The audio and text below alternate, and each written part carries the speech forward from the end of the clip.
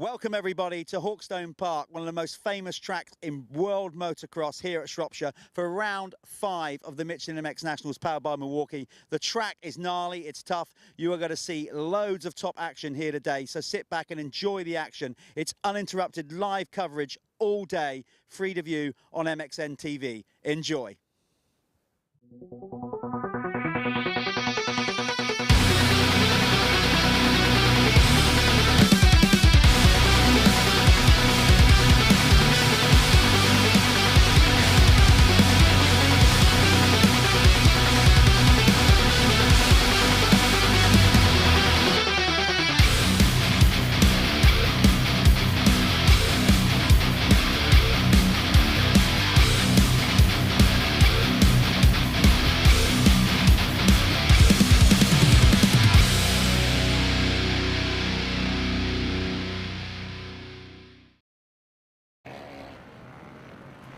Welcome everybody to a sunny Hawkstone Park. We're already having a riot in here. Well, if you'd just seen what Jeff was doing, you'd think he'd had too many Red Bulls. Well, you know, the theme tune kind of got me all fired up, you know, hardcore rock and roll. Welcome to Hawkstone Park, as we said, round 5 of the Michelin MX Nationals powered by Milwaukee. Things are looking good out there. My name's Jeff Perrett. There we are on screen with my co-cohort here, Callum Swan. That's not your handle anymore, is it? No, I've dropped the Lord. Dropped the Lord. Callum Swan 27. No, I've recently started some new ventures in the States, and I just thought, do you know what? For a professional outlook, probably want to drop that. Yeah. So I did drop the Lord. But to everybody else, he is still at Lord Callum Swan. Hawkstone, Shrewsbury. Listen, we've been coming here, not the MX Nationals. We've only been going since 2014. 51 years they've been riding here. As you can see, established in 1938. One of the most iconic motocross circuits, not only in the UK, but as I said in the intro, the world. Famous incidents have happened here. We got the famous hill, we got the sandpit. All those things we'll talk about a bit later on. But great conditions. Yesterday, the racing was brilliant across all classes, other than the elite classes. You had a little, I rode tickle around yesterday. It was good. It was a bit weird in practice because there's a lot of water put down through the night, and it was quite hard underneath. So it presented a bit of a different challenge. The track, it probably developed slightly different to what it normally would. You had a lot of square edges and stuff, but I like the new layout. The changes they've made, so good. It just made the track flow way better. Way better. Which we'll talk about again later on. So they've got Johnny Groves in the Salop Club, and they've just given the old girl a bit of TLC, haven't they? Just made a few alterations, some new bigger jumps, and tidied the whole place up a bit. What they've done with the jumps, it just feels better. The way they've positioned, especially the bit in the middle of the circuit, the way that flows now, it's 10 times better. You don't have those stop-starting bits. It feels like more of a Dutch track now, just where it's a bit more open. Yeah. It's good. Enjoy it. What you're currently seeing on screen is a warm-up for some of the classes that raced yesterday. We haven't actually got the pro riders out on track yet for the qualifying, so we might be able to cover that later on. But basically, it was a good day's racing yesterday. The elite class is shaping up. Obviously, Harry Kulas is looking good to win the championship again this year. In the MX2 category, it's much tighter. It looks like we're going to have not only a new champion for the MX2, but a rider that has never won a pro championship, because it's shaping up between Tom Grimshaw and Jamie Carpenter. Yeah, I know, which is great. Two phenomenal riders that have matured slowly, haven't they, throughout the pro ranks. Took them a few years. They've both been building, and I think Jamie's having a real good season. Yeah. You know, the both of them, they're incredible. So that's going to be tight, and it's going to be good to see. We are, we're at the penultimate round now. Yeah, we are. MX Nationals.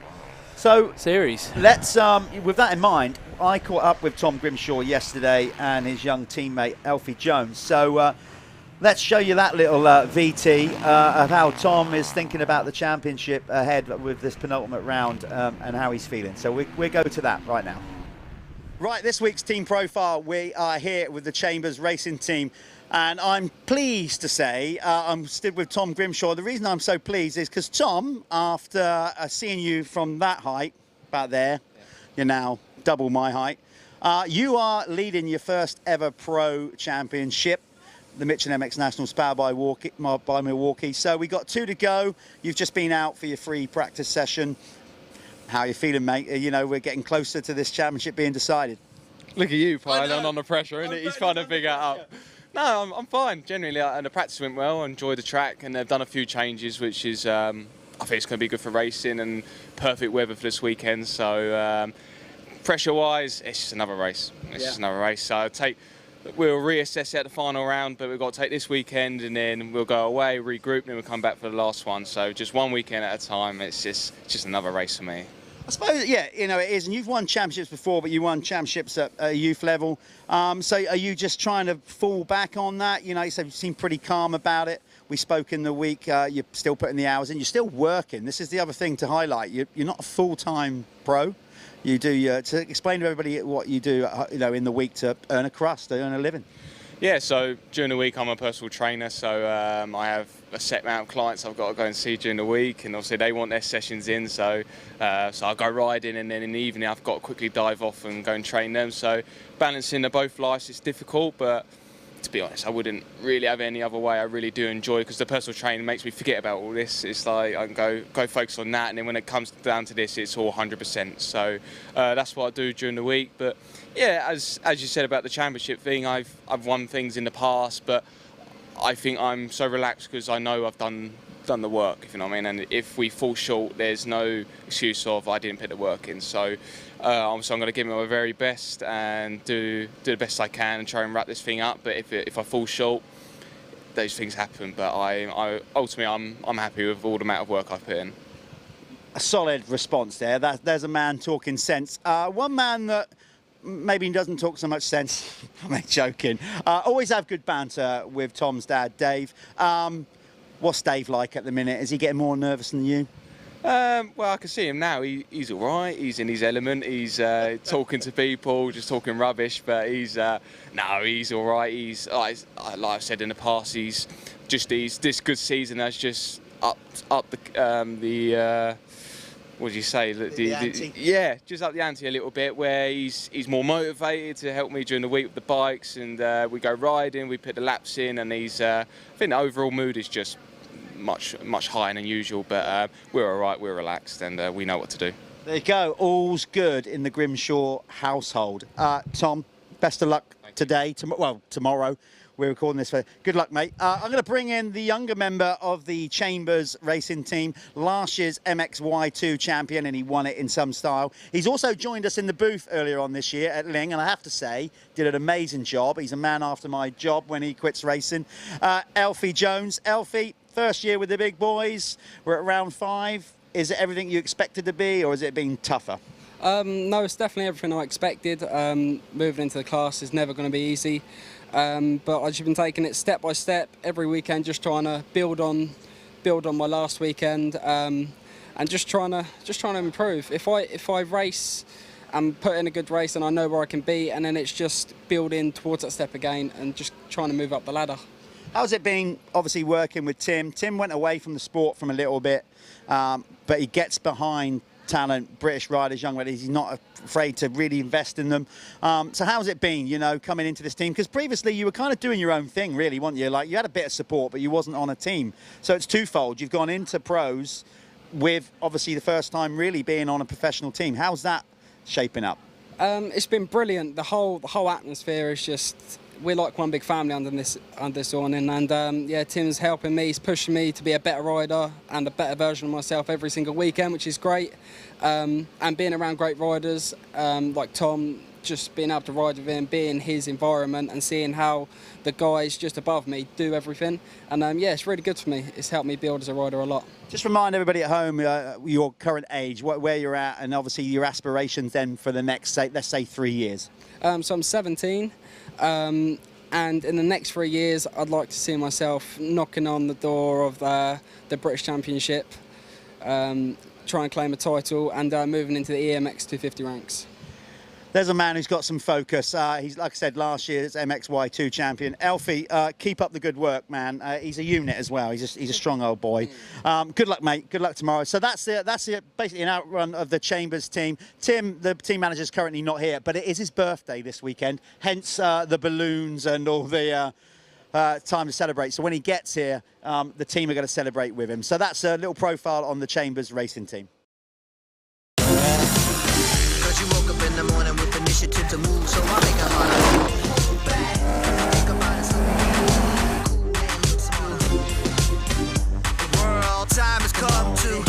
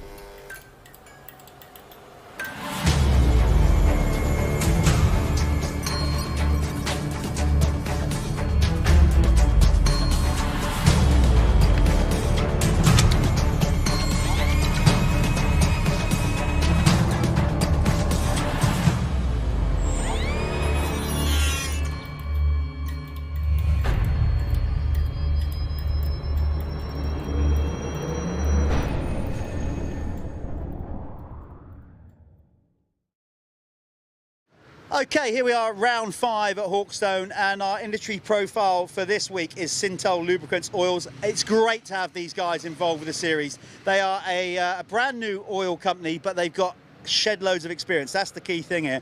I'm here with Matt Wright. Matt, just tell us more then, obviously, about Syntol. It's a brand new brand name, but you guys have got a lot of experience in the industry. Yeah, 3 years old now, myself, lifelong motocross rider. Johnny, who owns the company, a long-time road racer. Between us, we were both involved in the oil industry. Johnny owns the company. I just do a bit of work with him alongside him. I used to work for Neil Irwin many years ago, so we have the contact there. And just wanted to make the highest quality product up to date and try and simplify things and make it easier throughout the chain through suppliers to the shop to the end user. Oil is a key thing, obviously, in motor racing. We know that. But it's also, you know, there's a lot of oil brands and it's heavy competition. So coming in fresh, is that giving you motivation to do things that little bit differently? Yes, it's just trying to provide a good product, good service, be honest. Technology's moved on a lot. So you could have had a good oil 10 years ago that is now pretty much out of date, you know. Right. Things have changed a hell of a lot. So, and we just want to do a modern as much as we can and compete and just be upfront and honest. Yeah, well, we certainly will enjoy you having here. So look, you've got a comprehensive range of products. So come this end then, Matt. Start talking us through just some of the product range here then. Obviously, you've got your genuine, your synthetic oils and whatever, and talk us through what you got here. Right, so the idea was, like we say, simplification. So one company might have one product that is in 7 different bottles for marketing reasons. Say a 2-stroke oil for scooters, road, off-road, that kind of thing. So we start with semi-synthetic, high-end semi. That we do available in a couple of weights. Then we move on to a fully synthetic oil, which we'd take the challenge of anyone else's oil on that. That's our course, and then we move on to our Nero R. This is a full race oil. This is a bit of a different kettle of fish. Right. Very high quality products. We do very well with that in the 2-stroke as well, especially the smaller engine bikes, where you get on and off the throttle or slower riders. Yeah. You know, you remember the old sort of trail of oil down the tailpipe? It burns so much cleaner, so we get rid of a lot of that. I can remember that. That's my era, yeah. Wasn't going quick enough, that's why. Yeah, what else have we got? We've got varying coolants. Yeah, we've got different coolants. We've got a light gear oil for the 2-stroke applications. Another thing Johnny invested heavily in was the suspension fluid. Right.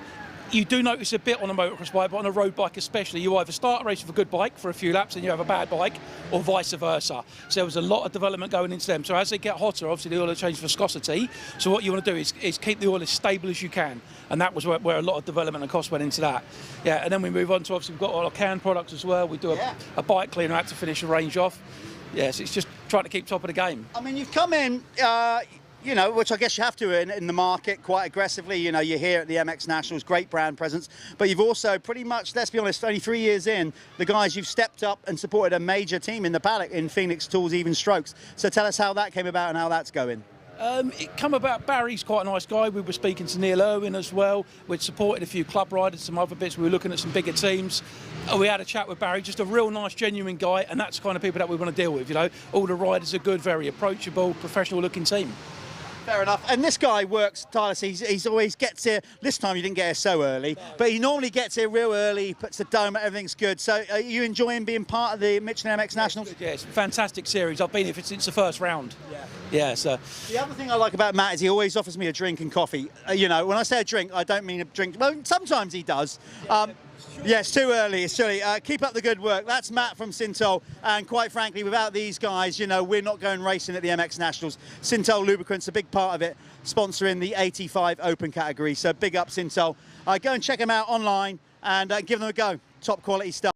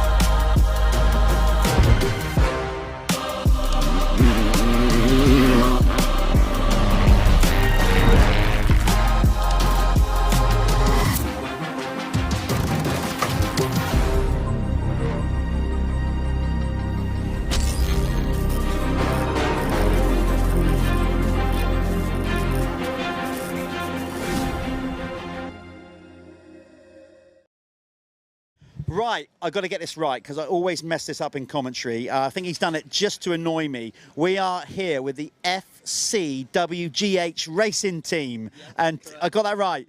And team manager Rob Loveridge. Rob, you guys always have a good time. Whenever I walk past you lot, you're having a great time. Is that one of the reasons for starting the team in the first place? You know, I mean, because what are you guys, as in how long you've been running? What, 2 years now? 3? 3 years now, yeah. We started off a bit smaller than this, but then we sort of developed into, well, quite a number of riders. We've got 9 on board. Yeah. So, yeah, it's just something that's grown over time. So with the 9 riders, what was the objective then? You just genuinely want to get behind riders that you know, regional riders to you, to give them a bit of support, and it's kind of just... Yeah, to begin with, what it was, the concept of it was that we were looking for riders that got overlooked. Yeah. So, and if they had sponsorship, would that make a difference to their riding? And then it sort of went a bit further than that as to, okay, can we contest for championships? And now they are. Yeah. And then we were like, so we went to the Bridgestones first, and then we saw the MX Nationals and we were like, okay, that's another level. So then we sort of came to you guys and joined from there. What I also like about you guys, we've interviewed obviously a lot of pro teams and pro team riders.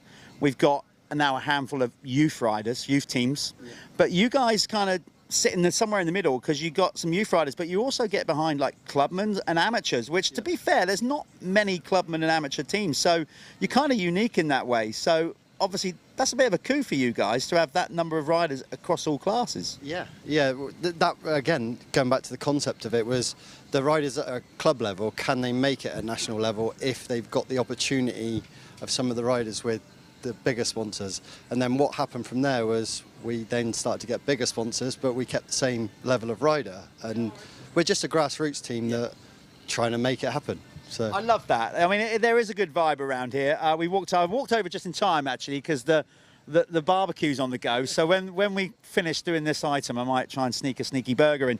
You've got some great people sponsoring you as well. I mean, the effort that you're putting in, brilliant setup by the way as well. Let's give them an honourable name check because they are getting behind a good little programme here, aren't they? Yeah, yeah. I mean, so the FC is... Yeah, what is that? So Ferris and Culverwell's my company, which is financial services, and then the WGH is Wiltshire Grab Hire, which is a big like skip hire firm that come in and helped us. And then we got the likes of CI Sport, Rip and Roll, Smart Cuts, Russell House Construction, Hostel Hamware from Australia. Yeah, all the way, yeah. Yeah, I mean, it crazy over Instagram. We had a conversation with them and they were like, yeah, we'll help. We're going to ship it through Malcolm Ravenel Sports, and then, there's all your gloves. And so, again, and Duck Smart as well, actually, they've been on for a while. Technical Solutions do all of our suspension. So it's just developing every single year. Yeah.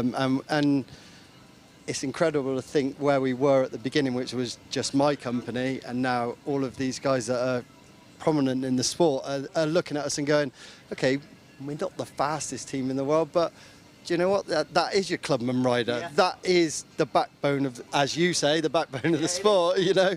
So it's so good to have you with us at the MXn Nationals. It really is. So keep up the good work. I need to just really practice getting that name out right all the time.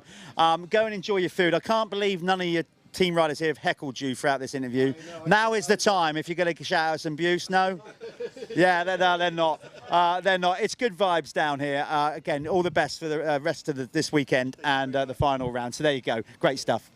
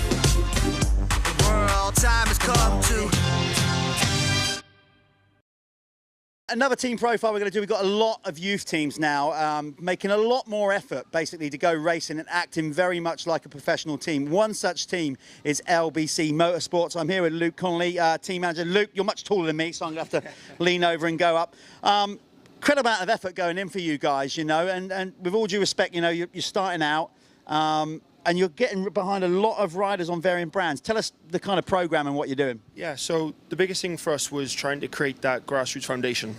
So you see throughout the sport, there's plenty of support from the 125s, the 250s up. Guys at Chambers doing a fantastic job, but there's nothing down at the grassroots level. So we wanted to get behind those boys to give them that exposure and experience on the first step of what that professional rider could be like, build that culture, that ethos. Chose the boys who had some raw potential and skill, but we could encompass them with a psychology program, a nutrition program, performance coaching program, and build the package and try and build athletes that we can then take to Verde, Crescent and say, look, here's a rider with a CV, this is what we've built, they're a good fit for you guys, and help them progress that career. See, for me, that's so honourable, because in motorsport, obviously with manufacturers and most of the brands, they want to go straight to the, you know, the top pickings, riders that are going to go out there and win to get the exposure.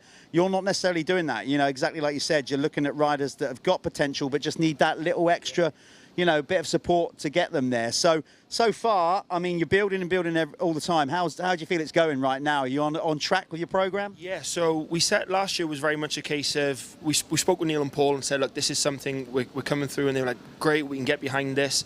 Last year was a learning year. It was a case of, we're going to take more losses, but we're going to look at them as lessons. Next year, we'll start setting targets. We were setting the boys' targets for top 15s, top 10s this year. We got Mason Jones in a small running thirds and fourths. We got Kalen, who's 11 years old age, in the big wheels, and he's pulling top 15s. And it's gone well. We've got Georgie Clark, who's first year in with us, and it's building nice. We got the likes of Walbini coming under the awning, we're supporting with the program, and it's building that culture, and it's working. It's going well. It's such a great setup you got here, you know, like putting arguably some of the bigger pro teams to shame. Real nice setup, good hospitality, and you've picked up some good support. I noticed obviously you got like Syntol involved. That's a big deal, right? Well, we spoke. Johnny's been fantastic from Syntol. We took to him that this is the program we want to set. We want to build this as a bigger program at a wider range.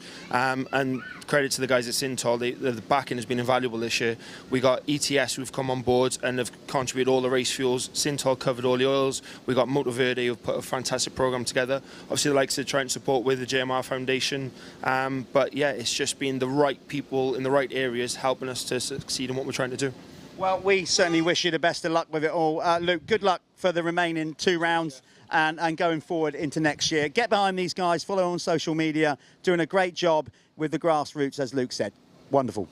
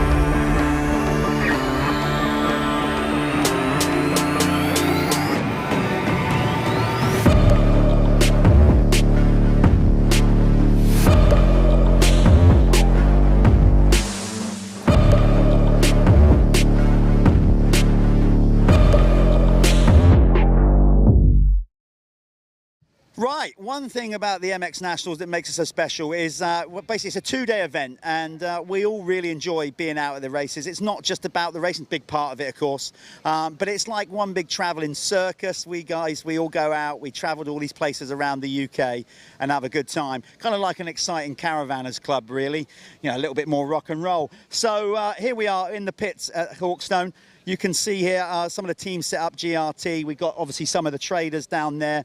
Motoverde doing their thing. We got Mick at Destination MX. Then we got the guys, the snack bar, all the things. We got former GP rider sat there, Werner de Witt, top GP rider back in his day, coming over and spectating here in the UK. So it's great to have Werner. I bet he'll have a beer in his hand later on. Top rider. So you got Werner there. We come on round, and you can kind of see the vibe. We've also. We have a bar at the event, so this is going to be dangerous, this bit. Let's go over and see what's happening at the bar.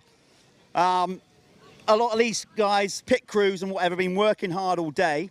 It's not just the riders that put the work in, but these guys like to unwind on an evening and have a good time. So I will openly say this team in particular particularly frequent the bar. So the Chambers mob are out in force. They're having a drink for their team manager, who's not here, but Tim Chambers will, I'm sure, be catching up and sinking a few later on. So this is the Chambers team unwinding after a day of racing. We're going to go and catch up with Tom Grimshaw and Alfie Jones in a minute, but that gives you a little insight of what it's all about at the Michelin MX Nationals, powered by Milwaukee.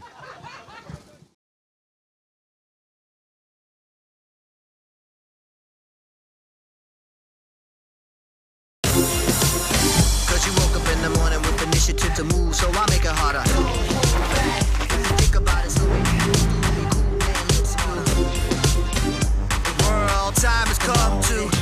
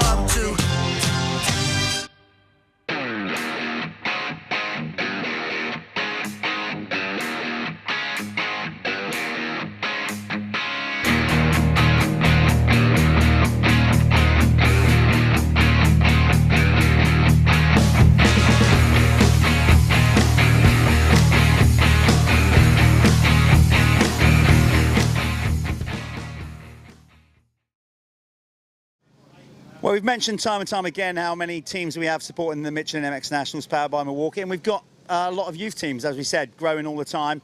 One that comes out in force and runs near the front, you know that for sure, is the Matt Gardner racing team, led by this man, Matt Gardner. Matt, you've been involved in the sport a fair amount of time now, in the industry, obviously doing the goggle and the shops and things like that. Yeah. But, you know, why, I ask this question because I do wonder why we do it all sometimes. What made you want to start the team? And what is it, 2 years old, 3 years old now? This is our second year, yeah. Well, I rode from 6 to 16 and a bit of professional. My mail order business is involved with motocross. And then I got my own boys. So I'm here doing it, so I might as well do it, try and do it the right way. What's the dynamic like? Because you start a team, obviously you've brought some other riders in, you know, like Gus and Ben Musto, but you've got your two boys doing it. Does that add more pressure with the lads doing it because they're on the team, or does it make it a bit easier? Not necessarily for you, but for the boys, do you think? No, I think it's nice to bring all our riders are local riders to us. Right. And Ben's a good rider, and Fred, I could see Fred, watching Ben ride, and I thought, yeah, we need to get Ben on our team, sort of thing. It's going to help the team. Then his brother Gus as well. So that was our 85s, and I got another lad, Jet, who's on our 65. So we got he was on an auto last year, Jet was, so he's 65 this year. Then we had Charlie Richmond. So last year we had a Jet 65, Charlie and Fred with small wheel, and Ben and Gus were big wheel. So Ben's gone to the 125 this year. So now it's time for Freddie and Charlie to step it up for the big wheel. I'm just laughing because we're going to speak to some of the lads in a minute. What about, obviously the industry's been a difficult year, you know, regards of the hangover from COVID, basically, and getting products and stuff. You know, do you find it, obviously you love what you do, but are there times where you think, oh, why did I do this? Well, my business is involved with it as well, and it has been a hard couple of years doing it, but I think we've got to keep pushing on, and I think we're ahead of it now, sort of thing. So I think we're looking forward to next year as well.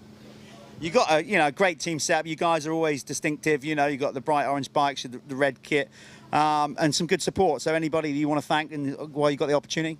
Yeah, we've taken on Thor this year as my business with Parts Europe. So we've taken on the Thor brand, and we've taken on the red kit, which stands out. And we've got some plans to do some good stuff with them next year as well, especially with the youth stuff. That's good. You see a bit of a scoop there. Right, so that's his take on it. I'm just going to go and speak to your son, Freddie, who's within earshot. Are there moments still where you're watching and you just want to pull your hair out? Freddie, block your ears.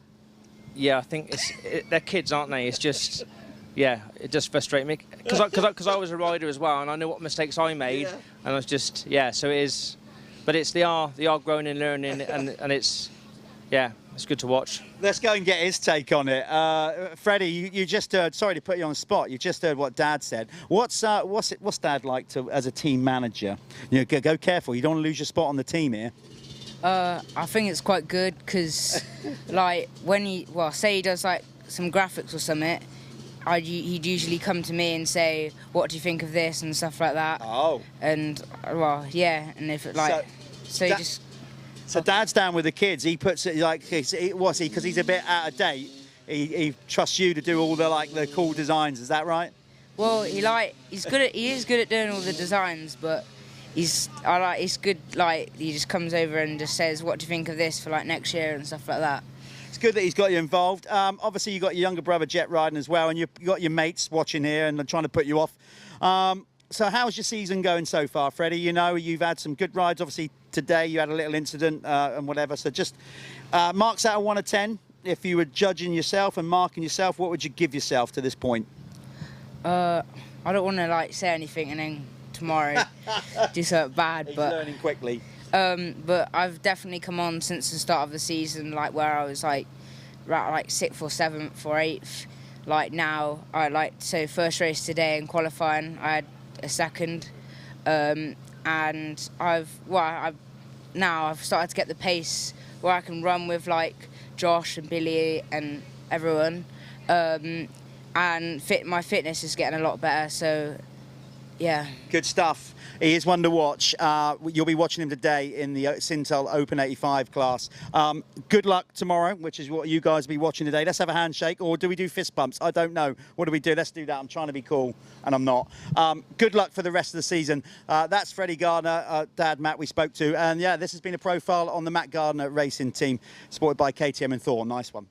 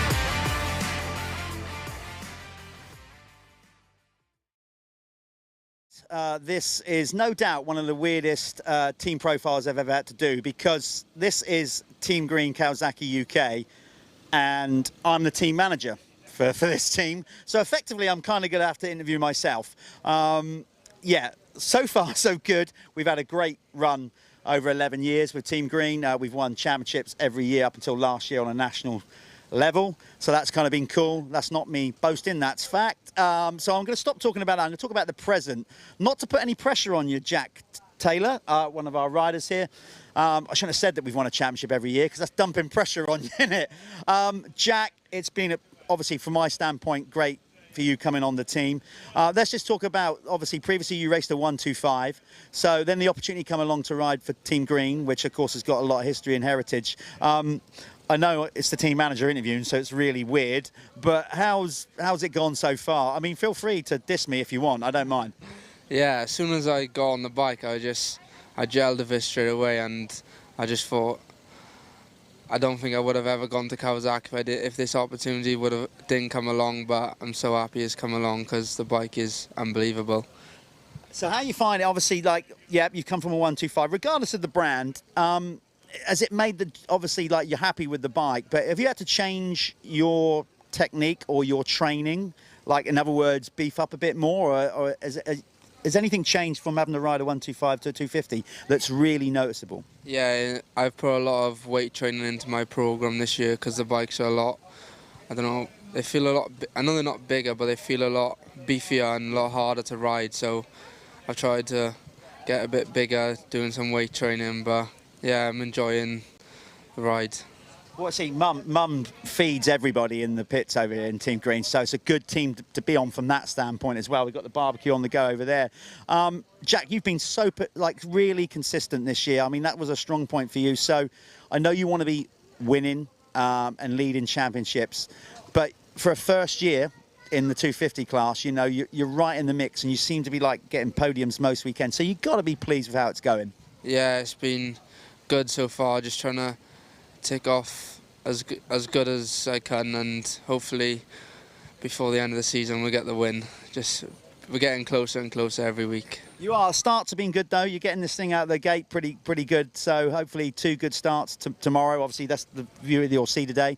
And like you said, get it on the box. You feeling confident? Yeah. We had a little bit of a problem today, but I'm feeling good for tomorrow. I can't wait. I love the track.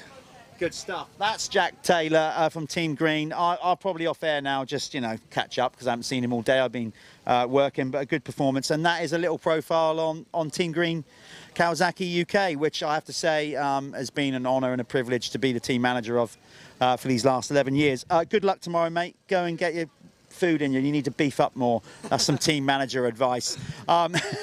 Nice one. He goes out of shot. That's us done with the team profiles, with all the youth teams and whatever. It's been obviously a good year for a lot of them. It's great to have more youth teams coming up and supporting the Michelin MX Nationals powered by Milwaukee.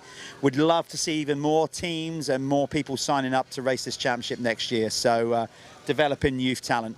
Okay, I suppose I better turn the mic off and get to my actual other job of running Team Green and catch up with the guys. So thanks for that. See you soon.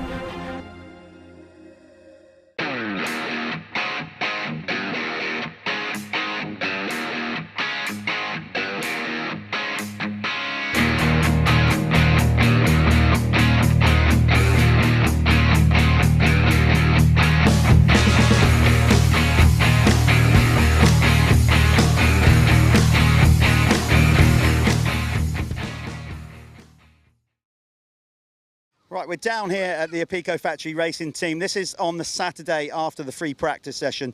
What you'll find, obviously, varying circuits, so you need different conditions and different bike setup. Right now, Jamie Law, this is Jamie Law's rear wheel. He's been out for his not qualifying session, free practice session. He feels the need to change. Are we going up or down? He's going down. He had a 51 sprocket on. Obviously, the track has slightly changed from the last time we're here, maybe running a bit faster.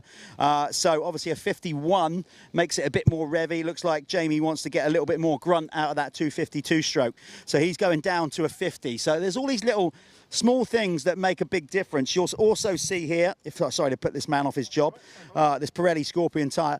The big hooker tyres for Hawkstone. Obviously, sand tracks a lot of these tyres now, and these are getting really advanced, what we call a scoop tyre, hooker tyre. This is the Pirelli Scorpion, obviously, so that just digs into the dirt, particularly good off the start, and particularly for Jamie with the two-stroke coming off the start with the bigger 450s and whatever. So those tiny little tweaks being done, ready for tomorrow's racing.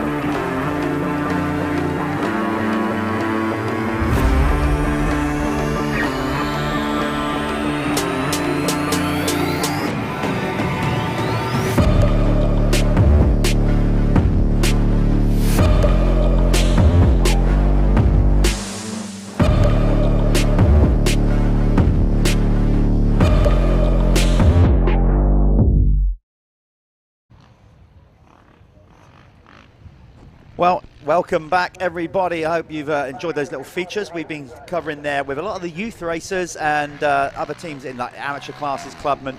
It's great to have that many people now starting to step up, more teams starting to come out and get that professional thing going on. So we're really happy about that, and we are particularly happy that they're choosing to race at the Michelin MX Nationals powered by Milwaukee. What you can currently see out on track, we've just had the pro riders go out. We're going to get the qualifying results in as soon as we can. I think some of them still might be out there, actually. There's somebody just launching the jump. I'm not sure what's going on there. But what you're currently seeing now is a part of Hawkstone that's, interestingly, is now sort of being nicknamed the beach. It's the infield in this lower section where a lot of the spectators come out to watch. It's probably the best viewing point. Yeah, so it's kind of affectionately been known as the beach because it's kind of really fine sand in there. Yeah, it is really beach-like sand, isn't it? It's such a bizarre little pocket of sand, the whole site, really. It's obviously a riverbed at some point in its existence, like. But amazing place, and you can see the machine there working the track, getting it all prepped and ready for the first block of racing. You can also see in the distance the descent of the Hawkstone hill, cut in there between the trees. There's the uphill. It doesn't look anything, does it, on that? It doesn't. I was trying to get a photo of it this morning to send to some of my American pals to be like, look at this track, look at it, and I just could not get the perception on it. You won't. One of the good ways to see the perception of it actually is to go on YouTube and punch in Hawkstone Hillbilly. Yes. If you want to see, and this is nothing to do, this is where some mad, I thought, was he Welsh? I think some mad. I think he was okay though. Bizarre. Oh, he was okay.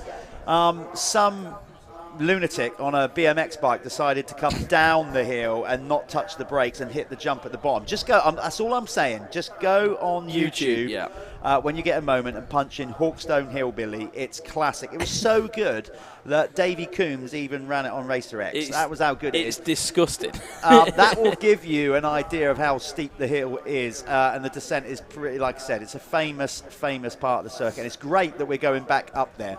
Because we haven't done that for a while, so and it's fantastic. The dozers are out there just doing this new tabletop section, Callum, which you rode the track yesterday. That seemed to be much better. It was better. I think they've done a few different things in there. I mean, throughout the years. We've had some sort of we've had some rhythm sections through there, some rollers, things like that. I think what they've done now seems to flow really well, and they've also changed the section before this as well, slightly. So yeah, I think the track flowed a lot better. I think they've widened it in places as well. They've moved the fence back. I know they've put a lot of new fencing in and stuff. So yeah, made the track wider. Definitely flowed better. Definitely. Yeah, you can see the. I don't know what that is, a D4, D5. I'm not a digger expert, but what I do know is they're blading it. They know what they're doing. They're out there doing it on that Apico turn. Right, we are about to go racing. You've just tuned in. What we're going to do is we're going to try and get the results from qualifying. One of us will run out of the booth here and get them in a minute for the pros. We are about to go racing with the Syntol Lubricants Open 85cc category. Let me bring you up to speed where we're at with that. This is a current championship standards as of the two motos yesterday.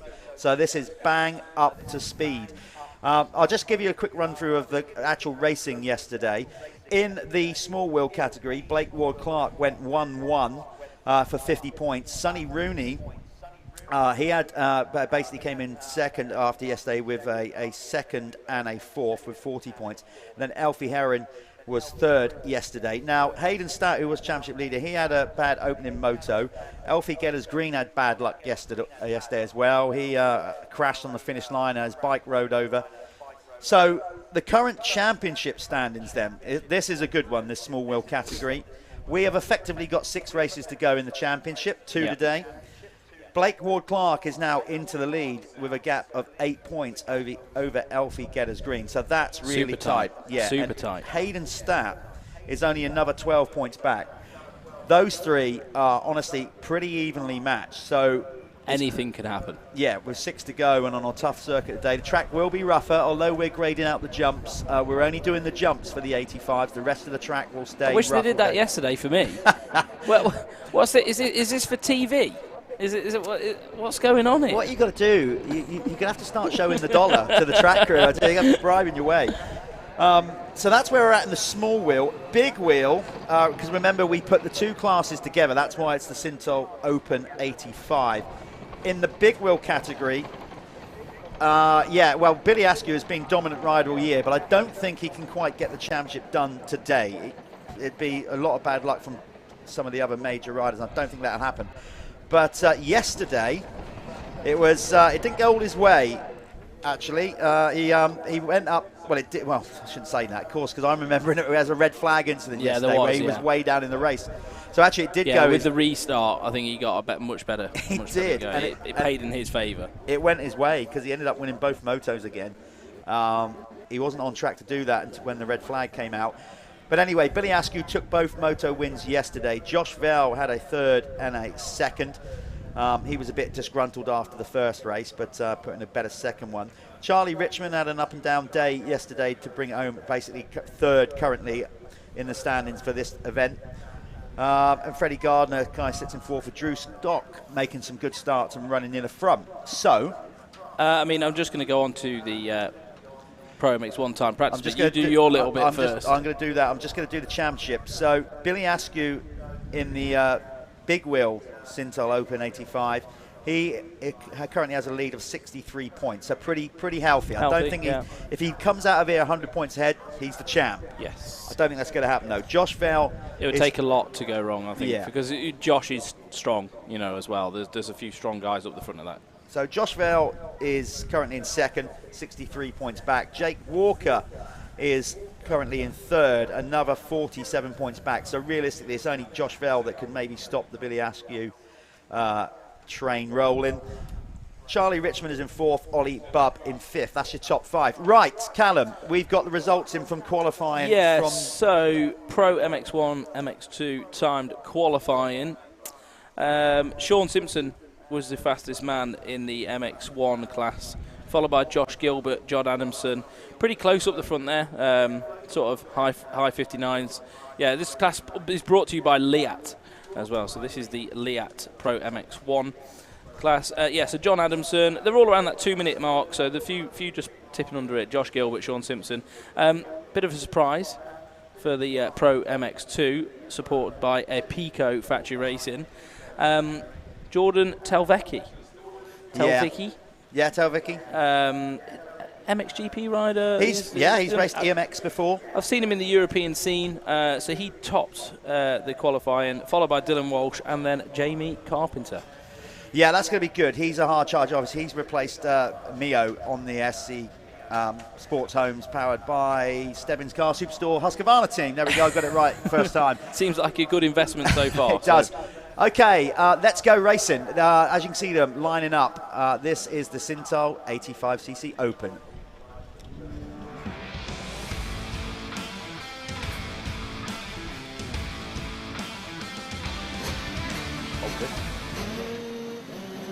As you can see, they are getting down there. They are not allowed any assistance. You can see on your screen we go along. Hayden Stat, I've said it many times before, very small, diminutive. Yeah. He definitely needs those starting blocks. It seems to be a thing now more than ever. Even when you're tall, you got like Chatsakonis.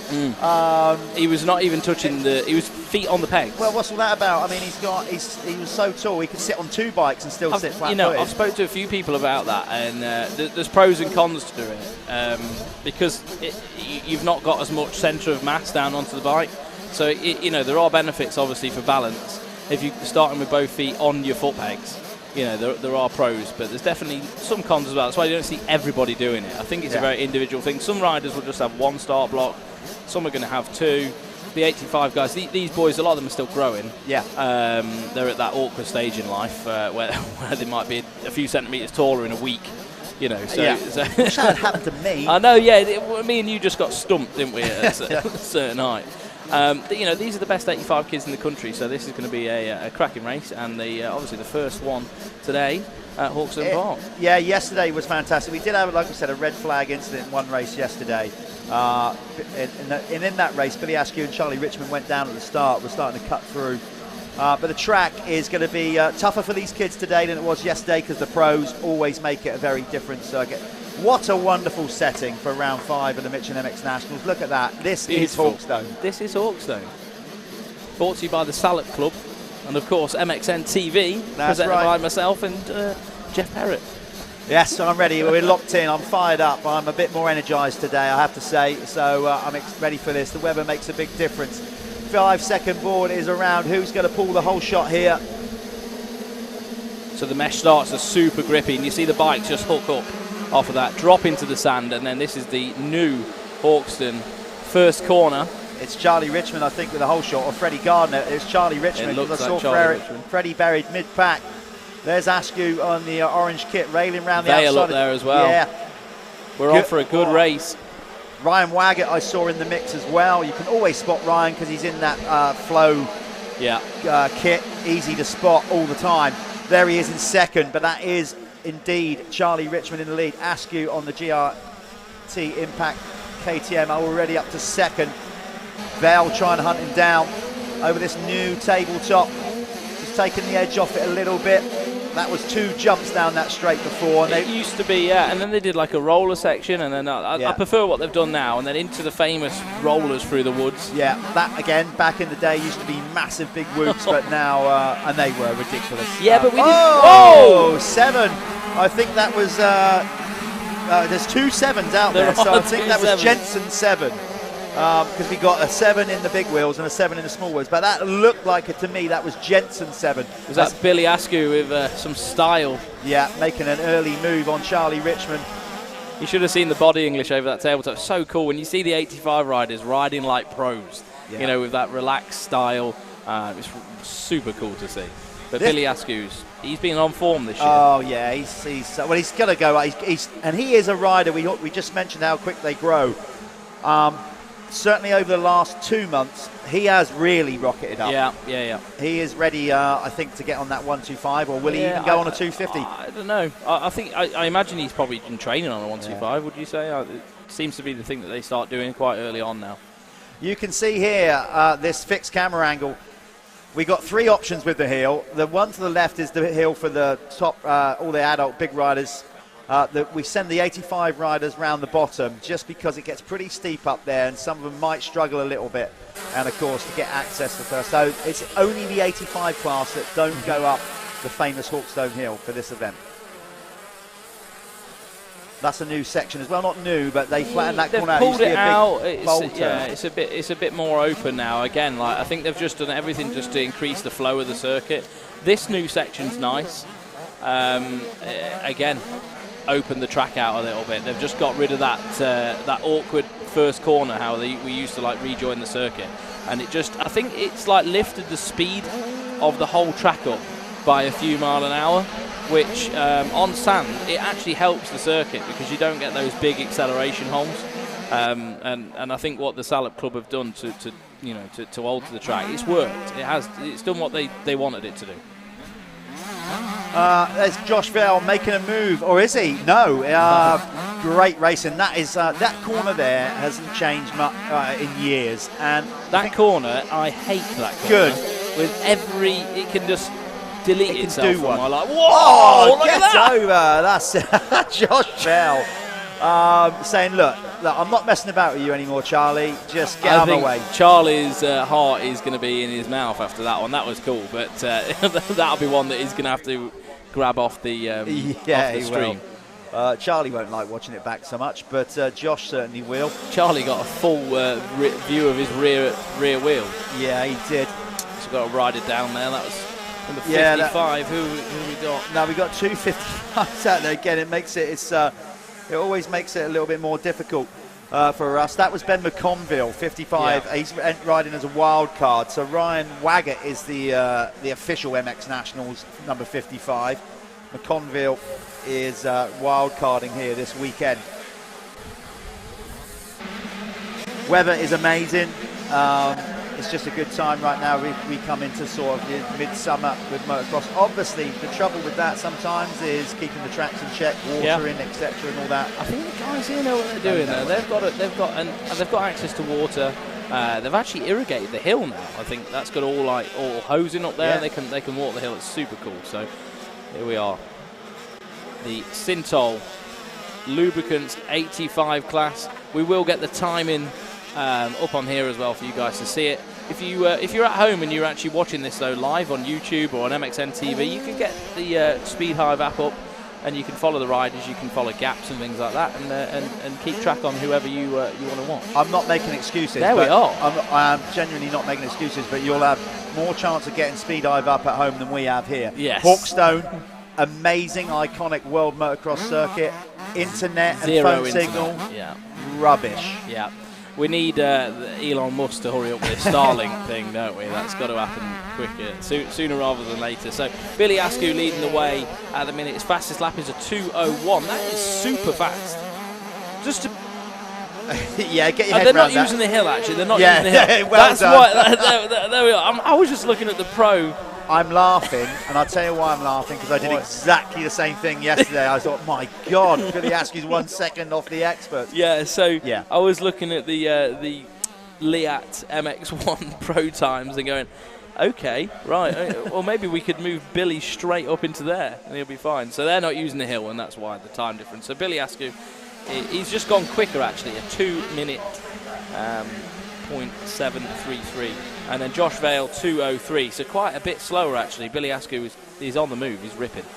One thing I think we just did miss in this opening moto, apologies for that, was the Planet Moto first lap leader, which I think first lap around was Charlie Richmond, wasn't it?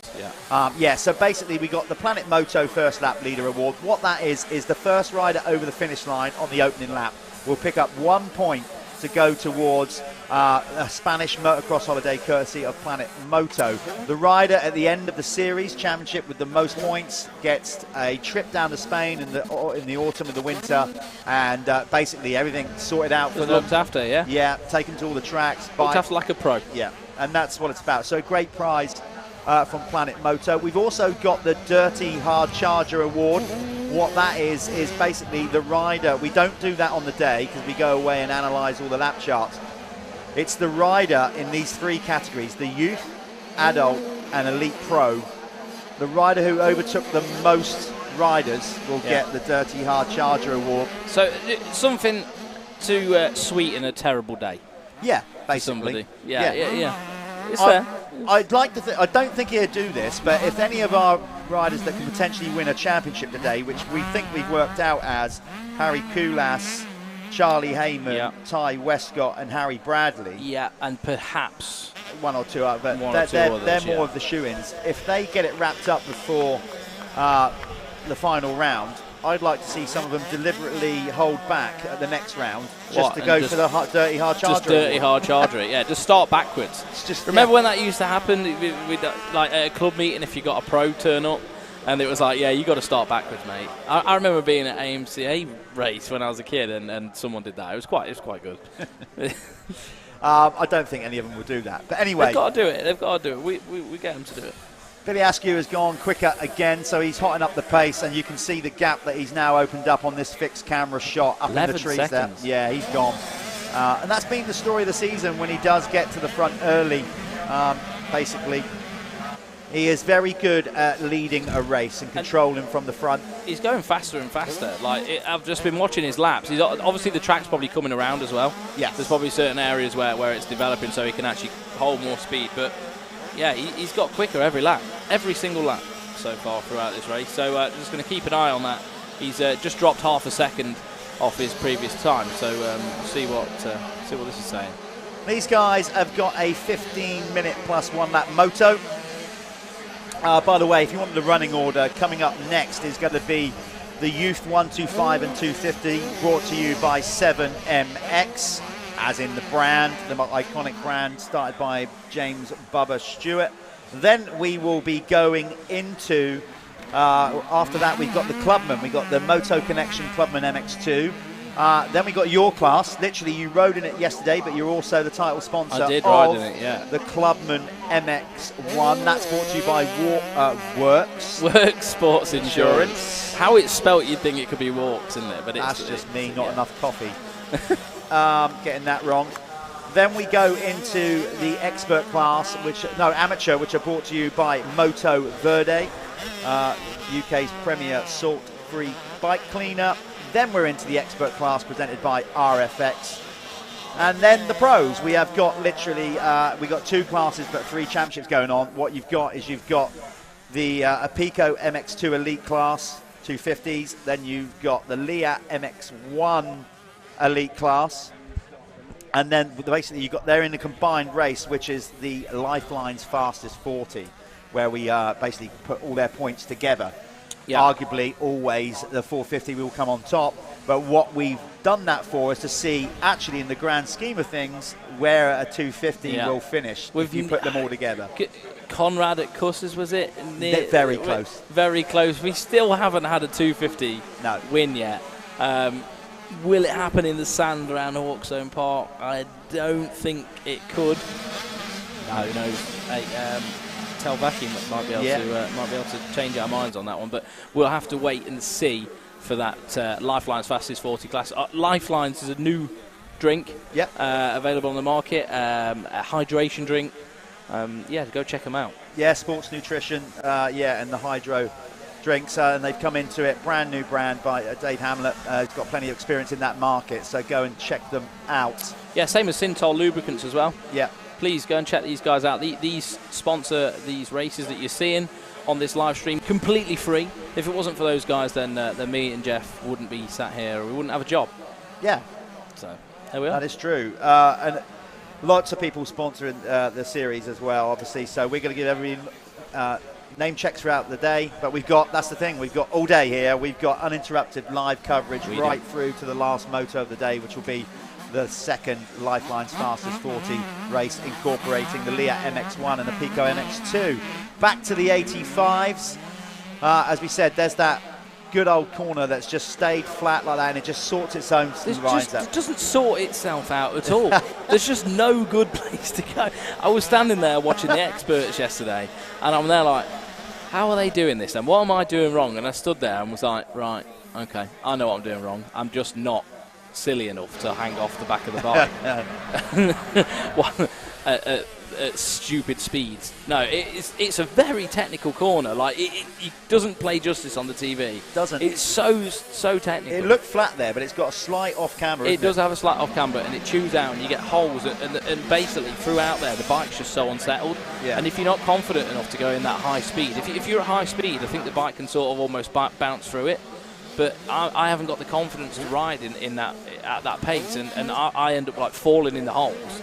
Probably like the 85s do as well, because of the smaller bikes and everything. And it's so challenging, really is challenging to get on top of it. Well, this is it. Hawkstone is one of the most physically demanding motocross tracks on planet Earth, and it has been for a lot of time. Right now, we're a little bit drier, obviously, because we're in the height of summer. The track's been, it's not as maybe deep as it could have been, when we come here for the International or earlier in the year where the weather's it's a lot different, wetter, damper, but, it's still a challenging track, and the heat will play its part today. But this track is quite challenging because, we all come here with scoops on as well, so most people ride with a scoop tyre, and underneath, it has got a really hard base, like where the sand's quite compacted, so it can be tricky, but it gets better throughout the day once it starts churning up and those unpredictable areas sort of go away. So here we go. They're coming over this, the famous now tabletop, what used to be double. One of the most iconic pictures in world motocross, where George Jobey jumped straight over the top of Andre Mellor, but the 1984 500cc British Grand Prix. I'm over the moon that it's no longer a double. Over the moon. I'd like to see it back, just to see who take it on. Tabletop. You can see we've got 1:23 on the clock, so that basically means Billy Askew has got 2 laps to go. By the time he comes back round, that clock would have counted down to 0, and then the 1-lap board will be put out by our flagman, Barry, down there. So we are getting things underway here at Hawkstone Park for round 5 of the Michelin MX Nationals powered by Milwaukee. Said full day of racing. You'll see numerous classes all having 2 races today, and we are going to cover every single race as we always do and here. Some potential champions as well, so that's going to be good to see, and we'll be crowning those championships on the stream as well, as and when we can, as and when it's possible. Logistics of doing that can sometimes be staggered, but we'll do our best. So some good racing going on a little bit further down the field. That is Gus Musto, younger brother of Ben, who is also on that Matt Gardner racing team. God, who was that launching in there? Yeah, he's doubling in. Who was that? Obviously, some of the top runs are. That was Danny Flew. That was Danny. And I'm just like, ahead. Was you not doing that? No, absolutely not. Absolutely not. So the kids showing you how it's done. Well, by the time I'd got round to that part of the track, I couldn't feel my hand anymore. Yeah, I've got some dodgy thing going on in my hand. We need to get that sorted. These kids are completely committed. Of course, they have no fear, do they? They don't think of the consequences. I love watching them, though. I love watching that.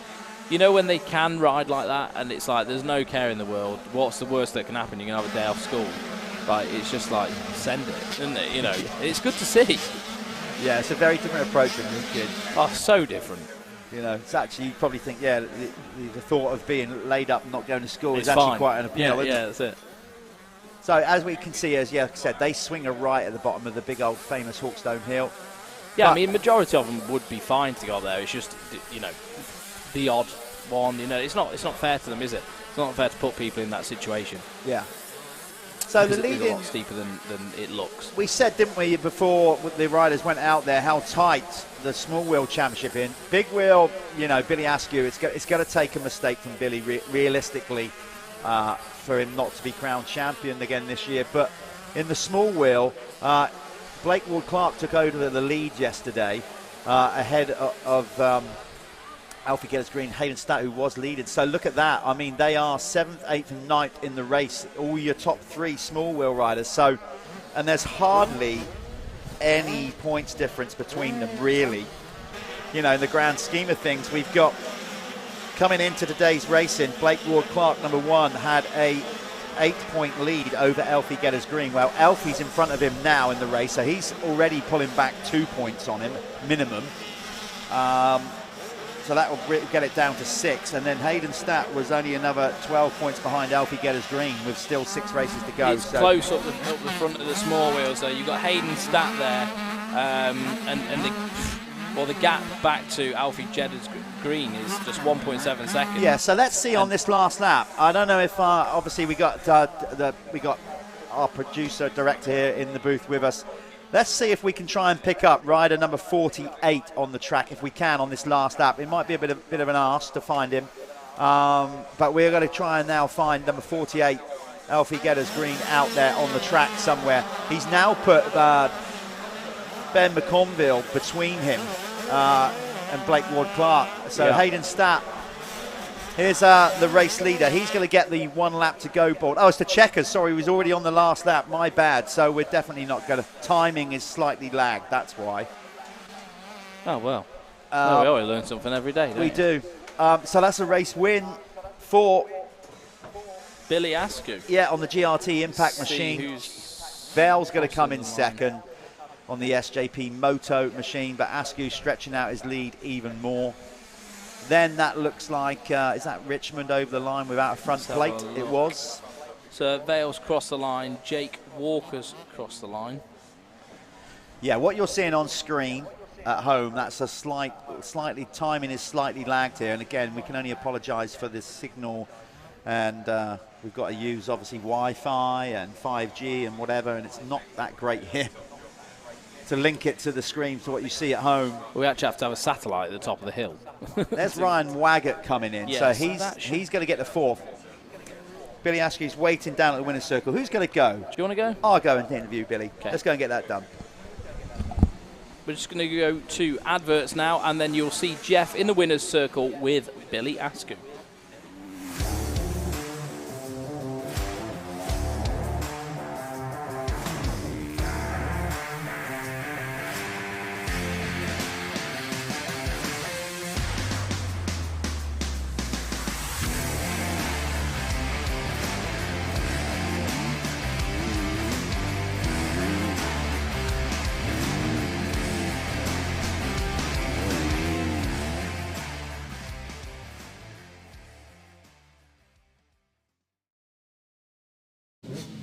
Right, here we are for the first winner's circle at round 5 here this weekend. Billy Askew, how many times has this man been up here? Too many to mention. Still got a dirty nose though. Another good ride, Billy. Another step closer to the championship. How are you feeling today? And is the track much different than yesterday? Yeah, the track's it's a bit more rough today. So the pro's been out, formed some better lines, and I was just enjoying it. I was like the rough, like the technical, and I just couldn't ask for a better race really. So, you know, we're getting closer. I think mathematically you still can't win the championship today. It's going to take a lot of luck for you to do that. But you're obviously feeling pretty confident to win this championship. I know you haven't got it over the line yet, but are your thoughts like next year, you know, or you just want to get this one done? Any ideas of what you're doing next year yet? Yeah, I've got some ideas. I think I'm going 250F straight up, missing the 125, and I think that's what I'm going to do next year. Fair play. I mean, look, because in the last month alone, you've grown so much. So, okay, that's going to be cool. But first of all, you got to get this championship done. So we wish you the best of luck on that on the second moto as well. Obviously, great team behind you. Give them a quick name check. Yeah, I'd like to thank GRT, Impact, KTM. They've got me here really. Been really helpful. Things I've done for it. Yeah, I just couldn't thank them enough. There you go, Billy Askew. Moving up to the 250s, he's just told us next year. Good stuff.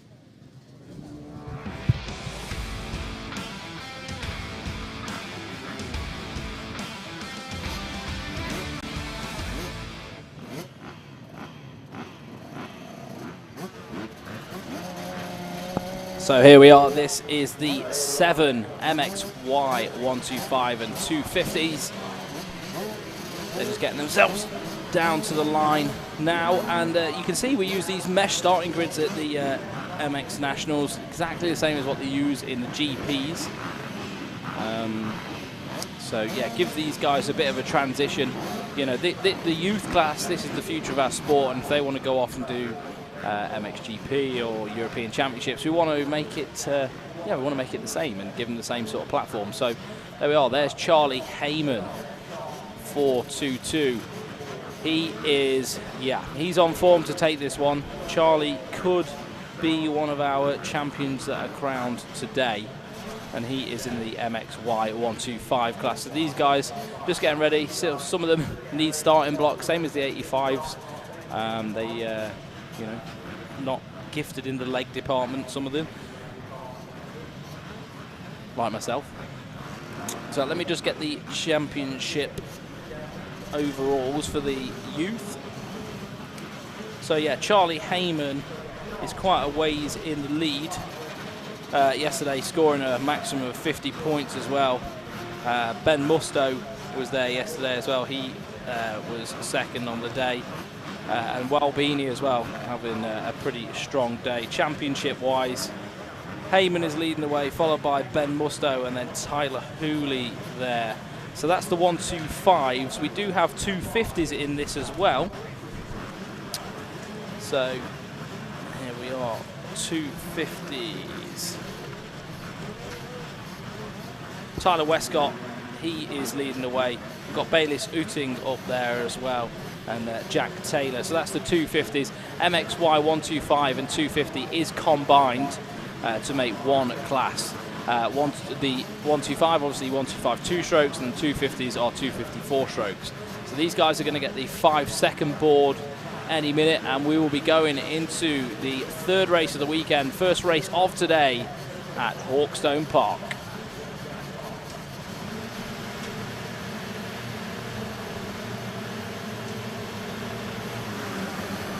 And there we are, off the line they go. This first corner's been all revamped. It has changed up there at the first corner. There's 2 lanes coming down there. You see that new bank that's being built. And there, who's got the start? It looked like the 12.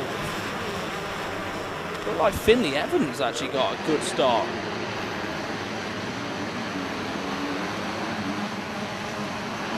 Yeah, that looks like Finley Evans to me, making a blinder on the GRT impact machine. Yeah, he got a right good start out of the trap all the way up to the first corner, and looked like he got the whole shot. Can he get the first lap leader award? Well, yeah, you know, because we never call it until they over the line. Oh. We've made that mistake too many times. Very easy to do. Heyman's right there, look. So let's see if Heyman can pick him off before the finish line. He is the dominant rider in this class on a 125. He's got so much skill to get that 125 going like he does. Interesting to hear Billy Askew's going straight up to a... Amazing. Yeah. I mean, if you can, if the budget's there and if it makes sense, why not? Let's see if he can hold on here, Finley Evans, and get it done across the line to get the Planet Moto. I think he is. Not until he crosses that line he'll get it. There it is. Planet Moto, first lap leader, 1 point on the league to win that holiday down in Spain goes to Finley Evans. I don't think he's got a realistic chance of winning that because that's his first point this year. No, but it's nice to get a point on the board. Yeah. You know, and actually go out there and do the business. As they launch up that hill, you can see all the way up to the top. Okay, we're getting a little bit of dust at the top, but I can't begin to tell you how steep that is. And you can't get a Bowser up there. That's impossible. No. I'm sure that they will water it. They have got watering systems. Sprinklers coming down. Yeah. See, that looks nothing there. No. That looks absolutely nothing. It was savage. Yesterday, like I was dropping off the top of that and just hooking 4th gear, just so the bike was relaxed, and just trying to coast down there, and it was so difficult. Like the bumps were crazy. TV really does not do that justice. I wish we could get somebody up there with a camera, and even then it would flatten it out. But Charlie Heyman is on track to win the MXY 125 championship this weekend. Simply put, if he wins both 125 races, not necessarily the race, but the leading 125 rider, that is him crowned as the 2022 Michelin MX Nationals 125 Youth Champion. This one brought to you by 7 MX. I've got to say, Finley Evans. he's on one, isn't he? He's woke up on the right side of the bed and had his Weetabix this morning, because looks like he's going to be leading 2 laps around here at this at this rate. Finn, I think, he came onto the 250 this year at the start of the year, and for whatever reason, the family took a bit of a break from it. Okay. I think he had a few niggling injuries and all that, missed a few rounds, you know, all those kind of things, just freshened up. And since then, he's come back revitalised, it seems to me, as Heyman just railroads around the outside, and then has the nonchalance to just sort of like cross jump and look. Yeah. Right, Finn, what are you doing? That was follow was me, special. Finn. Follow me. Charlie's got an unbelievable ability to just maintain like his speed. Yeah. His actual flow on the bike around the track is ridiculous. You just got to watch him. I watch him at local tracks on Wednesdays and stuff around me, because he only lives in Nottingham. It's just up the road from me, and it absolutely blows my brain. It makes no sense at all. Yeah, he is on track and destined for good things. Where he goes from this championship, if he wins it, I don't know. Maybe we get an answer out of him if we get to talk to him in winner's circle. Another rider in this category that can win his class this weekend, potentially, the championship, is, where is he? 202, Tyler Westcott on the HJA Yeah, KTM. so let's have a little look. So Tyler Westcott, the minute, is in 7th. That would make him, he'd be like the 4th 250, because you've got Finley Evans on a 250, Mackenzie Marshall as well, Lennox Dickinson, Bayless Utting. So he'd be like 5th 250 in the race currently. Right, this is catching up now, so I'm starting to get the best laps through. The timing is a bit behind. You know, we do apologise, guys. It's behind from, you know, compared to the stream, but we're on it as much as we can be. So Tyler Westcott, he's moved his way up into 5th now. And then we just split this by class. Let's see where he is in the MX2. While Callum's doing that, on screen you are watching number 555, Mackenzie Marshall, one of the younger riders in the 250 class. I think he's only 14, still 14, I think. Really? 15, but a big kid. Yes. And then coming over from, I still didn't find out if he was from Northern Ireland or Ireland, so I'll have to go and find that out. Somebody can maybe tell us that. You've then got Lennox Dickinson, who, if you remember, Lennox came here last year as a wild card. Yes, We didn't even know he was at the 85. Yeah. And he was like, so running right in the front. He's doing the same here, and he's quite young. So do you know what? It's very difficult for those guys. I mean, I went over there to the Irish Championship just the other week. It's difficult for them guys to actually get up to this pace at the front. You know, like, I think because there's less people racing there, you don't have as many fast guys, and they have to do so much travel to just do anything. You know, it's boats every other weekend getting over here. It's crazy the commitment the Irish guys have to do. I do have to back that up wholeheartedly. The Irish contingent, both from Ireland and Northern Ireland, that come over and support the MX Nationals religiously. Fellas, thank you so much. I mean, you know, it's amazing that you make the effort to come over and race with us, and it's just it's good to have you with us. So Westcott is in 4th in the MXY2 at the minute, so obviously he's going to want to do a bit better than that. So Westcott's going to be on the charge in the MXY2, brought to you by 7MX. Yeah, in the 250 category, Tyler Westcott has a 91-point lead over Bayless Utting. If he leaves here this weekend 100 points ahead, because it's 25 for a race win, we have 4 races, he's going to be crowned champion. So he's going to try to put... Well, he's beating Utting at the minute. It's close. It's going to be close, though. He's only going to gain, what's that? He's going to gain another 2 or 3 points. So it all hinges... Well, you never know. He needs to move forward. Yeah. Finley Evans, though, still looking sharp as a knife at the minute on that GRT KTM. There goes, to Lennox trying to look around the outside. We've got a great three-way battle now then for the lead in the MXY 250 category. Meanwhile, at the front of the 125, Charlie Heyman has just checked out. In 2nd in the 125s is Wal Beanie on the Store 114 machine. Then it's going to be Rafe Broadley making a good start ahead of Ben Musto. That's the top 4 in the 125s. So Charlie Heyman's running, well, his best lap so far is a 2:09, and after that they're 2:12, 2:13. Like, he's just on another planet. He needs to go and race European Championship. Yeah, he's 106 points ahead currently before the start of this race. Obviously, by the end of this race, he would need to be 125 points ahead to get it sealed. He's not going to quite get that done. No. But by the end of the second one, as long as he's 100 points ahead, he's the champ. So realistically, it's looking like he's going to get it done today. But meantime, just behind it, well, further back behind him, is this. Look at this. Now Tyler Westcott is joining the party. Yep. Four-way, there are all the top four of the 250 category racing up the hill. That's a good, when it's tight like that as well, there's so, you know, someone like Westcott can pick 4 guys off, just I mean, the 3 guys off, where, just from a few mistakes. It can happen so quickly. Oh, and there he is. He's flying now. He's flying through him. He's very, very strong at the end of the race as well. Yeah, wow. Charlie Heyman, 2:08. Insane. Listen, look at this. All 4 on one corner. Suddenly tightened up so much in the 250 ranks here, the top 4.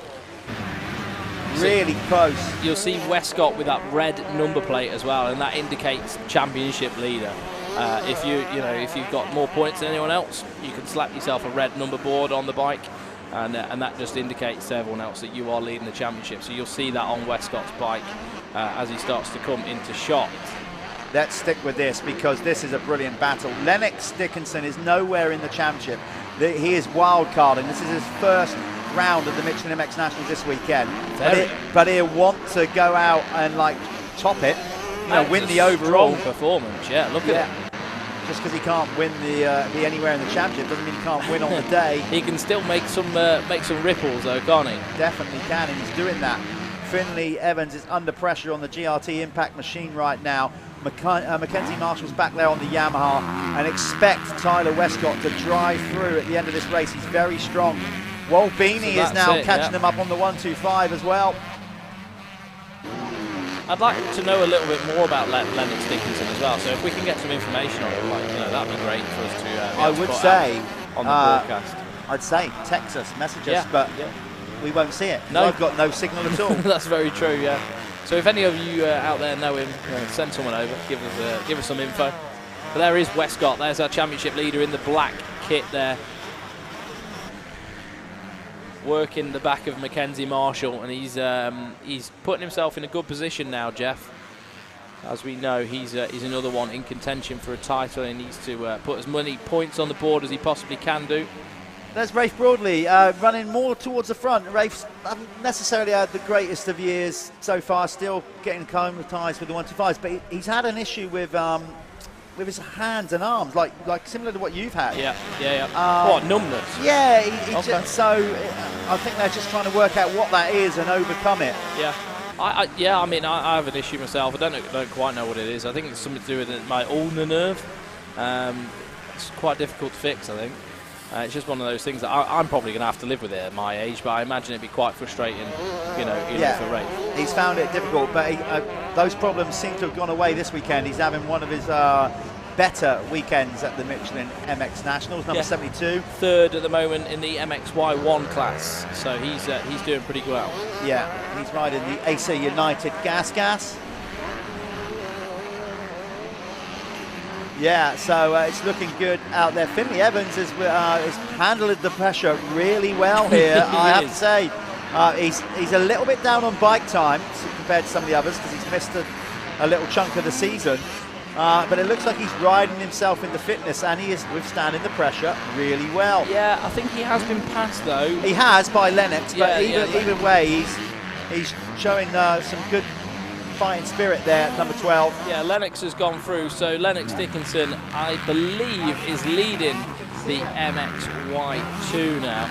There's Westcott as well, just coming right through there, and then you just saw the 326 of Walbini as well.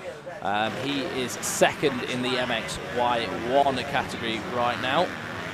But there on screen, the number 12, Finley Evans, looking really good and making good use of that GRT KTM, GRT Impact KTM.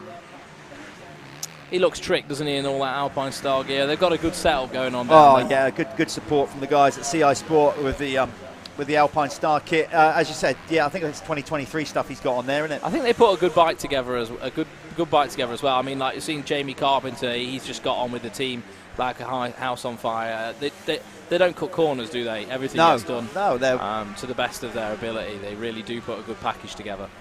Yeah, they are a very professional team across the board, from youth up to adults now with Jamie. Yeah, I'm still disappointed that how flat that hill looks. I want to justify it to people at home who've never been here. That gives it a bit of a better perspective. Still not. Downhill. That's like jumping off a cliff. Literally is, isn't it? Did you ever see Steve Ramon step down over the road there? Where? Here? Yes. You know, here? Yeah, you know at the top plateau, and then it drops down. They step down over that. Oh, right. Yeah, it's quite hard to see it on the screen, but when you see them coming down the hill, there's actually a bit of a flat area, and it's like a fire road, like a service road, and then there is an actual higher part of the hill. And I can't remember when it was. It was one of the internationals, probably like 2012, 2013, when he was on Rockstar Suzuki. And I remember watching him just step down off the top, and it freaked me out. I thought, there's no way that is just not right. I'm sure Stephen Sword had a pop at it as well. It was a very, very frightening jump, though. Yeah, there's been some, I said, iconic moments, so many at this venue.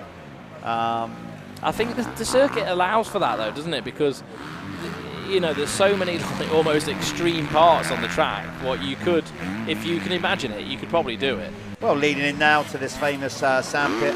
Doesn't look much on there, you know. So many moments of there. This next jump when it was a double, as I mentioned before. That was one of the most iconic pictures ever taken in motocross right there. So it's just round the entire circuit is so much history. It's been here for a very, very long time. So there we are. On screen is our MXY2 guys. Finley Evans, and then he is under a lot of pressure now from Tyler Westcott, who is our current championship leader, and the red plates highlight that, like I said talked about earlier on. Charlie Heyman though, best lap 2:08. The kid's on fire. Yeah. 2:08. That is. Let me work this out. It's like 5 seconds quicker. Yeah, well, his nearest competitor regards of lap times would be actually Walt Beanie on a 2:11. That's the next closest lap time to him. So, yeah, he's pulling on average 3 seconds a lap more than anyone else. But he's kind of backed it down a bit now. He's got the lead as finally Tyler Westcott runs it up the inside of Finn Evans. Yeah, but I think Finley's going to be happy with that. You know, like, you've got to set a base for yourself, haven't you? And that's a good ride from Finley Evans. Even to do it to this point in the race, I know we're sort of like the halfway mark, but for Finley to do that and then run those fast laps at the front, that's what you've got to do, haven't you? You've got to put yourself in that position to be able to do that week in, week out. So Westcott now, he's in second, and Lennox Dickinson has sort of gapped these guys by quite a bit by the looks of it, so I'm not sure whether Westcott's going to be able to do anything about him. But it looks like Finley Evans is actually retaliating. Look, he's coming back. For those of you fans of Ollie Colmer, just to let you know, Ollie yesterday started out in the 125 category, as he's been doing all year. But he had an issue with his bike, and they felt, I suppose, because he's maybe just kind of dropped out of the contention of the championship, they made a decision yesterday, literally after the first race, saying, we're going on 250 now. So he did the first race on a 125 yesterday, and then effectively changed classes yesterday. So he's now out there for the rest of the year on a 250F, in case you were wondering. Right. Ollie Colmer is now on a GRT Impact 250, not a 125. And he's currently sitting in 8th. He's moving up the order. He's just ahead of Bayliss Utting. Time's looking good as well, 2:12. So maybe something happened on the start there. And he's just finding his way through.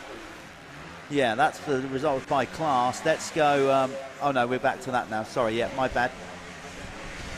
So I'm just trying to work out. Wal Beanie is the second 125 rider, then Rafe Broadley. Yeah, so by class, Ollie Colmer is in 5th for the moment in the MXY2.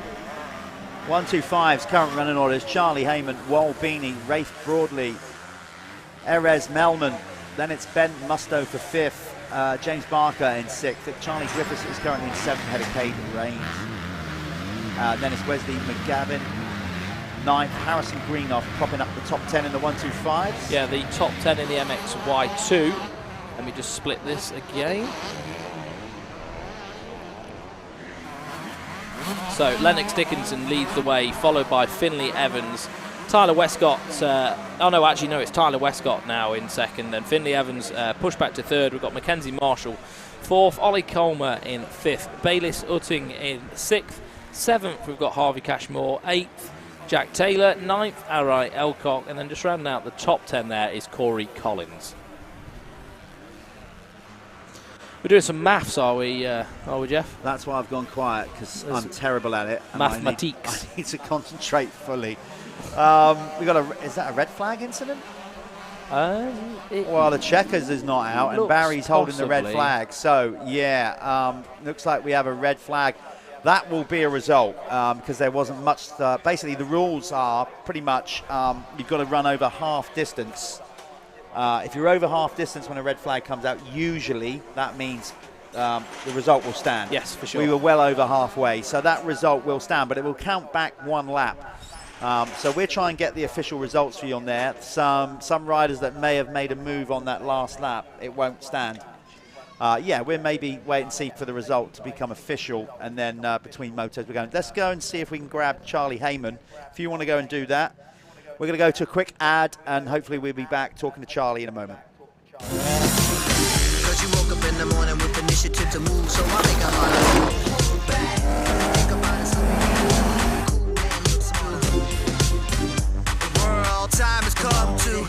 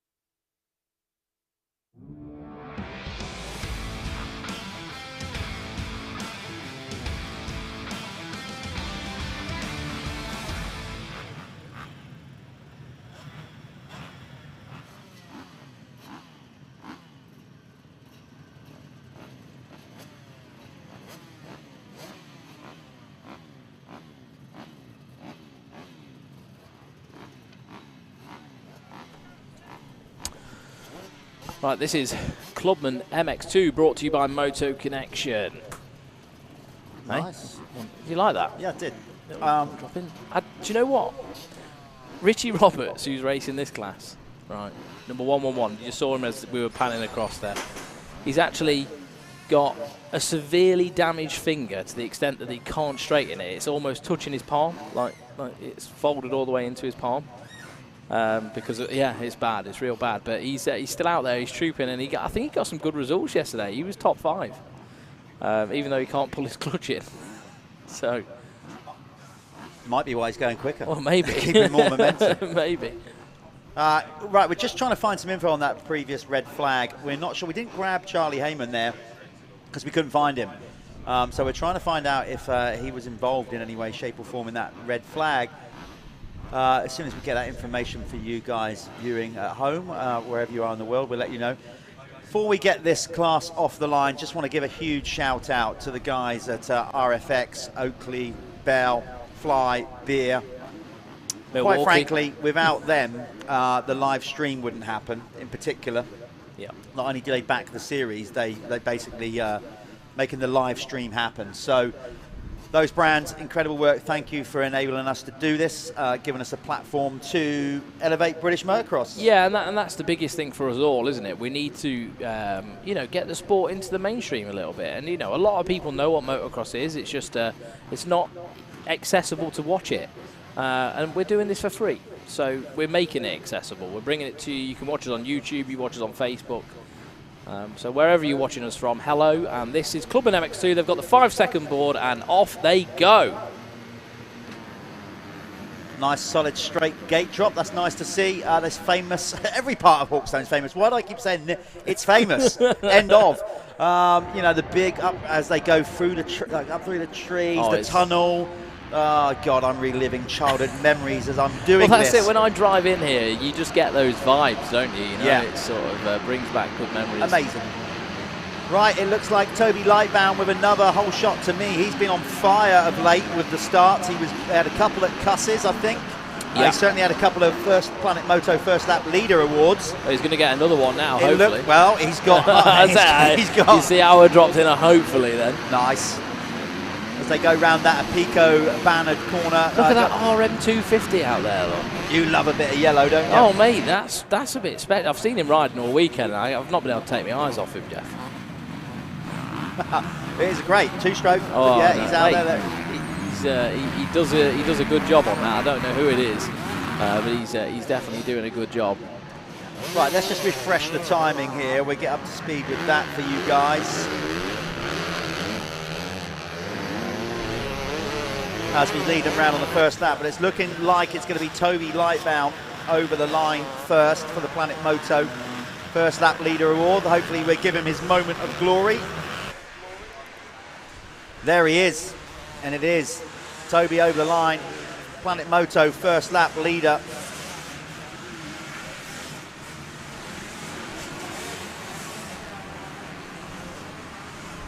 These guys get 15 minutes plus 1 lap.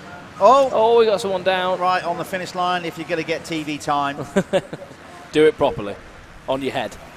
Do it like that. So the timing, again, is just causing us utter shenanigans here and annoying, but we'll do our best for you viewers and everybody at home to guide you through where we're at on a visual here.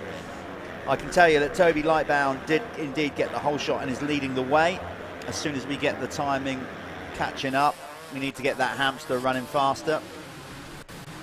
Yeah, it's still timing still thinks MX Y1 and 2 are out. So yeah, we'll figure it out. We'll get it going for you guys. And if you can do it at home, obviously your speed hive might be working properly at home. And if you are watching, we are managing to get the broadcast out at least. Yes, you can follow it at on Speed Hive. You can download the app and you can look at that yourself as well. Yeah, so these guys fixed camera, as we said. Toby Lightbound, not Ben. Making another good start here, checking out, but expect Ben Wainwright, your championship leader. There he is, number 41 on the Honda. Fresh out of Ibiza this week. Oh, really? Oh, really? Yeah, there you go. Yeah. He told me he felt pretty horrible. No, he had a bit of a good time in Ibiza, so he's back racing after a nice relaxing break. Clubman. They don't have to behave. Clubman. Yeah, you know, in every sense of the word. They're not getting paid to ride. If they want to go on to Ibiza and have it, go for it. Go for it. Enjoy it. Mate. You've only got one life, haven't you? So. See the number 10 George Boyce up there. Oh, there's Richie Roberts going down. The guy with the dodgy finger. You can see. You might be able to see his hand. He literally cannot operate the clutch. But that might have been the reason why he made that mistake there. Could have been. It's quite a technical corner, that, like we've spoke about earlier on in this broadcast. It's flat. It's slightly off camera, and the way it chews up, it does get very, very technical through there. So. Toby Lightbound still leading away at the moment in this MX2 Moto-Connection Clubman. Yeah, I think was that Toby there? Toby going up the hill now. He's being chased down, though, now by Ben Wainwright. Ben on a charge as they storm up Hawkstone Hill. Back in the day, to the right, as you see them going up the hill, that was actually the pit signalling area. Back in the day, when mechanics were allowed to come out onto the track. Yeah, I've seen pictures of that. It was so cool. Yeah, I mean, they literally would come right out into the middle of the track, and the rider would just be flat out. And they used to hit the pit boards and everything. Brilliant. Do you know what? I've actually, because I've been over to see some of the US Nationals this year, it's a lot more like, when you go to GPs, the pits are like set away from the track. They have big pit boards. In America, it's still a little bit like that. The pits are so close to the circuit. They use these small. You're only allowed to use the small pit boards, aren't you? And the amount that you see just get smashed off people's shoulders and stuff, it's still a little bit like that in the States. And it did shock me a little bit. I thought, what? Yeah. What's going on here? But yeah, health and safety gets in the way of all this. Health and safety does our nutting. The US has waivers for stuff, don't they? Because everyone gets sued otherwise. So. But right now on the RFX White's Transport KTM machine, Toby Lightbound, who is the brand manager for Bell helmets here in the UK, amongst other things. So keep an eye on his head for all the latest Bell designs. I think he was rocking some pretty cool one yesterday, I did see. So, literally putting the product into practice. Yeah, why not? Has he got that? Is that new Tomac one he's running there? I think so, yeah. You see that corner, though? This is that corner. Toby just took the wrong line, and that's it. What a move. Yeah. Was it 2 for 1 from Tom Haddock? But he's come back. He's come back and closed the door. But see what I'm saying, though? That corner, it can be won and lost there. It really can. It makes a huge difference. He nearly, but Haddock, number 37, definitely made a move. Now, Tom, if I remember rightly, absolutely rang his bell at Cusses and smashed his face in. Yeah, he did. Real bad face injury, so he's sore under that lid. Did he knock teeth out and stuff still, like that? Yeah, is he still banned? Yeah. It was a good one, wasn't it? By all accounts, scared his mum quite a bit. So we're sending out some love to Mum if you're watching at home or if you're here. He's okay. Tom's got it in check. He's got it in check, and he's taking some stones to that mouth at the minute going up the hill, but he'll be all right. The dentist bill won't be as bad. No. So they're going to go up there and then drop down the other side of Hawkstone Hill. We can't even get cameras up there. It's pretty crazy how high that thing is. Have you seen the old aeroplane engine in the woods up there? No. There's a plane crash here in the 50s. Was there? Yeah, and and you can still see I mean, I may be making it up. No, well, this is what I've been led to believe anyway. And you can still see there's the metal from the engine. The I don't know what it's called. Thing. There you go. Engine cover or whatever. But even more history down to Hawkstone. Yeah, I mean, it's you can Google it. I'm sure this it's is where Google, you should be. I'm going to Google it. Google it if you get a signal. This is where we should be throwing in puns like he's flying and all that kind of stuff. Actually, I'm going to do that because he is. Tom Haddock is flying. He has gone into the lead now past Toby Lightbound as Ben Wainwright basically really battling now and trying his hardest to hold down third place. So these clubmen, we say it time and time again, the backbone of our marvellous sport, really going at it. Who's that off the side of the track? They got Matt. Is that Matt? No, 592. We're really just trying to do a visual on this with basically Jamie Collins has joined the party as well. Look at them, all 5 of them are in the mix. And Boyce is up there as well. So I'll tell you, this is shaping up. Okay, Tom Haddock's now starting to get away, but there are the top 6 all be a good race. in your camera shot. I have got Google loading my my Hawkstone facts as well, so I may have to redact the statement, but we'll see. If people at home are trying to contact me and Callum on Facebook It's or messages for us to do shout-outs and whatever, apologies, it's just not going to happen. No. We are really struggling here with signals. So do you know what? It's we're not being ignorant. It's worse than it ever has been, I think, this year. It's pretty bad. Back to the racing, because we have got a brilliant 6-way battle going on out front for this Moto-Connection Clubman MX2. Moto-Connection.com, one of the UK's largest online off-road motocross shops and stores. They do brands such as Bell, Fly, Oakley, Gaern, Leatt, Fist Gloves, loads basically. Go and check them out, Moto-Connection.com. It's if there's anything you kind of want there, they're more than likely to have it. You look very exasperated. I'm just getting pretty stressed out with my laps. It's all good. I'm okay. Let's try and concentrate then on this battle at the front of the field. We'll do our best to call it without. We can't give you the time differentials right now. That's why also at home you don't have any timing up on screen. It's a speed hive issue right now. We're trying to overcome that. Don't worry, all the race results are being logged. Yes. So that's being, we just can't show them to you right now. So Ben Wainwright putting the pressure on Toby Lightbound at the minute, but he's got company, Jeff. Oh, and he's just been passed as well. Yeah, Jamie Collins is on the move here. He had a good day yesterday with 2 seconds. Yeah, he made a right move then. So Jamie Collins, he is on the pipe. It looks like he's on a 125. He's also like wild carding as well, so he's not really in the championship as such, but looking good. Ben Thompson as well was back riding wild carding number 132. He was 3rd overall after yesterday's 2 motos in the current standings.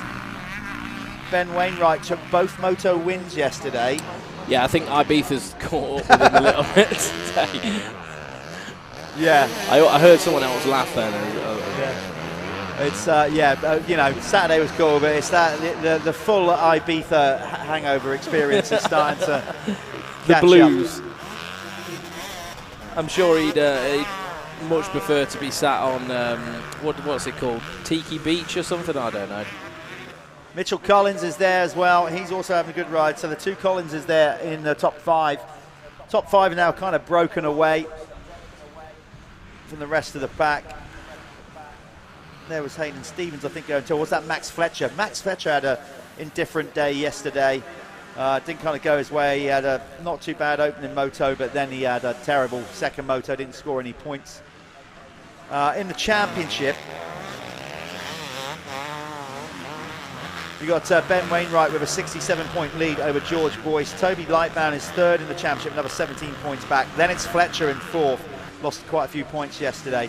Charlie West is currently in 5th. Richie Roberts with his gammy finger. It's super gammy. Is 6th. 7th is Mitchell Collins, so he might move up a little bit because he's having a good ride, as will Tom Haddock. He's only 17 points back behind Mitchell Collins. 9th is Jasper Gibson. And then rounding out the top 10 in this championship, the Moto-Connection MX2 Clubman is Drew Lane. Yeah, so Richard on the Ruts Racing KTM, I think it was, where was it? I think it might have been the last round, and he broke it, basically, essentially, and he went for surgery, and with the scar tissue from the surgery has caused some issue with his ligament, and I think the ligament might be growing into the bone, so it's quite a complex issue, yeah, so hopefully he can get on top of that and get it fixed. But Lightbound still under pressure. Yeah, Jamie Collins is going to run it up the inside. Then Toby sees him there and yields. You have it, mate. Yeah. Not so fight with you. You get to the stage, you know, like, and a lot of the guys do around here. They'll be like, "Why are they not doing the jumps?" Literally, this track is just so physically demanding. You just like you're looking at Toby Lightbound now. He's just knocked it down a little bit. It's very difficult to keep that pace around this track. We can't right now even tell you how long we got left to go because of the timing. I have to stick my head out of the booth here and try and see the timing clock on the track. But I'll tell you one thing, Ben Wainwright, number 41, is not out of contention here of winning this moto. He won both motos yesterday. He makes the move on Lightbound. So yeah, maybe he's getting a second wind on the big Ibiza shenanigans. Just might be just using some of that booze energy just a little bit more. But I've got to say, Jamie Collins is the rider that's on the move, is now challenging the race leader, Tom Haddock. Saying there you go. George Boyce is quite a ways back, isn't he? Yeah, so we've got this finish line, so you can see. So we've got 2 laps from here to go. We just saw the screen. There's your race leader, Haddock. There's Collins. Coming into view is Wainwright. Yeah, so I mean, he's going for it, isn't he? It looks like he can see he's got those guys in sight. Sometimes that's all you need, isn't it? You know, little bit of a comfort gap behind him as well, because Lightbound sort of dropped a little bit off the pace. So yeah, Ben in a good position to start winding up the wick. Especially with those two scrapping each other up the front. How close they are now. Wainwright makes a bit of a mistake there, but if we go to the top 2, it's on this 2 laps to go. Just ahead of the rider we just saw on shot, we have Tom Haddock, number 37. There he is, and there's Jamie Collins. It looks like those two have started pulling a bit of a gap now. Yeah. On Wainwright. I don't know whether he's going to have anything for them in this moto. Let's stick with these two then, because this is the battle for the lead in the Moto-Connection Clubman MX2. Haddock to the inside. Collins trying to get all the momentum going on that we think is a 125. It's either a 125 or a 150, yeah. But it's definitely a small displacement bike anyway. And, a lot harder to ride than a 250F. Especially around here where the track sort of robs some of your bike's power. Okay, that's Lightbound doing his best to hold. Yeah, he's been a bit unravelled, hasn't he, the last few laps, so not sure what's going on with him. Probably just a bit of fatigue. Here we go, then is that the change? Is that happening? Is he going to get the run up the hill? Collins into the sandpit as we go round to the guys in the what used to be called the Honda. Yes, he does. He squeezes it up the inside. See, I always think that outside line there is such a long way around, but he's obviously used it to carry momentum on that 125. Right, let's see what Tom Haddock's got in reply then. We are going to be 1 lap to go. It's a showdown. They're going for it at the minute. On this final lap. Tom is not giving up on this. He is fighting back straight away. I think Wainwright's in too much of a comfy spot there, isn't he, in third at the moment. A bit of a cushion behind him, and then the gap just in front of him, just probably a little bit unrealistic to be able to wind those in on the last lap. Oh, that 125 just losing a bit of pace up the hill though. Oh, here we go. This is not done. Tom Haddock will want this. Wainwright is just being dropped a bit, so it's looking unlikely that he's going to go and get a maximum score this weekend. Haddock is really on it. I'm sure he wouldn't thank me for it, but there's got to be some fish-related pun in there somewhere. Yeah, I can't think of one right now. Well, you can get creative. We'll probably get a bit more bored in the later stages of the day, It's lack of caffeine for me at the minute. I'm not quite functioning. Here we go. This is going to be good. This is going to be good. Come on, Tom. Give us a race here. Jamie will be... Come on, don't encourage him. I'm trying to get this thing done. Do you know what? That part of the track there, the new part, that works so well. That little step down. It really is nice. Yeah? It's good, yeah. Yeah, as we said, the whole circuit has had just a bit of TLC. Johnny Groves came in. Salop Club got him in just to tidy the place up a little bit, not just the jumps, but tidy all around the edges, do the drainage ditches, all that kind of stuff. So it's in good nick right here. That traffic, they've got through it okay. This is not done yet. Oh, Haddock's giving it everything he's got now. We've just lost sight of them now. We're trying to find them as they come round to what used to be the famous whoops. Now there's just a so they're jumping. They're both Haddock on the inside. Well. Yeah, Haddock could come back here. Collins tries to get it covered. No, Collins has actually used a better line there. That middle line's probably the best line through that corner. They're definitely getting cheered on. It's not done, you know. I'm telling you this. Haddock has got to roll the dice on these last 2 corners. He's got to do something dramatic from here. Well, he's going to go inside here, block that line. It's going to be a run down to the flag, Callum. Oh, it's over. It's over. There you go. He gave it everything he got, but it's going to be a race win for Jamie Collins. Shall I go and talk to him? Yeah. I mean, if you want to, I mate. can do that. Let's go and do that. Yeah, he came into that corner there, made a little bit of a mistake. And so that's it. That was that. There's Jamie Wainwright just crossing the line. We're going to send this off to an ad break now. We'll see Jeff in the winner's circle.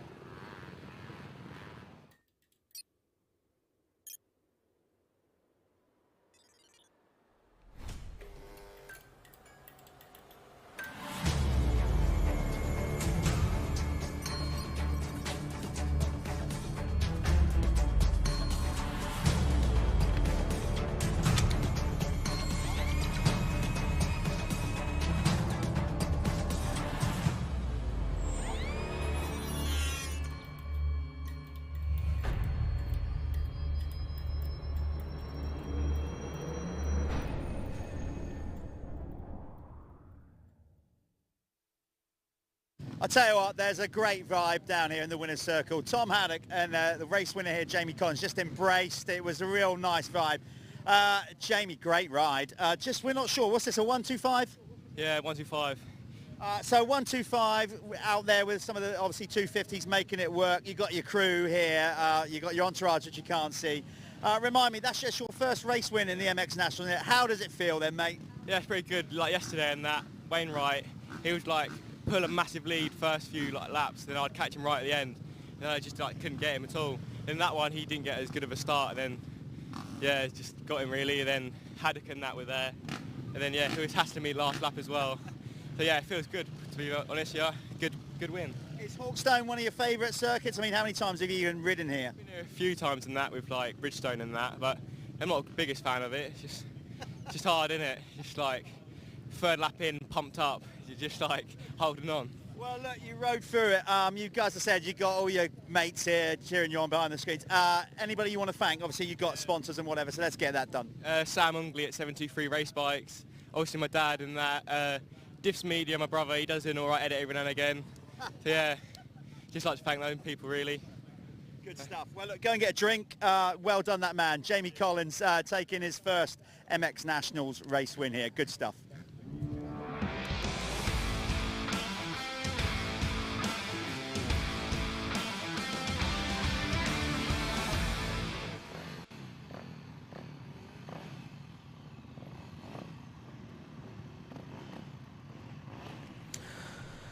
Here we are.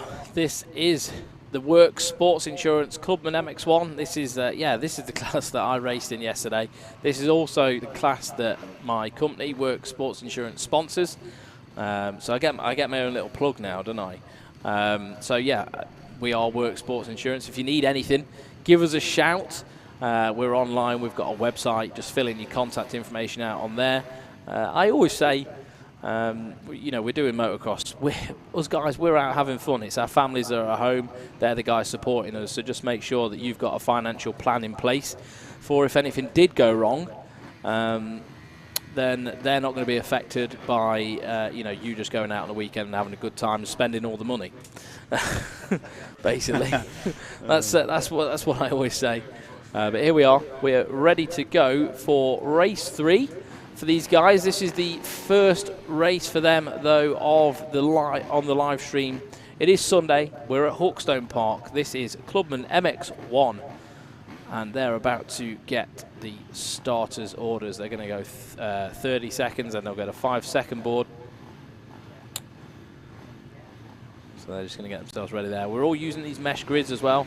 So everyone's getting the same experience, and here we go. They're going to get 5 seconds, and off they go. Who's going to get the start in this Worx Sports Insurance MX1 Clubman class?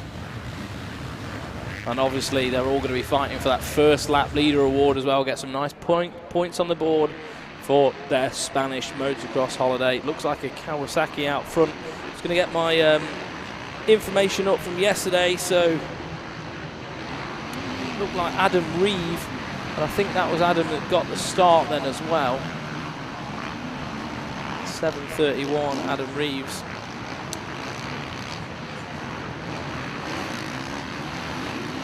Just wait for them all to sort of get settled, and we'll see who's doing what. So championship-wise, in this class, Connor Baldry is leading the way, but it is pretty tight. Mitch Best is up there as well, the Australian, the Thunder from down under. Not sure if he had the best day racing yesterday. Let's have a little look. So I know he didn't qualify too well. No, he ended up 3rd overall on the day yesterday, so not too bad for Mitch Best. Connor Baldry did go 2nd though, so yeah, a little bit behind the 8 ball, but it's still all to go for in this Clubman MX1.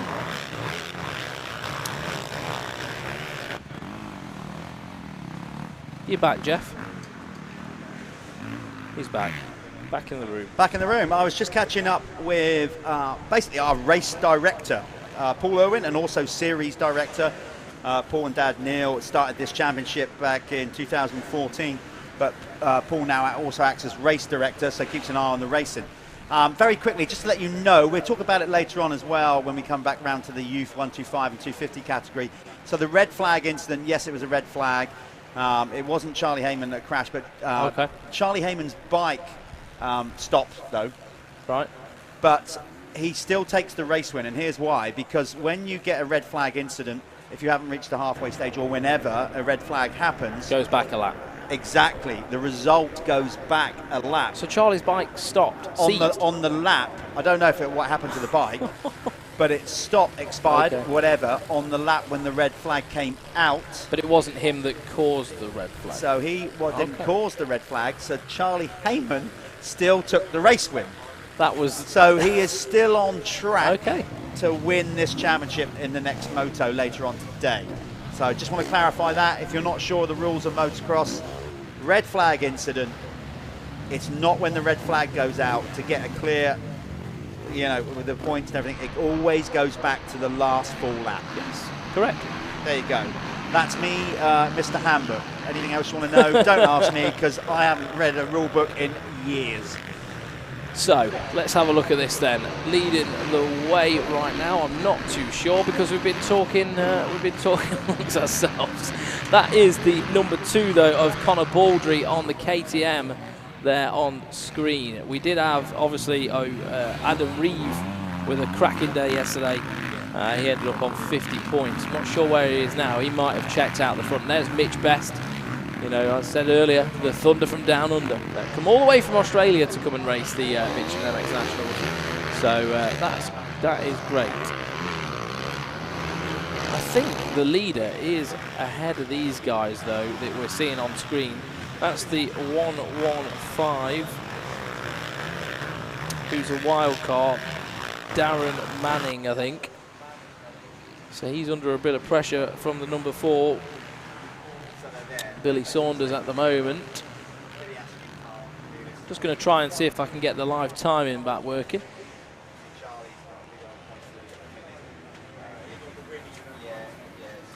Still not playing ball the live timing. So yeah, if you've got that at home, just go on the Speed Hive app and you can check that out. But I'm pretty sure whatever's happening here isn't talking to Speed Hive. We do have obviously signal issues. We're in the middle of the hills in Shropshire, and anything can happen there. So who is that? Is that Billy, number 4, just about to come over this tabletop? Yeah, so That's Billy Saunders on the number 4. He's sort of leading that pack out there. And then following him, we've got Connor Baldry there as well. And then Mitch Best coming through. Just trying to see where Adam Reeve is, because he was leading the way on the Kawasaki on the first lap. He's either way ahead of this pack of guys already, or something's gone on with the Kawasaki rider, the 731.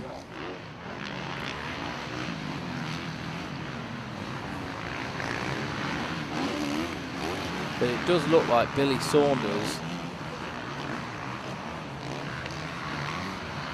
Does look like Billy Saunders is leading the way. But yeah, we do have a speed hive issue at the minute with timing.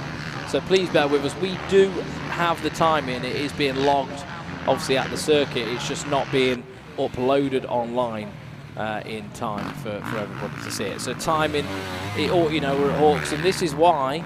I mean, people always go to me, why don't they run GPs at Hawkstone and things like that? It's because, you know, Wi-Fi, things like that. You know, this is something that needs to be sorted out here. It can't. The infrastructure is just not in place. So obviously we're going to try and work on this in the background. You guys just enjoy what you're watching on screen. And we're looking at there, Mitch Best, the number 53 there. He is being pursued by the 0. That's James Thompson. So he's having a good ride.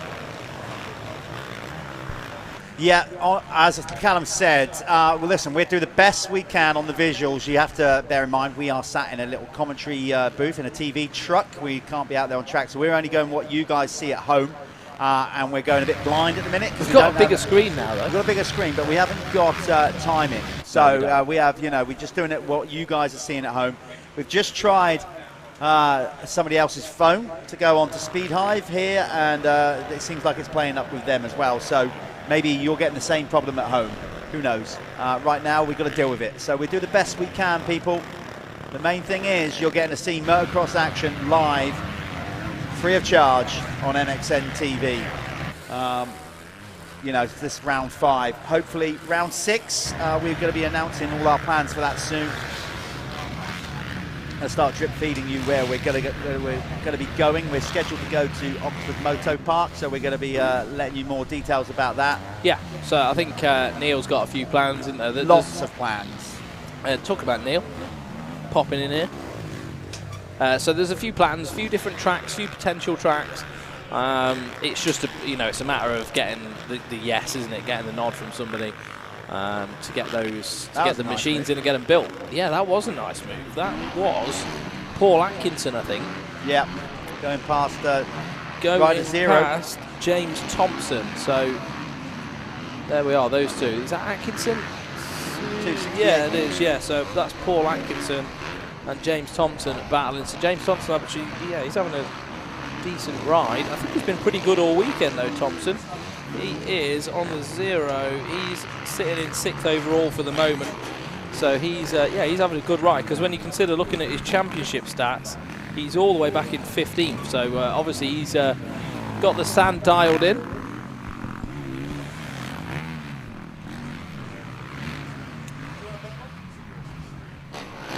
And he's going well. So there's that was Mitch Best just coming out of camera shot. James Thompson, he is in a bit of a scrap.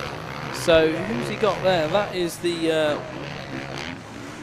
that was Talon Aspiden, I think he's. Yeah, Aspiden. Yeah, he's somewhere in the championship. Yeah, saying James Thompson's having a good day. When you look at his champion, he's like 15th in the championship, and ended yesterday in 6th. So the number 0 on the Kawasaki is having a pretty good weekend by the looks of things. While I was out of the booth just there, have you run through the championships yet? I have not. Right, so I'll quickly do that then for this Worx Sports Insurance Clubman MX1 Championship. Coming into today's racing after 2 races yesterday, Connor Baldry is leading this championship by 39 points over the Aussie Mitch Best, number 53. Grant Martin is number 44 points back. So realistically, with let's say this race and another 5 to go, it's going to be between Baldry and Best, I think, for the championship. Billy Saunders is currently in 4th, rider number 4. Adam Reeves is back in 5th in this championship. Then it's James Thompson, rider 0. Michael Graham. Always like to talk to Michael, the Geordie. Yeah, nice there. Yeah, he's on it. In 8th is Ivan Kurt. Last year, he battled for contention for championships last year, Ivan, over from Ireland, Northern Ireland. Jordan Ambler in 9th, and Jordan Andrews rounds out the top 10 in this championship. Brought to you by Worx Sports Insurance. Who are they, Jeff? I've never heard of them. I've already done my, speech. Yeah, quite right. Well, good on you, mate, for getting behind British Motocross and sponsoring this series. So yes, motocross is a dangerous sport. We don't try to sugarcoat that, but it's an amazing one. It is. And make sure you're well insured. Yeah, the risks are often worth it. Just make sure people around you are protected. That's the main thing. So still looking at Thompson. Said having a good weekend, I think. Who's there? So we're getting our eyes on Mitch Best, maybe, number 53. Give him a bit of screen time on the Honda.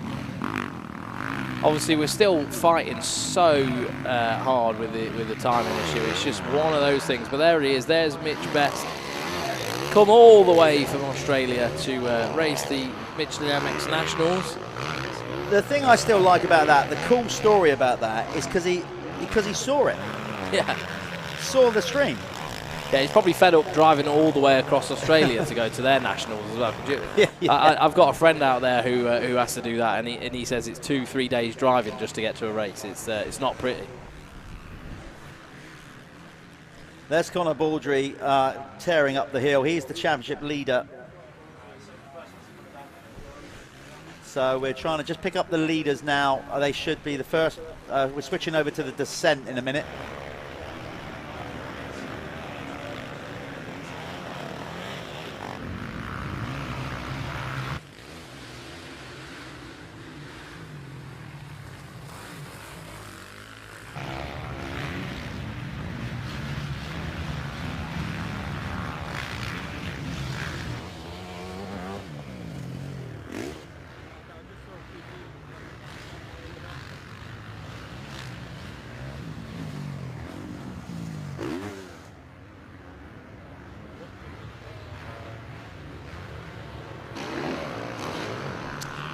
Okay, we're just trying to get a visual on the leader and work out who is actually leading here, because we took our eyes off the ball without the timing. While Callum leaves the booth, we now get our almost resident pro guest in, Martin Barr. Martin's just come in to watch, so let's catch up with him. Marty, we're not really sure who's leading. We think it could be Adam Reeve on screen right now. You've been out, you've ridden Hawkstone. Too many times to mention. Sand is your thing, so I know you like the track. Probably one of your favourites. What's it running like this morning? We've had a lot of dry weather. Is that noticeable in the track conditions today? Yeah, it is. As you say, I've been here many times before, and it is one of my favourite tracks. And it is weird. Obviously, Hawkstone International, always at the start of the year, is always pretty wet and technical. And today it's a lot drier, and it's different bumps kind of forming. I know they've done a lot of work here, so the dirt hasn't really settled in yet, but it's it's riding not too bad. To me, they've took a lot of the technical stuff out. It's very fast there at the minute, but once it roughs up for race 1, race 2, it'll be a different story. Over the years, obviously it gets ridden a lot, Hawkstone. Have you found over the years now that the base is becoming firmer as well? Is that something that's becoming more noticeable? Yeah, definitely. There's a lot of the corners out there where you really feel the hardness underneath. But as I said, in places there where they've done the work, the depth that's back in it, it's a lot deeper and stuff. So it's just one of those tracks that it's cool to ride it this time of the year, and it's always rides totally different from the start of the year. So but it's riding real nice there at the minute. Long time since we've been to the top of the hill. You've been up there many times, obviously, but then over the last 3 or 4 years, because of health and safety, and we were down to a lot of the rock up there, they decided that it was probably too dangerous for some, let's say, like the Clubman and the youth riders, not so much for you pros. A lot of work has gone on up there. Is it kind of back to its former glory at the very top? We can't get cameras up there, but it looks like they've somehow they've managed to get a lot of soil up there and resurface it effectively. Yeah, they've got that depth back in it at the top of the hill again, which is really nice to have it back in, because it's it's the thing about Hawkstone is the hill. Although once you go up to the top, the right-hander's a lot more open. It's not as slow and tight, so you can carry a bit of speed around there. But it's really cool to have it back in and just keep Hawkstone for that famous name for the hill and the bomb hole. Yeah, and as you can see, our race leader here, Adam Reeve, coming into what used to be the whoops. Some corners are still the same though. This corner's been like that for years, isn't it? It's one of the better ones. It looks, we say why make it so wide, and yet here you can see, even though it's that wide, the entire track getting used. And that's one of the better corners because it's still got a lot of the original sand on there, isn't it? It hasn't sort of been down to the hard so much. The hard stuff. Corner. Yeah, that corner's awesome. Even there in practice, there was like 3, 4, 5 different lines the whole way around it. So it's cool to have that passing opportunity and different line choices there leading into the bomb hole, rather than just following the inside with some of the other corners. It still has that depth, so it's with all the water put down onto the trees. It's still pretty damp in there, so it's not drying out as quick. So yeah, it's really cool to have all those line choices around there, and it definitely gets gnarly. You like myself. Kind of started your pro career, your tail end of your youth career on a 2-stroke. Now over the years, of course, we've kind of gone towards more 4 strokes. In that time, Martin, have you seen like the difference it's made to the tracks that we ride and the venues we're going to? I mean, like the sport evolves all the time, sometimes for better, sometimes for worse. Is that a thing that's made tracks like noticeably different down the years, the fact that we're now predominantly riding 4 strokes? Yeah, I think so. Obviously with the torque of the 4 strokes and stuff, it definitely does seem to get a little bit rougher and choppier in places. But no matter what, you still can't beat that noise of a 2-stroke, especially going up Hawkstone Hill. I was watching some of the classes yesterday and it just sounded awesome. So it did. But yeah, it's weird. It's kind of nearly doing a full circle. Well, not a full circle, but now with the electric bikes coming out, it's going to be funny to see what way what the future holds and what way it all goes. How is it for you right now then? Because we know you've been under the weather. You've kind of had this illness, this thing you can't kind of work out. You haven't been firing in all cylinders. Are you making progress with that? Are you getting any nearer finding out what's kind of going on with your body? A little bit. We're still waiting a few doctor's appointments and stuff. And then this week I've got a bit of a cold. You can probably hear it in my voice, but it's life. I'm just trying not to think about it too much. Although it's very frustrating not being able to train and do my normal practicing and stuff, but I'm just trying to deal with it the best I can, and try and keep myself as much energy as I can for the weekends. And today's it's going to be tough once it gets rough, especially with the heat and a little bit under the weather. But yeah, it's not football, is it? No, you're not one. You're not one for making excuses. Listen, I know you don't mind me saying this, but you're knocking on regards of the sport. Regards of a career in it. Have you thought any more about next year, or are you just getting through this year? Yeah, I'd love to go again. I'm still really enjoying it, and yeah, I'm 35 here in September, but I'm still loving it. Although it's a lot of travel and stuff for me. It's hard. It'd be hard to walk away. Yeah. And as you seen last week, I'm still pulling new tricks out of the bag. Oh, amazing! Doing donuts and Hold stuff. Hold that thought. I'm going to talk about that in a minute because Adam Reeve just took the race win. Hopefully, Callum has left the booth and gone down there to catch him and have a word with him. I think we're going to go down to the winner's circle. We're just going to throw to a quick advert and then hold that thought, Marty.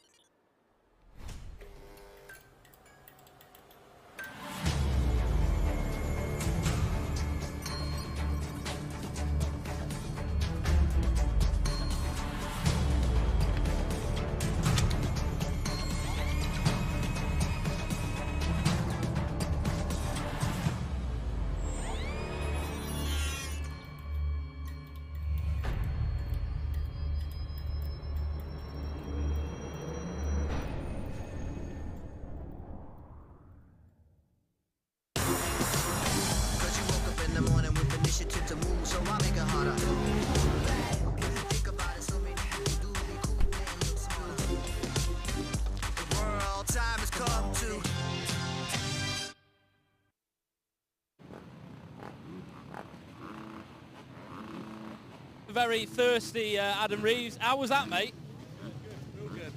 I found the flow, got the lead and found the flow, and yeah, just kept maintaining it. And you've been strong all weekend. I mean, I was in the clash yesterday, and you lapped me at the end of the moto both times, and you look good. Obviously, bike's working well for you. Anyone you want to point out? just all my sponsors, my family for putting up with me racing every weekend.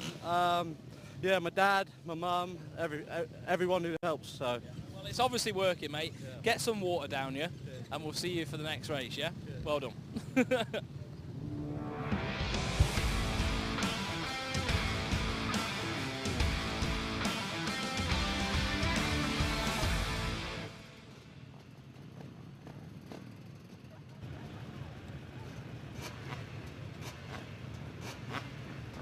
Okay, we are now going to be moving into the Motoverde amateur class.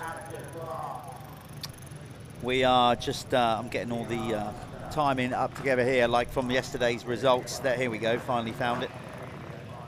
So this is again a combined class, like the youth classes. We have got the MX1 and MX2 racing together, but scored separately. So let's give you a very quick rundown before they come off the gate of who did what yesterday. In the Motoverde Amateur MX2 class, Luca Pegg went 1-1 yesterday for 50 points, currently on the board, being chased down by Dan Bruff. It's very close with those two in the championship. As of coming into yesterday, Luca Pegg had an 11-point lead, so I think he's probably now stretched that out to 19, gaining 3 points on Dan in each race. Ben Clark was currently lying third with 2/3. So that's what's happening there. Alex Buchanan in fourth. In the MX1 amateur category, Harry Bradley has a shot today of maybe winning this championship. So let's see if he gets that done. Harry Bradley went 1-1 yesterday, extending his points lead. David Rushton had a second and a third, and then John Kirk, I think, was down in, what was it? Must have been about an 7th or 8th or something like that, and a second to be third overall. There's Harry Bradley, number 4. He is your championship leader in the MX1 category. So as we go through today, starting with the 85s up, you've got the 85 youth riders, 125s there, obviously blindingly quick for youth level. Then we get into the Clubman. Now with the bigger bikes, we start to up the ante. These guys will be a little bit quicker than the Clubman. The race following them, the experts will be quicker still. And then Martin and the rest of the gang, the elite riders, will be going out there for the pro racing later on.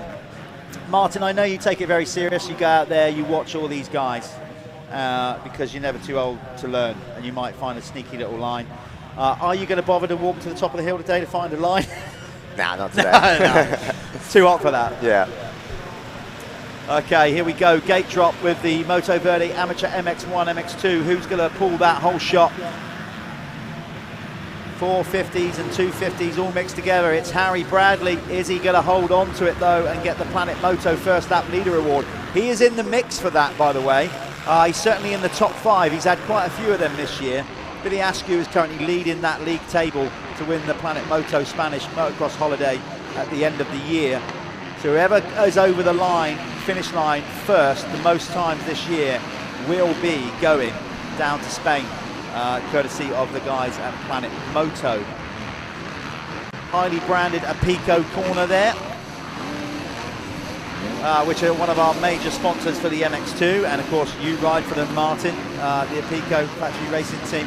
Let's get all these riders over the line, and then I want to catch up with you like where we left it off, talking about your shenanigans last week at Whitby. But let's just make sure we get the rundown of who's where. Again, apologies for the lack of timing on screen. We've got real issues with it here if you're just tuning in. We're doing our very best to get that back up on screen for you as quickly as we can. Over the famous section, through the sandpit, over the big tabletop that used to be a double, under the bridge. Here we go then. Who is going to be the Planet Moto First Lap Leader? Is it going to be number 4, Harry Bradley? Hopefully we can get eyes on him. He's already gone and over it. So yeah, Harry Bradley, number 4, was the Planet Moto First Lap Leader Award. We just missed him, but I can tell you that it was him, number 4. He's leading the way then as they sort themselves out. There's Harry. He got the hill all to himself on that big KX 450 as he blasts up there. Right, Martin, last week we were at Whitby for British Championship going on there. It was very different conditions, very hard pack, and then it went, we had the sea mist roll in, it was wet. And the start of the second second corner, you did a kind of, well, can only be described as a stuntman type move. Like as I said on commentary at the time, I just could imagine you like a scene from Mission Impossible with like spinning around with two guns, and it was so, it was so cool. Tell us what went on there, because I've never seen anybody do a 360 high-speed donut on the second corner, only lose 2 places. Like it was amazing. Tell us what went on.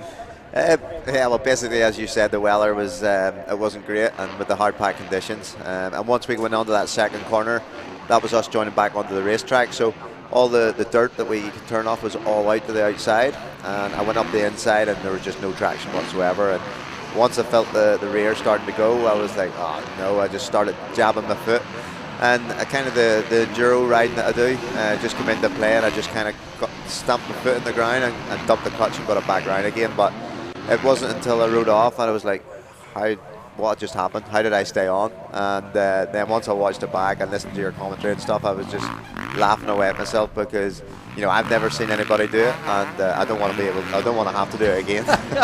But it was just to stay, not even hit anybody, and stay on 2 wheels and lose very little time. I would say I've seen people do it before, but like at low speed, they've crashed, parted their foot, spun it round, but at that speed, I mean, it was kind of like, Strictly Come Dancing moment, really. It was quite incredible. Like you say, you don't want to be doing too many of them today. You get the advantage of coming in here and watching the live stream. I know you won't give too much away. Have you, you're studying the track, I can see that. Found any sneaky little lines watching these amateurs?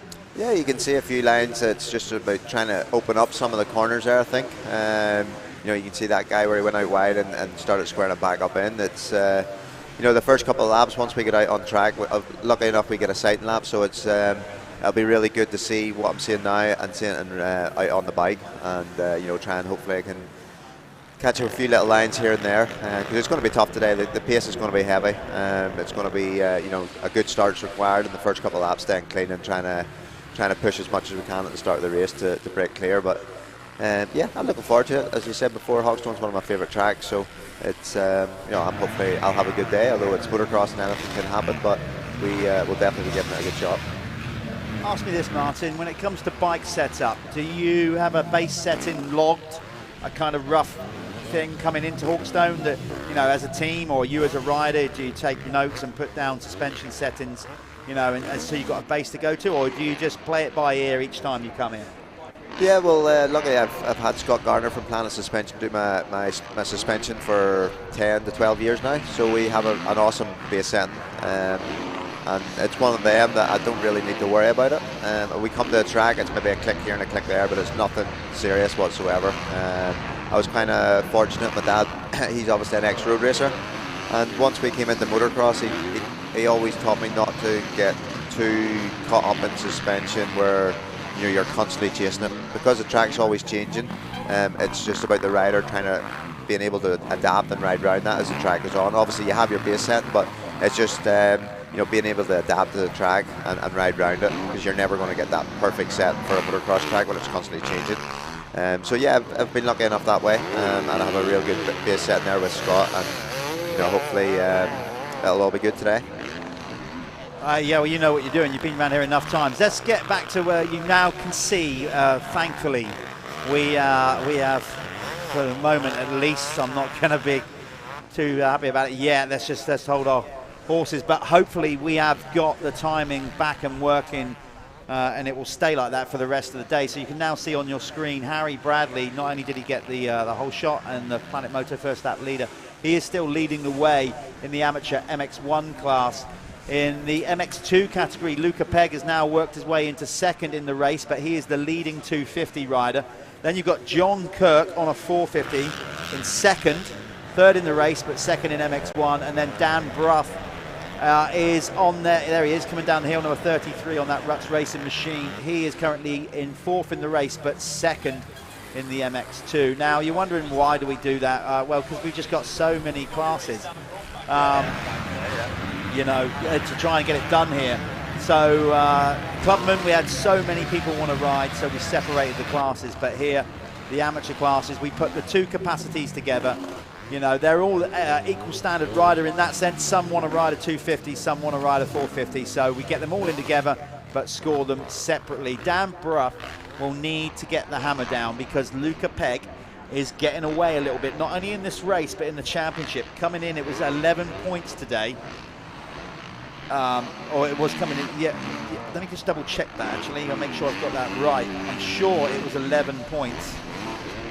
It was 11 points as of yesterday, sorry. So right now, I forgot that was including yesterday's results. So as this race goes right now, currently Dan is losing 3 points to Luca Pegg. So that gap will go out to 14.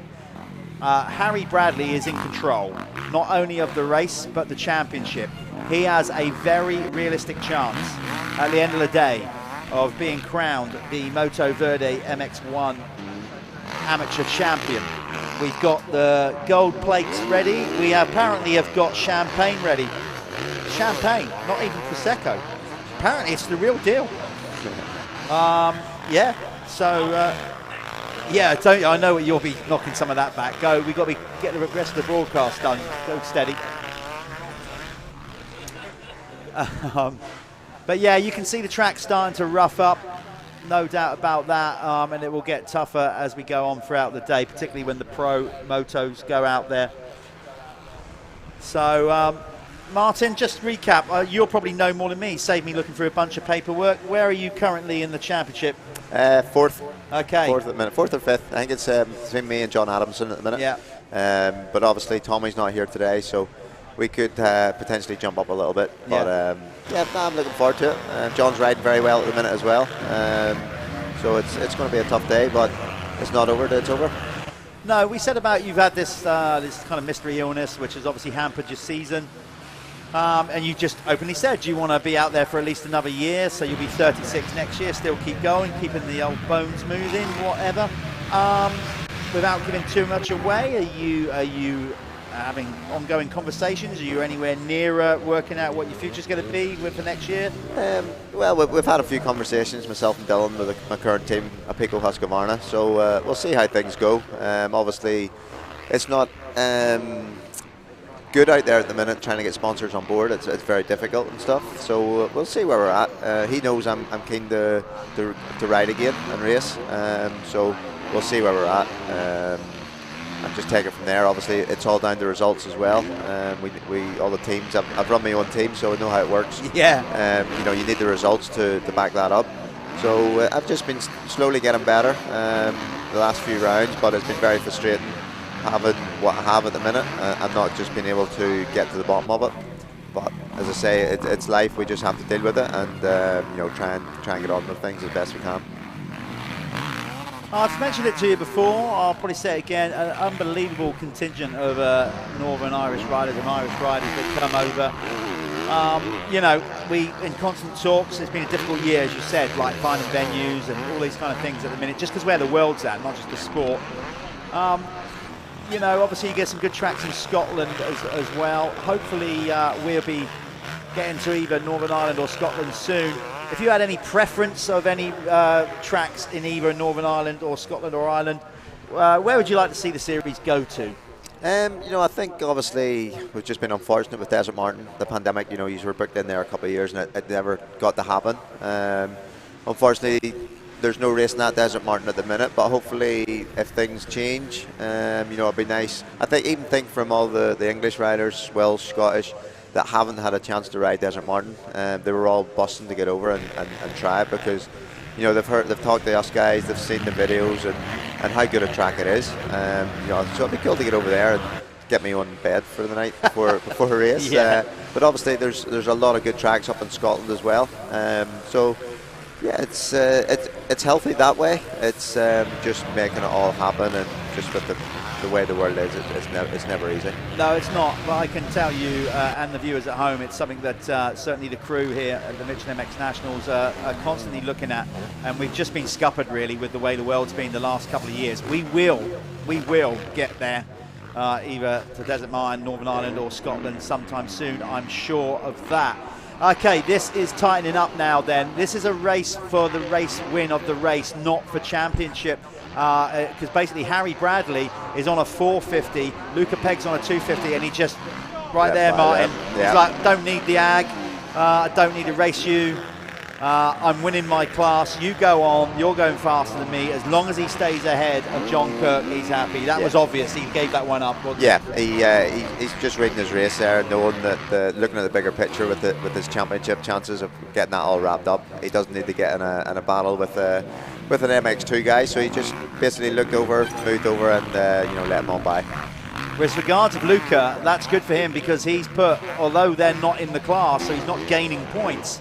But he's just put now 2 450 riders in between him and Dan Brough, so Dan would have to work really hard. It looks like he's going to make a move anytime soon, and right on cue, he makes the move past John Kirk, carrying all the momentum around the outside on that 2-stroke there, Martin. Yeah, he read that well. Coming into the bomb hole, he opened up the track, got to the outside, and just carried that momentum. But he's probably seen the guy Peg get into the lead, and he knows he needs to get a hurry on now to get by those 450 riders, especially before you get to this big hill where the old horsepower in the 450s would just eat by him. So no, fair play to him. He's putting on a charge here at the closing stages, as you can see. He really is, isn't he? He's really pushing on there. Fair play, Dan, because Dan took some time out of racing. Yeah. I think Harry's just pulled over and let it by. Yeah. So it's going to be game on here now with the two front MX2 guys. This is a good call, Martin. Game on indeed, because Dan Brough is sat there in second, knowing that the rider in front who he's racing for the championship is pulling 3 points on him. It's tight. Those two, there's only 11 points separating. Luca Pegg, the rider in the lead, is leading the championship. Dan Brough wants to win it. So does Luca Pegg. We are obviously running out of races here as well at the Michelin MX Nationals. There's going to be 5 races to go after this one. And if he can get it down from 11 down to 8, that's better than it being 14. Yeah, definitely. Especially going into that, the last round, the 5 races on it. Yeah, the 5 races left now. So he knows every point counts, and it's all or bust now. It is. This is good stuff. Dan Brough is absolutely on it. He has got the whole thing. He looks, to me, Martin, he looks like he's reached a point in the race where his fitness is good, but he's also riding good lines. Yeah. He's carrying a lot of momentum, and he is the rider on the move. He has closed in very quickly on Luca Pegg in front. But he nearly runs it off track there. Lost a few tenths there. Not much though. He kept it lit. He kept it going. He kept it going. So now it's Luca Pegg. He's got the pressure. He's the one that's dealing with that, and he'll be getting the pit board signal here come by the mechanics to say that Dan's right on him. So it's the last few laps is going to be interesting here. Yeah, it is. There's no doubt about it. Luca Pegg is now under the cosh, and there's going to be. What are their lap times they're doing? Well, by my reckoning, that's going to be, they might just miss it next lap around. It might be a 3-lapper. I reckon it is, because the times they're turning, 2:19, and there was 2:30, 9 on the left on the clock there? So it's still, the clock will still not be run down. Look at Dan Brough. See him tuck his head. He's getting all that roost. There are a few sandstones up that hill and whatever, and they flick, but the worst thing is you're actually lower than you normally would be than the rear wheel. Yeah. So you are, he's going for it. He's running it straight in there. No time wasted from Dan Brough. He is carrying all the momentum on that Ruts racing machine, and we've got a new race leader. Let's see what Luca Pegg can fight back, because here, that's 3 points swinging back towards Dan Brough. He still lead the championship, but his lead will go from 11 to 8. Oh, game on. We've got a race. Yeah, maybe it's in his game plan. Maybe he wants to, Dan to have that pressure for a couple of laps just to see where he's at, and because he knows he's pulled in, so he must be faster in some part of the track. So he's maybe, got his head switched on here just to see what he's doing, and then try and make a punch in the last lap again. There's a lot of people that wouldn't really understand that, the tactics of it. They'd say, well, why would you deliberately give up the lead, Like in car racing, you don't see too many of people doing that. If you've got track position, you want to hold it. But in Motocross, it's a tactic that's used quite often, isn't it? Like if you feel, you kind of like, okay, this guy's caught me. As long as you feel you've got stuff left in the tank, yeah, like let him go by, see where he's going, pick up in his lines, and then turn the screw on him. Yeah, definitely. You know, you put him under the pressure. Maybe he just needs a little break. Oh, Luca! Oh, that could be good night, Vienna. Yeah. He's just about saved it. Yeah, so maybe he just needed that little breather. Yeah. But now obviously he's made that mistake. He's got to push on now because they'll be coming round. Well, it'll be 2 laps to go. We've got yellow there, Yellow not there. a waved yellow, but a kind of double yellow. Now the ruling with that is, if it's a waved yellow, it's got to be a significant reduction in speed. Static yellow, you've got to show caution. You don't have to slow down so much. But I have to say, those two obeyed the flags really well there because they wasn't even waved and they slowed right down. They slowed right down, yeah. So it's good work from those two. There you can see John Kirk has now gone past Harry Bradley. So Callum is going to go and grab, we're kind of getting out of sync, it doesn't matter, whoever talks to him, and Harry's his mate anyway, but he might not win it. John Kirk's leading it. Dan Bruff is going to be, if he keeps it on 2 wheels, is going to be joining Callum in the winner's circle. He's had a good lap there because Luca Pegg, for those of you that are here at the venue, you would have seen it. He had a big rear end breakaway spin out just on the corner past what used to be the big rolling whoop section, and that has allowed Dan Bruff, along with Dan, turning quicker lap times as well. It looks like he's got it in check here, Martin, doesn't it?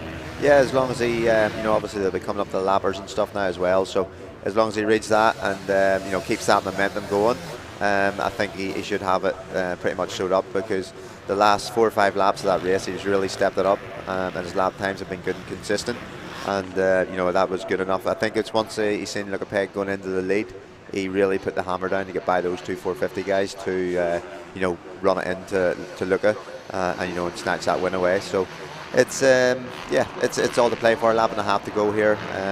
It's all down to Luca now whether he has a last bit of a charge to close him back in, but on the looks of things he's opened it up even further now, so maybe Luca's just going to play it safe and give it a go in the race later on today. I've got to say, Dan, obviously, as he's worked his way back after having time off, he's worked his way up to fitness and he genuinely is looking really good. Yeah. Like just getting the flow, like his riding position's in a good place, he's up on the pegs, he's letting it all happen. Choosing some pretty good lines here, and he looks strong and fit. So and he's just checking where Luca Pegg is. Listen, either way, if he gets this down to 8 points with 5 races to go, mathematically to win this championship, obviously, when you come out of here at the weekend, you need to be 100 points ahead or more. Well, that's not going to happen. So this championship between these two is definitely going to go down to the wire, I think, the final race of the year. Barry's getting ready there, 1 lap board is out. So John Kirk is now leading the Motoverde Amateur MX1 class. I don't think Harry Bradley's too worried about that because he had over a 100-point lead. He just, Yeah. So he doesn't need to do anything stupid, especially with the way the track is starting to get pretty gnarly in there. It can catch you out pretty quick. So it's good to see that he's using his head and looking at the bigger picture. And obviously for Kirk as well, it's nice for him to go out and get a race win. He's riding very well there as well. Hasn't been handed to him. He's been in there from the start with a good gate position and first couple of laps to put him in where he's at now. John's from your neck of the woods, isn't he? No, he's not. No. I was so many riders I have to try and remember where they're from. Quickly off the top of my head, no, John's not from Northern Ireland. But you guys have got, you've got such a load of you that race over there, as we mentioned before. We've touched on it as well a little bit, but it just seems to be a more appetite for motorcycling in general in Northern Ireland. You've got the Northwest, Yeah, we're all petrol heads over there. Yeah. We love it, and we've produced so many good riders over the years. Jonathan Ray, World Superbikes, Gordon Crocker, Graham Irvin, and now you see the likes of young Cole McCulloch, Lennox Dickinson, Charlie Irvin. They're all searching and going to try and make it a motocross racing. So it's healthy there at the minute. It's good to see. Very quickly before Dan crosses the line, if he keeps on two-wheel, tell me more about Lennox, because he came over last year in the 85s and then we didn't see him again. It was his one appearance, yeah, and he's kind of done a similar thing this year. The kid's got some serious speed. He's riding very well. He was on a 125 earlier on in the year, but he was having a lot of problems with it, so that's why he jumped on the 250F. But obviously, because he was too young to race it, he's only just turned 14 2 weeks ago.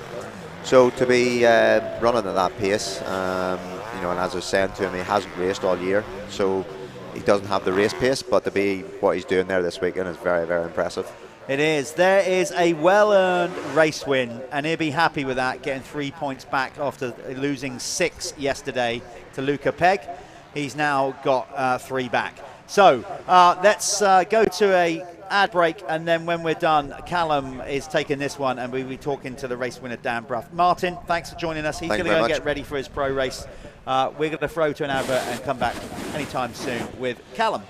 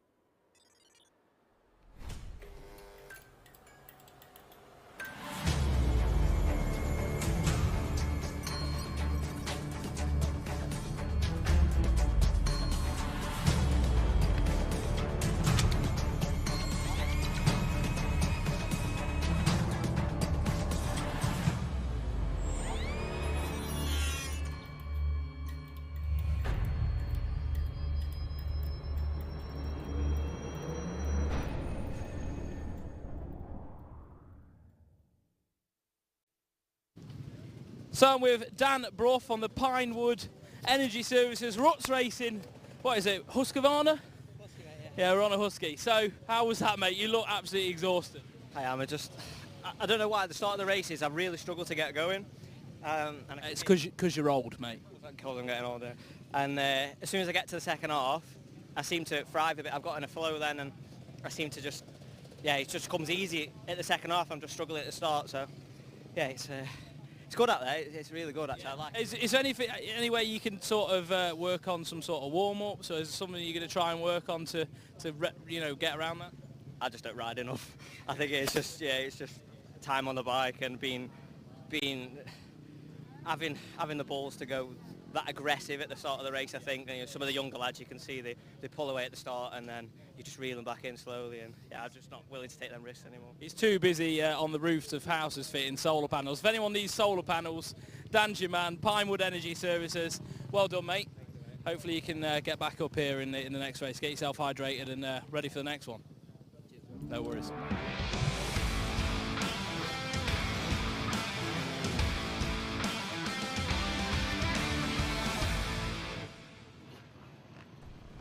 God, I wouldn't want to be up on the roof if there's no second heat wave coming. Dan should be used to riding, but then fitting solar panels and then racing a 20-minute motocross race is two very different things. Great ride from him, though. He got those 3 points back. Hopefully, he get, you know, from his standpoint, and gain back on Luca this one. But like I said, that championship's going to go to wire. Not so much with the Motoverde MX-1. Right, we are moving on now to the RFX expert class. So again, quite slightly higher standard of riders. Some of these guys used to be pros or are on the cusp of being the pro elite riders. See Matt Bayliss coming and racing with us this weekend on a 125 or 150. Matt is super stylish. Arena cross racer in the UK, done indoor supercrosses as well, and he'll actually be at Airborne Gunner Supercross, which is happening this Tuesday at Cusses Gorse. The likes of Matt, Dylan Woodcock, we've got the champion Jack Brunel racing it as well, Joe and Ben Clayton, Ash Greedy, a few of them down there. So if you are around in the Salisbury area on Tuesday, get yourself down there. Tuesday night for the Airborne Gunner. It will be followed the next day with the Rocket Till Sundown Motocross as well. Loads of stuff and prizes for the kids as well. We've got kids racing Supercross. So looking forward to getting that done. Right now, though, we have the RFX Expert class. Let's try and find them here then on my sheets and give you the rundown of who's where in the Experts. There was some great racing again in the Experts. Right now we're a little bit light, but that's just because the way it is at the minute. I'm back, guys. He's back. That's what basically the way it is right now. That's the pros. Put them over there. Thank you very much. You. Thank you very much for doing that great interview there with Dan. Do you like that? Yeah, I do. Well, you know, this is what we always say. If you tell us more about you, like I know Dan, I know a little bit about his business and stuff, you know, it helps us out. So I'm going to start trying to do that a little bit more. But here we go. This Expert class, this Expert MX1, MX2, brought to you by RFX, and the gate has dropped. Who's going to get the shot? Looked like Sean Southgate to me. No, it's not. It's no, Jaden. It wasn't. Oh, and he goes down! Southgate. No, that was Ashwell got the start. He is battling. Who rode over him? It was Sean Southgate. Sean who rode over him. So Jaden Ashwell just pushed the front end, didn't he, in that corner? Here's one thing though. That's his championship rival. Those two are battling for the championship. So from Sean's standpoint, there's Josh Peters on the deck as well. To add insult for injury, not only did his championship rival crash in front of him, Sean Southgate thought, well, I'll ride over as well. Oh yeah, of course. No, you might be able to rip a bit of electronical equipment off it. No, he didn't do that he on wouldn't purpose. have We done are that. only messing with that. You can't think that quickly in motocross. You know, he'd have done everything to try and avoid him, I imagine. So Jaden Ashwell has got a bit of a mission on his hands on the SJP gas. AJP. Yeah. AJP, sorry. Yeah, so this is in the favour of the new race leader then, Sean Southgate, who was so mad at himself yesterday. I mean, he really was. He had the first race win in the bag. He then stalled it on the last lap, but stalled it to the point on such a low-speed corner, he didn't put his foot out in time, and then crashed. So he was mad. He came in, he was punching the handlebars. He's like, oh, I've just given up. Yeah. 3 points. For nothing. Yeah, well, you know, but it's gone back the other way. You know, Jaden's going to be kicking himself now. He's got a ton of work to do. This class is so stacked as well. They're so quick in this class. It's not like you can just pick your way through easy peasy like it would be in a Clubman for someone like Jaden. So a lot of work to do. Let's see what he can. Let's see what he can muster up. Well, who was big that? crap! Oh, is that Henry Williams? Wow! This is not. Who was that? Callum Gordon. It's a bit of a blind spot. The marshal would have been on it up there. But still, like that just goes to show how steep that is. Did you see how they slid down the hill? That was savage. That was absolutely savage. I would like to know who that was. At first glance, I'm not saying it definitely was. So, but it looked like a gas, and it looked a little bit like Henry Williams. It might have been to me. I'm not sure who then rode into him after that. Didn't look nice. That was Nevster going through there. So Neville Bradshaw's out here as well. So on your leaderboard, they've crossed the line. So this is after the line. I think it was number 15, Henry Williams, who was in 9th. That's why they show us wild cards. We don't put their full name down for what reason, I still don't know. That was Nev Bradshaw in 9th, so he was ahead of that incident. Yeah, he was just ahead of it. I think. That was, by a process of elimination, we think that was Henry Weston. Henry Williams. Hopefully they're okay. Yeah. It's not that high speed down there, you know, but it's steep, you know. So hopefully those riders are okay. There's no red flag yet. No. So I think they're guessing there. So Sean Southgate is leading the way. Jumps too long there in that hole. You can see how it's really starting to rough up now. That looks so disgusting, doesn't it? The rider in second is Ryan Mawhinney, who just basically was not enjoying his racing. He was riding for Team Green Kawasaki last year, a team that I manage. Callum, he basically is, to give you a story, Ryan was just, he just started to just not enjoy his racing. He burnt out a bit, all that kind of thing. Nothing to do with where we were at with a program or anything like that. He's just like, I'm not enjoying it. You know, it's like, wanted a break from it. He's had a break. He was in youth motocross last year on a 250. He's come back straight into adult racing on a 450. Right. So who is that? Let's try and work that out. I think that is Henry Williams in that O'Neill kit. Yeah, it is O'Neill. He looks absolutely battered, doesn't he? Yeah, it is. Yeah. That's Henry Williams, number 15. We were right. Henry, we send you our best wishes. I hope that's hopefully. nothing that's going to ruin the rest of your season. Hopefully we're back up and running for the next race. We've got 2 blocks of racing today, so we're going to be with you all day. Me and Jeff are. And then you are watching right now the Expert MX1, MX2, brought to you by RFX. And on the left of your screen, you've got the Oakley live timing. Yeah, for some reason it's missing Ryan Mawhinney off of it. I don't know why. But that is number 15, Ryan Mawhinney, making his return to racing here this weekend at Hawkstone. Southgate looks good, doesn't he? But Mawhinney's there. I tell you, Ryan is not... Well, you work with him, you know. He's long in the leg. So that's not a problem. But he's not big. I mean, literally, he's got not hardly any meat on his bone, and that 450. But what he does have, and he's always been good at, because he rode a 4-stroke 150 Honda when he was a kid. So he's learned the process of... What he is good at is very good with throttle control and using the torque of the bike. Yeah. So though he might not be the biggest and strongest, and when he gets on a 450 like he now has, the power to weight ratio, if he's right and smooth with the throttle, is going to work in his favour. Yeah, for sure. And he's a smooth rider as well. Very smooth. He was almost too smooth for a 250F. There was a little bit of a lack of aggression, wasn't there? And like, well, he's riding this bike really well. This is the progression class to going into the pros, and you know he looks like he'd fit in quite nicely. Going back to the MX2 side of things in this RFX Expert class, we haven't seen them. Louis Kessel is leading the championship, and I got to say he's in a good place to extend his lead, because he is currently ahead of Sam Atkinson, as you can see on the leaderboard. Coming in today, he was 39 points ahead of Sam Atkinson. Oh, it's close though. It's closer than that suggests. I just saw them come through there, going up the hill.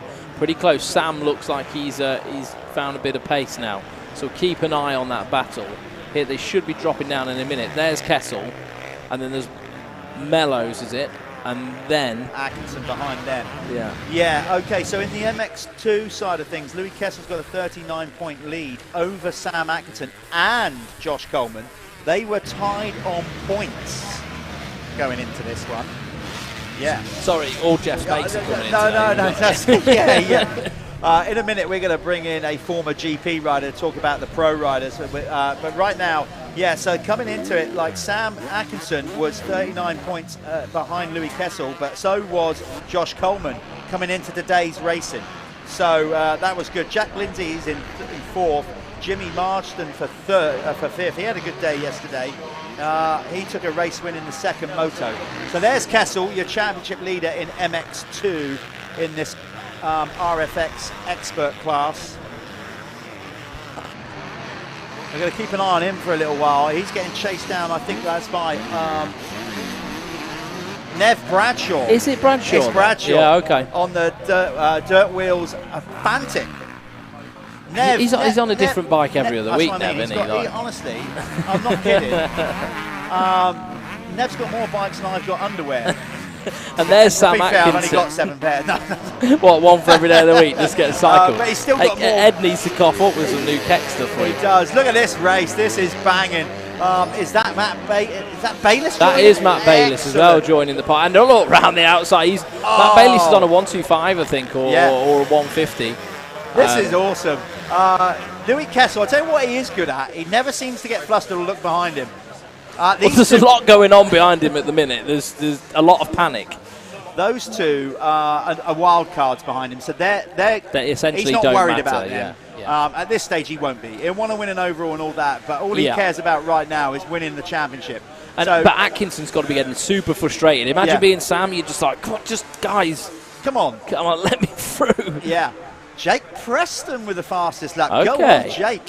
He is the owner and proprietor of one of our sponsors, Spiral. Spiral Graphics, yeah. So Spiral Graphics, they do all sorts of graphics. You'll see our the start card, the 15-second board. That's done by Spiral. Currently running Spiral Graphics on my bike for the moment as well. And I've got to say, Mr. Preston, the quality of them is, it's up there amongst the best available on the market. So yeah, I'm super happy with my bike. So if anyone needs any graphics Yeah, speak to Spiral. Drop them a message. Drop Jake Preston a message on his Instagram. I'm sure he's happy to talk you through some of the different options that they've got going. But yeah, I am personally super happy with my bike for sure. I've put probably 10 hours on it now, and it's still looking good.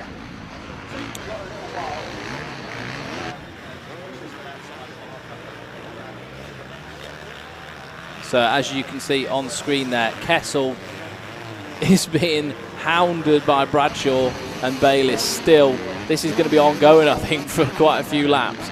And it's like, you can see the frustration for both riders, couldn't you, Sam, as well? Like having especially two-strokes there, just like rattling your head when you're in the battle for a championship.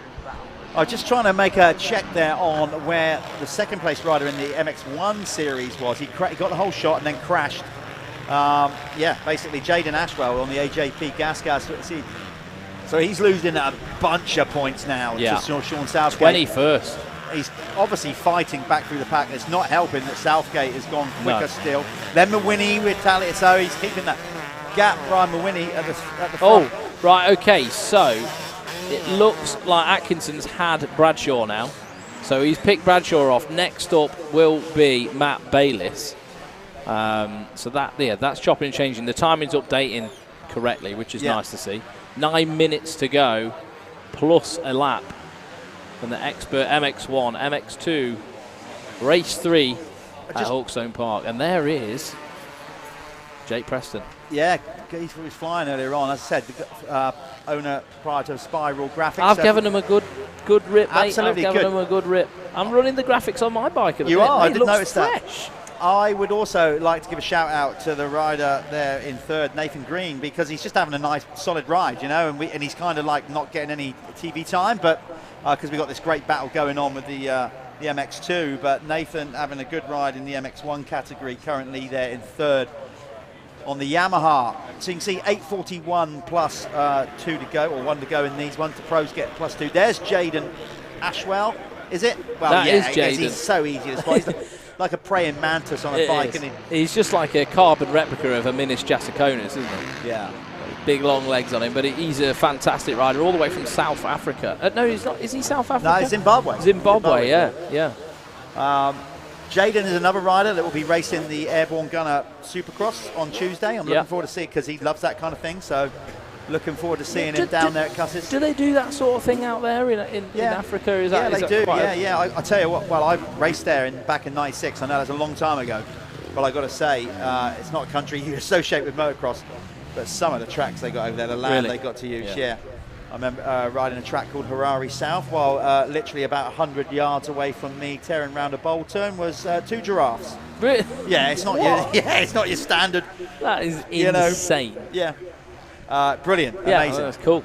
So yeah, the scene over there. I'm not sure if it's as strong as it used to be, but they got some amazing tracks out there. So. And a lot of tracks with basically like American motocross, they build a lot of nice jumps and stuff like that. So that's why Jaden is pretty confident on jumps and timing sections. So coming into view, they're just trying to find him. There's Glenn Phillips, still going strong. Glenn has been around the block a long time. He was actually a teammate of mine when I was still racing, so it just goes to show. Is that Phil Mercer? He was back with him as well. Is out there as well. So he's like, the 2 old boys. Now, Phil, they're going strong. He is insane, Phil. That's what I mean. Like I think he's got a couple of years on me, 3 years. So he must be like 52, something like that, maybe even older. Mate, he still rips, doesn't he? He's still quick. He's still out there every weekend racing, and but he's still a sponsored rider. People want to deal with him. Absolutely, he's been a great ambassador for the sport. He's still out there, still loves it. He's always approachable. Good to talk to, Phil Mercer. So, yeah, he's still out there loving it. So you can see on your screen, top 10, it's Southgate, Brian Mawhinney, Green. Then you've got Louis Kessel leading the MX2 category. Then it's Matt Bayliss, Sam Acton, Nev Bradshaw, Luke Mellows, Jimmy Marsden, and Bailey Johnston on the Verdi Shillow KTM. There's your race leader, Sean Southgate. Always easy to spot. Proper team look. Wears always in blue. He does, yeah. Always Do on you a know red what, bike. though? He's having a very good ride, isn't he? Looks super comfortable. Well, he's used to, again, a bit of sand. He is good friends with Jake Nichols, gets to ride arguably one of the best tracks in the UK in Jake's backyard track, which is kind of sand-based. So that place is just insane, isn't it? Yeah. We're going to stick with Sean for a while because he deserves the airtime, and so does his team, Hearts. Hey, maybe we should give the Nicholses a call, see if we can run an MX Nationals there. Yeah, that would be good, wouldn't it? Well, that would be good. That would be good. Probably have to tame it down a little bit. To be fair, I'm not sure if Guy and Jake would be happy with everybody trancing around. No, on there, I imagine. But yeah, if you could pick that bit of land up and put it on. I know. Incredible. Absolutely incredible. So you Southgate leading the way, as you can see. There's Kessel coming under pressure. Let's pick up on that. Rider number 7, Louis Kessel, has got his championship rival now breathing his exhaust fumes as they go up the hill. There's Bayliss just ahead of him, next in shot. There they are, and there's Kessel giving it the big right. Okay. He looked over. Right, that's you, is it? Oh, God. I was hoping for a stress-free final few laps. He's going to have to drop the hammer now, and Louis Kessel's been under pressure the entire time by Matt Bayliss on that two-stroke. Oh, that Bradshaw's going to get in the mix. Is he coming back? He's coming back. He shot it down the inside there of... Did he? He did. He got back past Atkinson. Oh, that's going to... That throws a spanner in the works, but that's going to just take the pressure a little bit off Kessel. He's going to hear a two-stroke again and be like, oh, okay. Well, what just happened then? But obviously, Nev, wild card or not, is eligible for points. So he's taking points away from Sam Atkinson. Yeah, for sure. Yeah. This is, like, as far as Sam's concerned, he needs to get round Nev as a bare minimum. Yeah. Louis is such a tall rider. Where's Bradshaw's just gone on a right rip the last... like the last part of this race. It's just come from nowhere. He had like a lap or two of a bit of a lull, and then that's it. Bradshaw's back. Nev just loves it. I mean, if you look at his career, you know, he's won national championships. He just rides at any opportunity you give him. He still loves it, doesn't he? He'd do it. He's even riding, I think, at the minute with like a torn ACL. Yeah, that's what I mean. Just ride. He needs surgery on his knee, but I don't think he can get it done yet. Or he's just trying to hold it off as long as he can do. He'll make any excuse to ride. I'm literally, I kid you not, if Domino's rang up and said, our delivery guy's had an accident, can you fill in and deliver some pizzas tonight? He'd go be and on do it. Just to ride a bike. Just to ride a bike. Well, it looks like he's going to have Kessel back. This is a great scrap with these three, and it's basically for the race win in the MX2 category, and Nev Bradshaw has finally got it done on that dirt wheels Fantic that he's now on. Next week he'll be on a Yamaha. I don't know, can't keep up with him. You know, he's like, you know, Nev's getting on a little bit now. These boys need to, you know, they've got to. They can't let him win. You know what I mean? Like, where's the sport going? Is it backwards? We're going to start seeing a line of like veterans lining up, beating all the kids. Those two behind him, though, to be fair, they know that he's not in the championship between those two, so I don't think they'll be overly worried. No, but what's the points gap between those two, Jeff? Oh, it looks like Atkinson's got through, so Atkinson got a better drive up the hill. What is the gap, Jeff, between those two? Is it?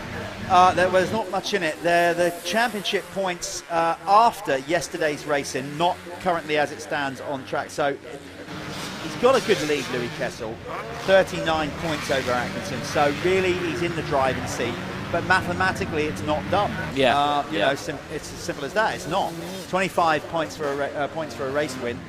He's 39 in front. You know, one DNF and it's game on. Yeah. You know, so he has to keep charging until it's mathematically done, and that fat lady sings for Louis Kessel. Yeah, so Louis Kessel, is he in third now in MX2? Yes, he's been pushed Sam's back to round third. Well, him. Sam's got him, yeah. Where's Matt? But Matt Bayliss. Bayliss. Bayliss is winning. Bradshaw second, Atkinson third, then Kessel fourth. We did forget that, yeah, my bad. I called that. That's actually not the case, is it? It's Matt Bayliss leading the MX2 category at the minute. Southgate comfortably out ahead and pulling a bunch of points on Jaden Ashwell in this one. That's definitely going to help his cause in getting the championship done. Now, of course, we do a thing now in the Michelin MX Nationals. If you win 2 championships back-to-back in any of these development classes, you have to move up. With that in mind, let's say Ben Wainwright, he's looking set at this moment that he's going to go back-to-back titles. So, for example, in the Clubman, he will have to move up to the amateur classes next year. And that's how it should be as well, because it just, you know, it opens it up for someone else to kind of get in there, doesn't it, and get them to progress through the ranks as well. If we keep doing this over a few years, it's going to hopefully develop some, you know, some top-tier riders. Sean Southgate, although he's quite way ahead of these guys. So we've got 2 laps to go from here. Sean Southgate, the clock is winding down. When he comes round next lap around, it's going to be 2 to go. Look at the way they launch off that. It's annoying me. Not how good they are. It just looks nothing on TV. Oh no, that is so rough coming down there. I mean, to be fair, it probably isn't just yet. Yeah, because we're quite dry weather and whatever. Yeah. But when we get a bit more moisture, I mean, yesterday it was pretty rough. Well, we saw that unfortunate incident with Henry Williams, how it looks nothing on TV, and yet he made one little mistake, and then he's sliding down the hill on his back. Sliding down the hill on his back like some kind of human avalanche. There's Southgate. He's got to be happy under that lid. Like I said, he was so annoyed yesterday in the opening moto that he threw it away and literally gifted Jaden Ashwell, his championship rival, 3 points on him. But he came back out in the second moto and won that. But right now, he knows, obviously, he knows that Ashwell was in trouble because he rode over him, over his bike. Not intentionally, we can't stress that enough. No, that wouldn't happen. He had nowhere to go. I imagine his crew as well would have let him know. And, you know, it could take the pressure off. Sometimes people start riding great when there's no pressure on them. You know, and he looks absolutely phenomenal in this race so far. So Sean Southgate putting on a show, 8 seconds or nearly 9 seconds in the lead for the moment. Great performance from Ryan Mawhinney. I don't know if our crew would be able to pick up. I'm going to ask them. Rider 41, just because he's had such a solid ride there in third, Nathan Green. I think he just deserves some love. We haven't seen him all race. He's kind of been at a distant third, all to himself. Riding round, and it'd be nice to get some airtime for Nathan if we can find him. So I think we're gonna that's what we're gonna do. We're gonna fix the cameras. He's 17 seconds behind Mawhinney. There he is. Good. He's deserved some airtime. Blue crew, mate. Yeah.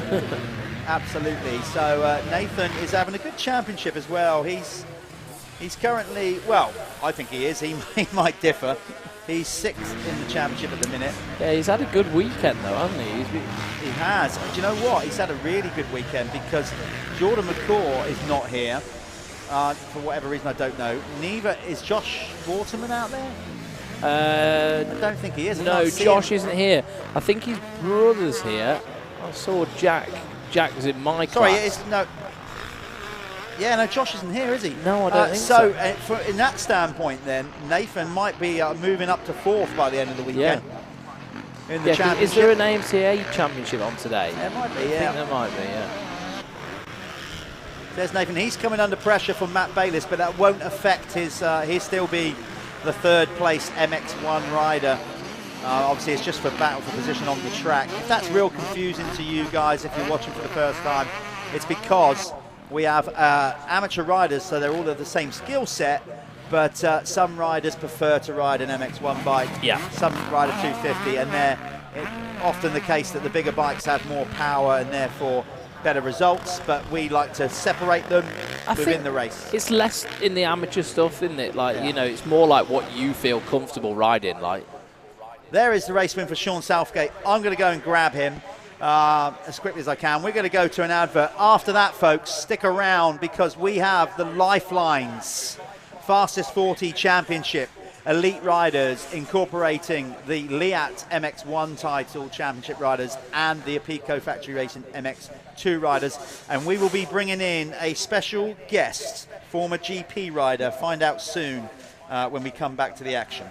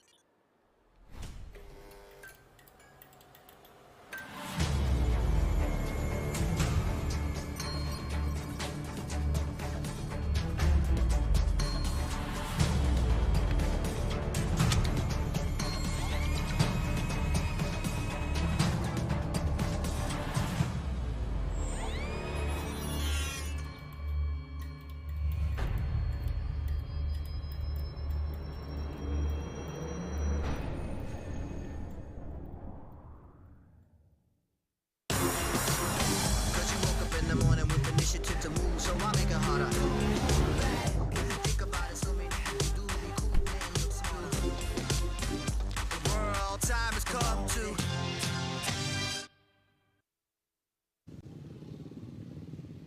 Right, we're here with the RFX Expert MX1 winner, Sean Southgate. He's just told me off because yesterday I gave him the commentator's curse, not this time. That was a good race for you in two reasons really. Obviously you won it, but your championship rival also went down on turn 2. Tell us a bit about that. You had nowhere to go, you had to ride over his bike. Yeah, he got a better start than me, and then I just see him go and before I even hit the brakes, I was already over his seat. So I thought I was going down, but then as soon as I went over the first jump, I was like, I've got to make this race count, because like yesterday, I just, stupid mistake, I give him 3 points, and it's too close for that. Are you enjoying the track? We mentioned in commentary there how you're good friends with Jake, and Jake's got a kind of sand-based circuit, Jake Nichols, so you're kind of used to riding sandy conditions. Is it one of the more favourable circuits for you? Yeah, definitely, especially when it gets rougher. I don't know, I just sometimes have a really good steady pace, and whatever I start at, I'll finish at. So yeah, it's rough. It's different to yesterday. I had more of a flow yesterday than what I did today, but now hopefully I can get that sorted for the second one and do it again. Of course, the job's not done. Winning a championship's never easy at all, but so I guess the thing from here on is focus, get this second moto done, get more points on the board, and then obviously just take it home and try and get it done at the final round. You're not going to get the opportunity to try and win it today, so eyes on the prize. Yeah, definitely, and obviously there's loads of people I want to thank. Steve this week.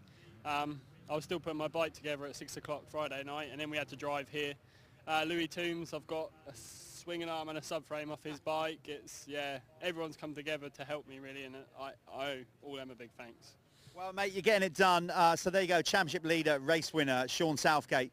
Nice one, Sean. We are now going to go racing with the Lyfelinez Fastest 40, incorporating the Leatt MX1 and Apico MX2 elite riders. So kick back, get ready. We're going to be speaking to a special guest now as well. So don't go anywhere, folks. Pros coming up.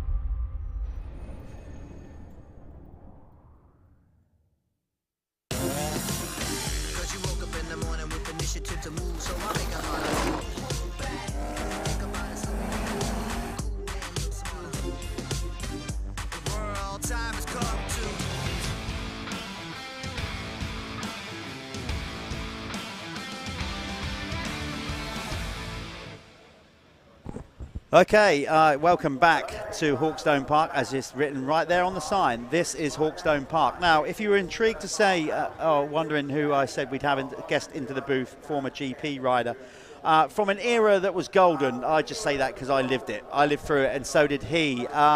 It's my great privilege to introduce Werner de Wit, former factory BFE Suzuki rider, varying other teams.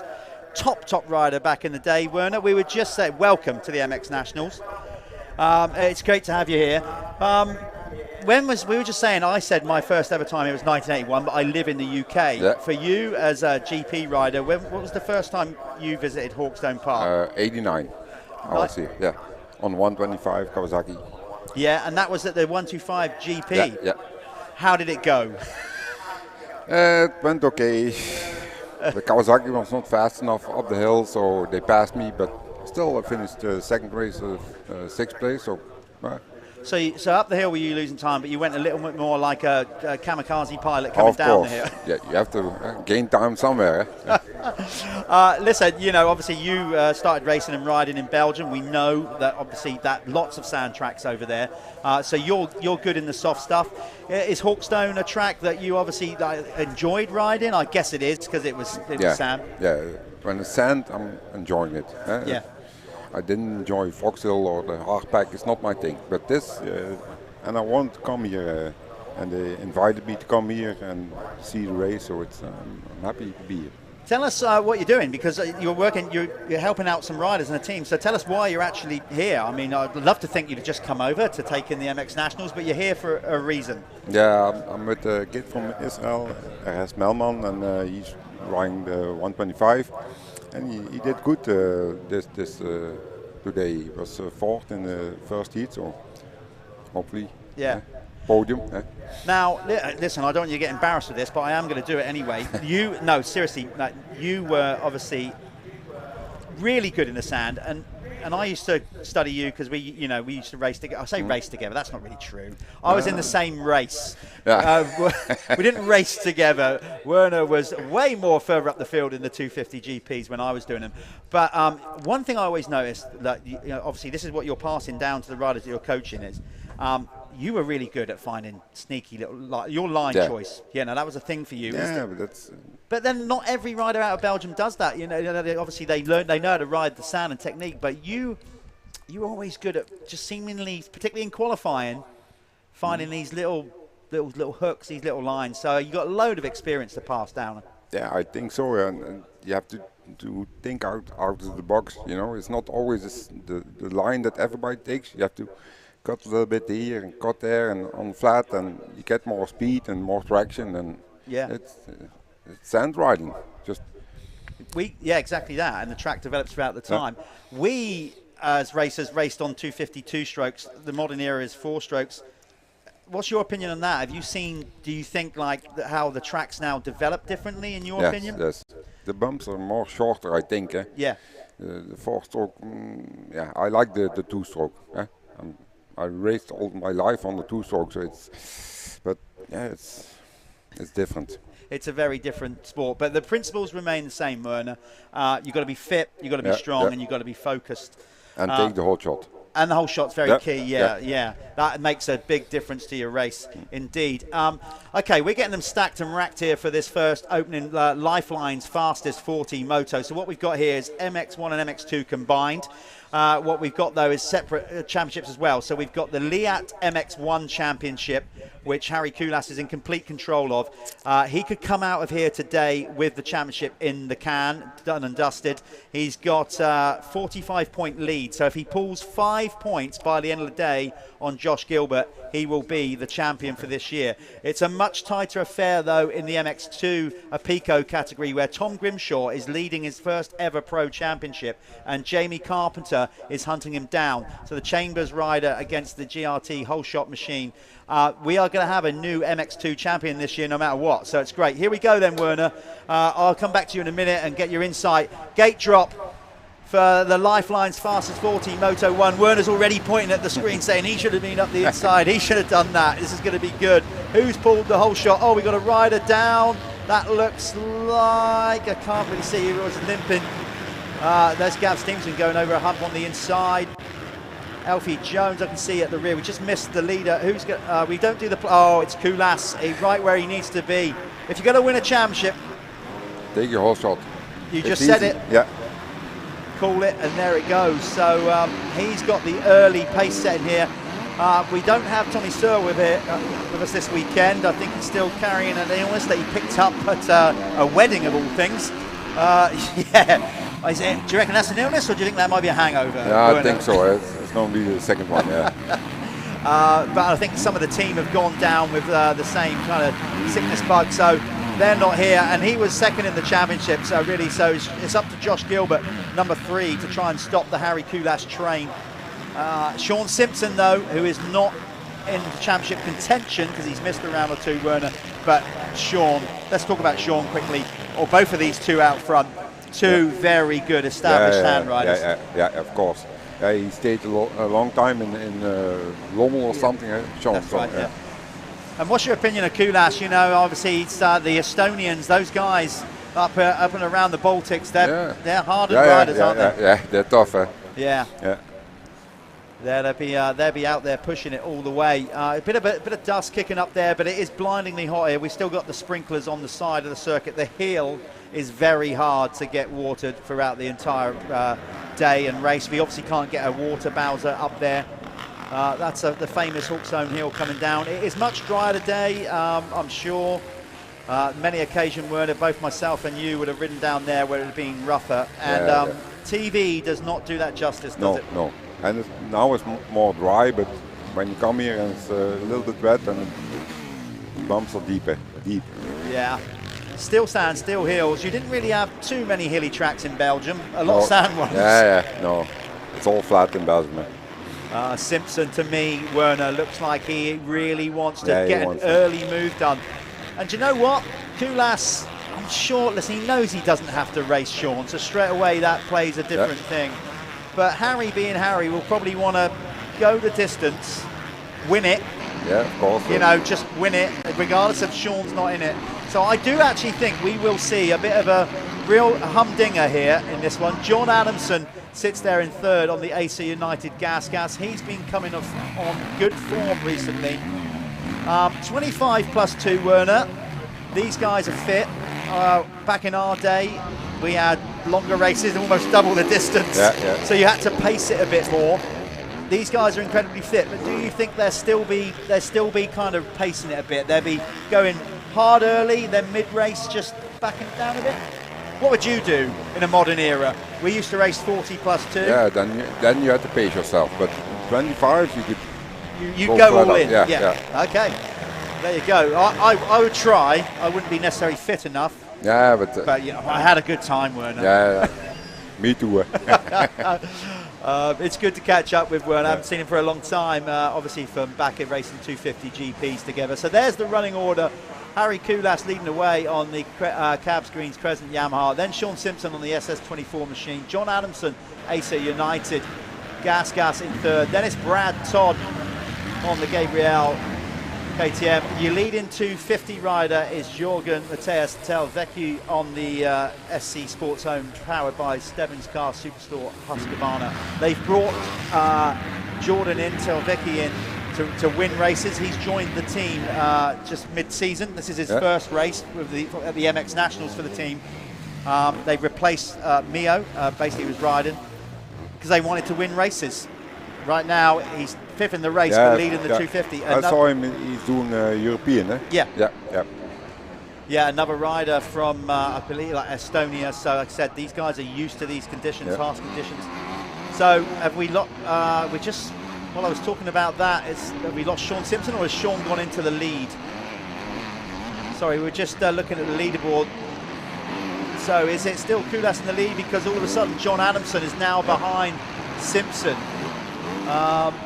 So let's see if we can see Sean anywhere. For something I missed when I was talking to you there, Werner. No. Yeah, so, okay, just while we were chatting about and looking at the leaderboard, took our eye off the ball for a second. That's the kind of stuff that happens. Sean Simpson went missing somewhere. Yep, definitely, he's not that far ahead of Kulas. So where's Sean then? Is he dropped right out of it? Yeah, because there's Brad Todd. There's Vicky. Yeah, so we can't see Sean Simpson, so not sure what happened there. If you saw that on the screen and we didn't, our apologies. The track's riding quite fast today, Werner, isn't it, because of the dry weather? Yeah, of course. I'm always interested in tyre selection, Werner. Conditions like it is today, but knowing that the start's quite deep. We didn't really have so many sort of hooker tyres in our day. Again, what would you do now with track conditions like they are? Would you go for the hooker tyre to get you out of set and then maybe compromise on the track? Yeah, I think for the start the scoop tyre is the best, I think. And we ride in Belgium all the time with it. Yeah. We're used to it. Exactly. Yeah. So what you're used to. Even when it's a little bit more harder, like clay, you ride with it. So. Of course, you have, good enough to become a full factory rider, and I guess when you become one of them, obviously pressure builds because you're being paid to get results. But then a whole new process opens up for you. You've probably got more equipment to go and test, to try. And in some ways that might cause more of a problem in getting the bike set how you want, because you've got more stuff available to you. You have not too many, but a lot of things.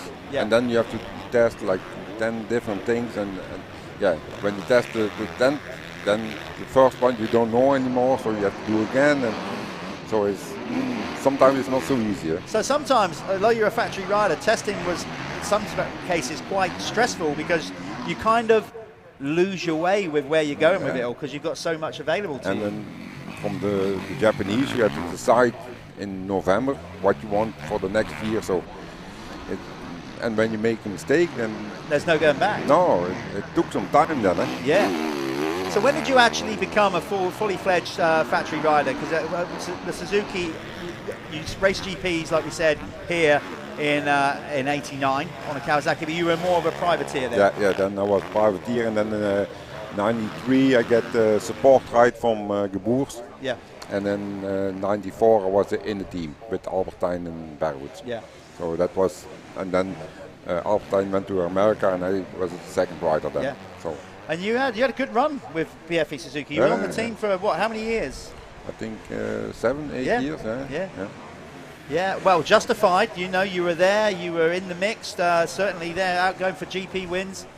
And as I said, it was good stuff.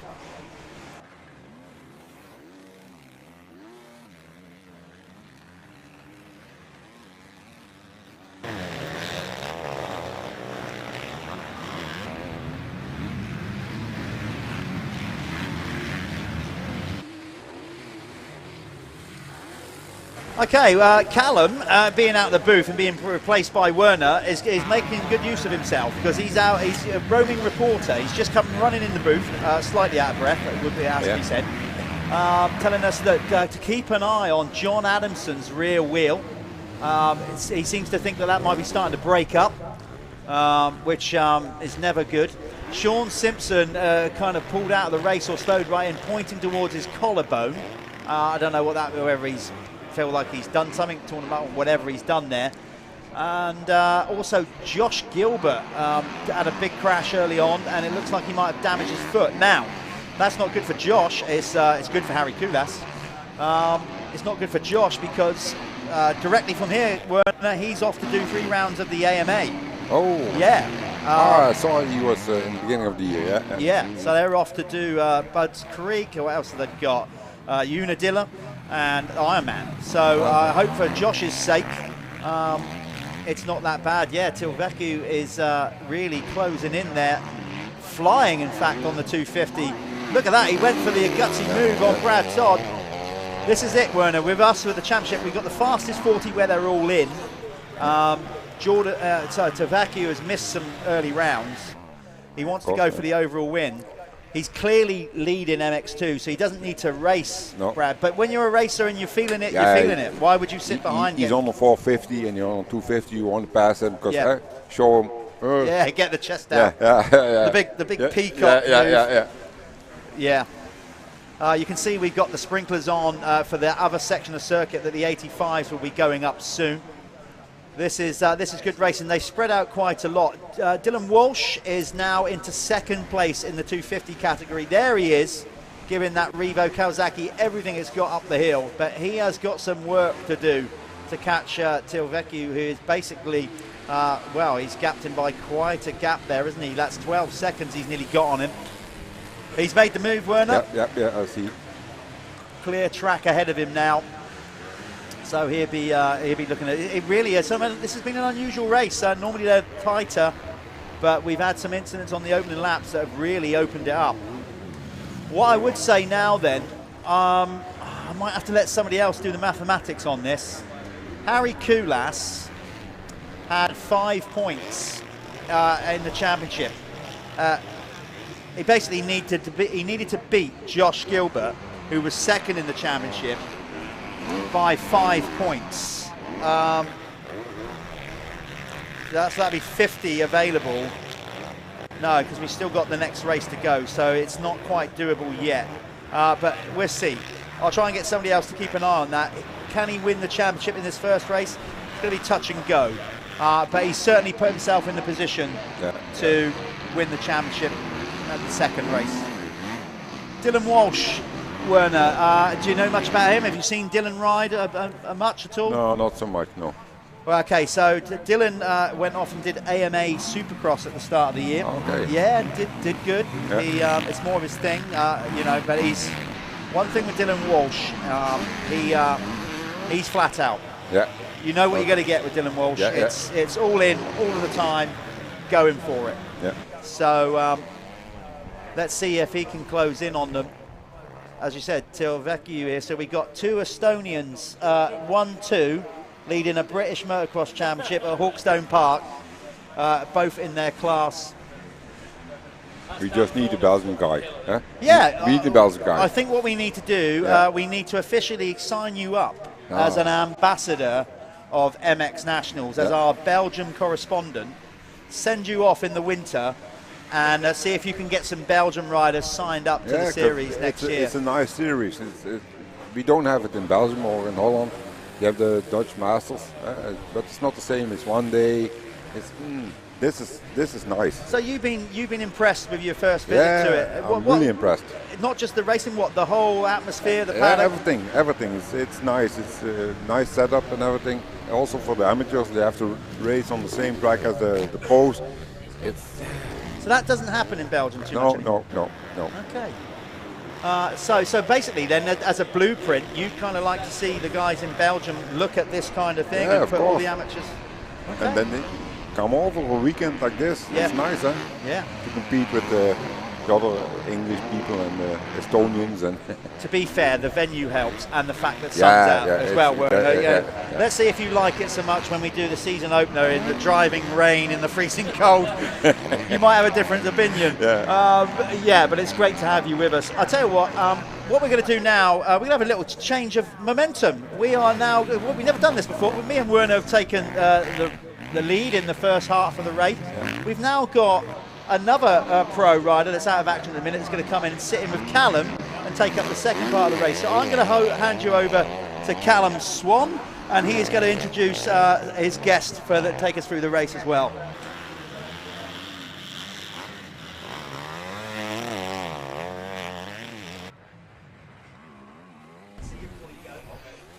Jeff obviously needs a break now and again. You know, he's getting on in age, so he's off to go have a little toilet break, have a drink, and have a beer. And I'm joined here with Stuart Edmonds, the Apico factory racing rider.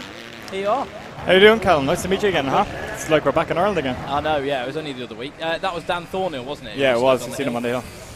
Nightmare. Teammate to Harry Koulas there, who's having a storm, really. He's absolutely dominating because there's been a few issues. Who did we see? We saw Simpson pull out. Gilbert and John Adamson had a wheel issue. Yeah, I think that was from the big double he was trying to do in qualifying. You can tell me all about that. Did you not see that? No. Oh, amazing. He went for the double single. Yeah, got it didn't get it perfect the first time, got it perfect the second time, and then the third time he proper it. In the new part new of the section, track. yeah. Wow, okay. So this is where Harry is now. Yep, this one here. So John cleared the whole lot of this. Hitting that and then landing down there. Yep. Wow, okay, that's big.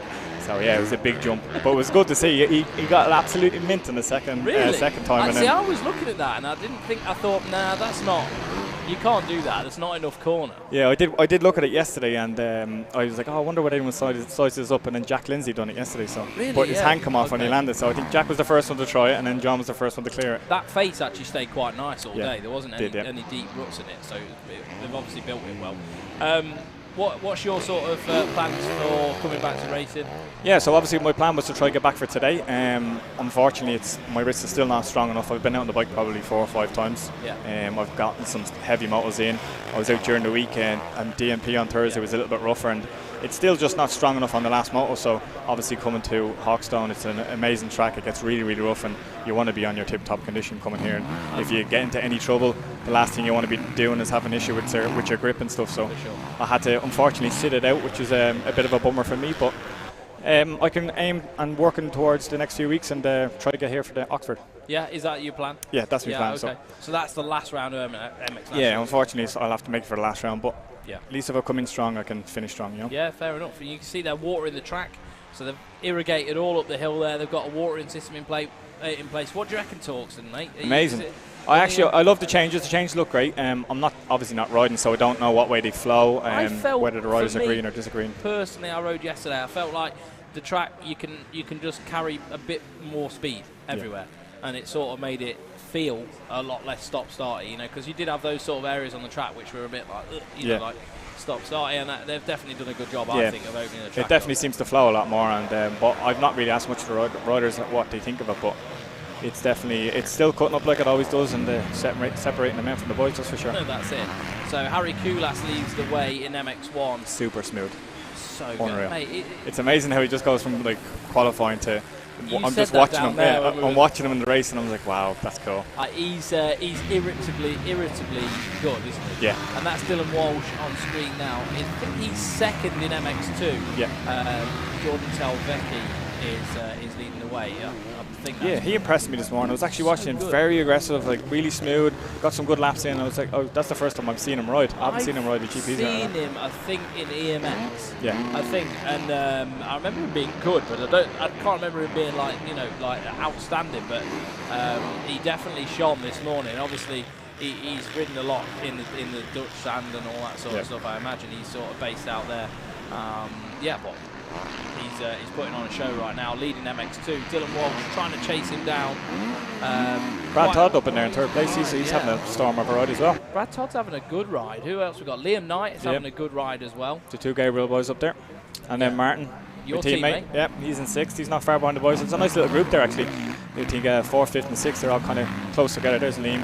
Have you been out? Are you got any plans to like get out riding with Martin a little bit in Ireland? Martin lives in Northern Ireland, so most of my riding, when I'm back home, is down south. And if I do go up north, we'll always be in like McGilligan together. Like McGilligan MX Park, they support us and they help us out. So it's quite a ways, isn't it, between you two guys? Well, from my house to McGilligan is probably the only all-weather track I can ride, and it's 3.5 hour drive. Yeah. So I do that most weekends. I think people's perception of Ireland is like, oh well, it's really small. We like this, but it's the road network. Yeah, it's not like that though. Yeah, it's not like there's not just a straight road from the top to the bottom. No, definitely not. So yeah, most of my winters are spent in McGilligan because it's the only all-weather track I can use. So it's a 3.5 hour drive Friday night and a 3.5 hour drive Sunday night. Yay. Sounds great. So you can see all the boys, they're really close together going up that hill. Yeah, they are. Dylan Walsh under a bit of pressure. Dylan Walsh on the Revo 7 Kawasaki. They're just going to be dropping down the other end of the hill there. So let's have a look at the. Should have just run through the top 10. We've got Koulas lead the way. Obviously, the classes are split. We've got Telvecchi, Brad Todd, Dylan Walsh, Liam Knight, Martin Barr. We've got a wild card. Tristan Purden. Yeah, there we are. You filled me in. You know more than me. Jamie Carpenter, Peter Petrov, Colton Husband rounding out. Yeah, I just seen Carlton going around there with half a. Okay. A number plate gone on, so you must have a that's the couple championship battle. Jeff's just been pointing out the championship battle. Obviously, Jamie Carpenter is in a proper championship fight at the minute with Tom Grimshaw. So we need to keep an eye on keep an eye on 2 boys then. So it's very close. Yeah, and that group is quite close together as well, I think. Yeah. Just waiting for them to come around here. So this is Dylan. Yeah, now there's Martin and Liam catching up on Dylan. So this group is actually getting quite closer. Yeah, okay. So Carpenter, look, so Tom Grimshaw was on 162. Carpenter was on 145, so this is super close. Yeah, very close. Yeah. Anything can happen, isn't it? 2 rounds left, anything can happen. So the title battle will be on this weekend, and so for the last round of Oxford. Grimshaw's having a nightmare, so he's in 23rd at the minute. So yeah, that's not ideal for that. So that could actually be a change in the points. There's Jamie there now.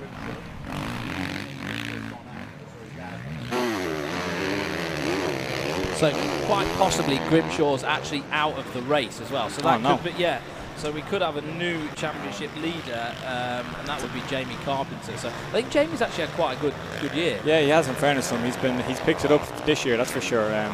Compared to last year, he seems to found that the winter kind of few seconds in the winter time where he's been doing a lot of work and stuff and gym work and stuff.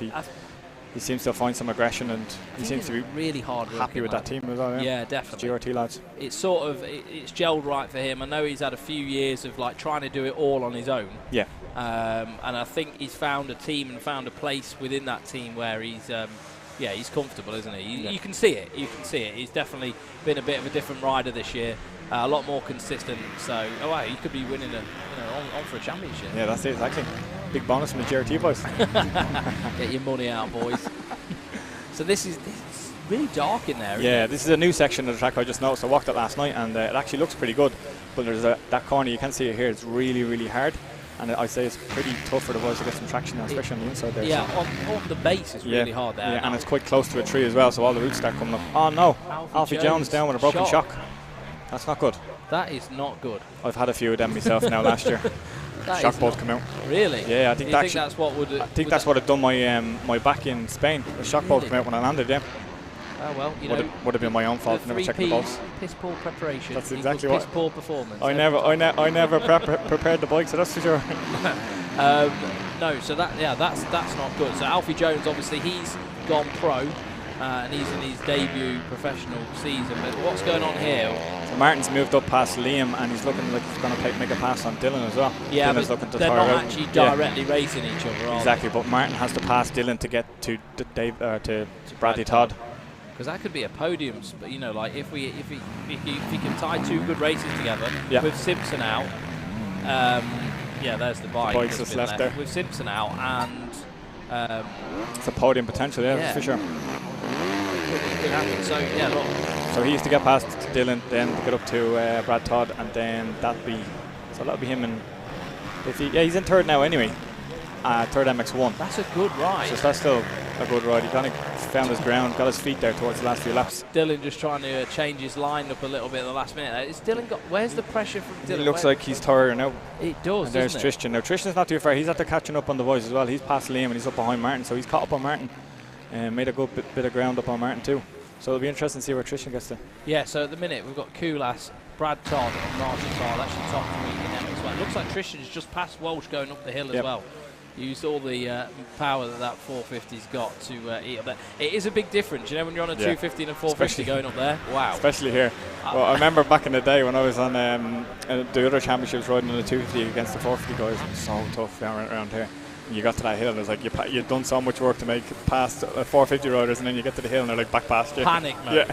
I've got to say, this corner here as well, when you go into the woods there, yesterday it got real choppy coming into it, but because of how the light is there and the trees shade it, you can't actually see the bumps. So you come in and you're almost not braced for them, and it's like, like where you get like proper notchy bumps, it unsettles the bike. The shadows mess up with your eyes, doesn't it? They do, yeah, big time. This is another tricky section. I was actually watching Charlie Heyman come down here earlier on, and he had it absolutely dialed. Yeah. Unbelievable. He was on the pair probably easy 2 or 3 bike lengths before anyone else through that corner. It was really nice to watch. I actually like that new part of the track they've put in there. I like how they've split the start from the actual racetrack. Yep. It's not, the start isn't like sketchy. No. It doesn't get churned up. It doesn't get super rough. It's better for the track maintenance side of things as well. You wouldn't have seen it yesterday, but I actually think it was your race. There was 2 riders went over it. So annoyed. I was so annoyed. And someone did it in the expert race as well, but I'm not going to name names. Yeah, so they've built a bank, and I don't think it was intentional. They sort of just got pushed wide, and they've gone over the bank and then dived up the inside. I was like, so there's Tristan coming past Martin now.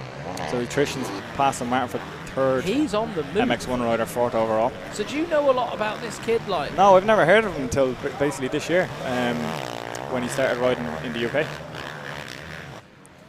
I don't even know where he's from. I don't know where he's from. Have we got some information on that?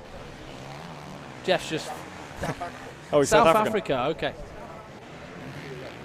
So we've 2 laps to go, have we? 2 laps to go.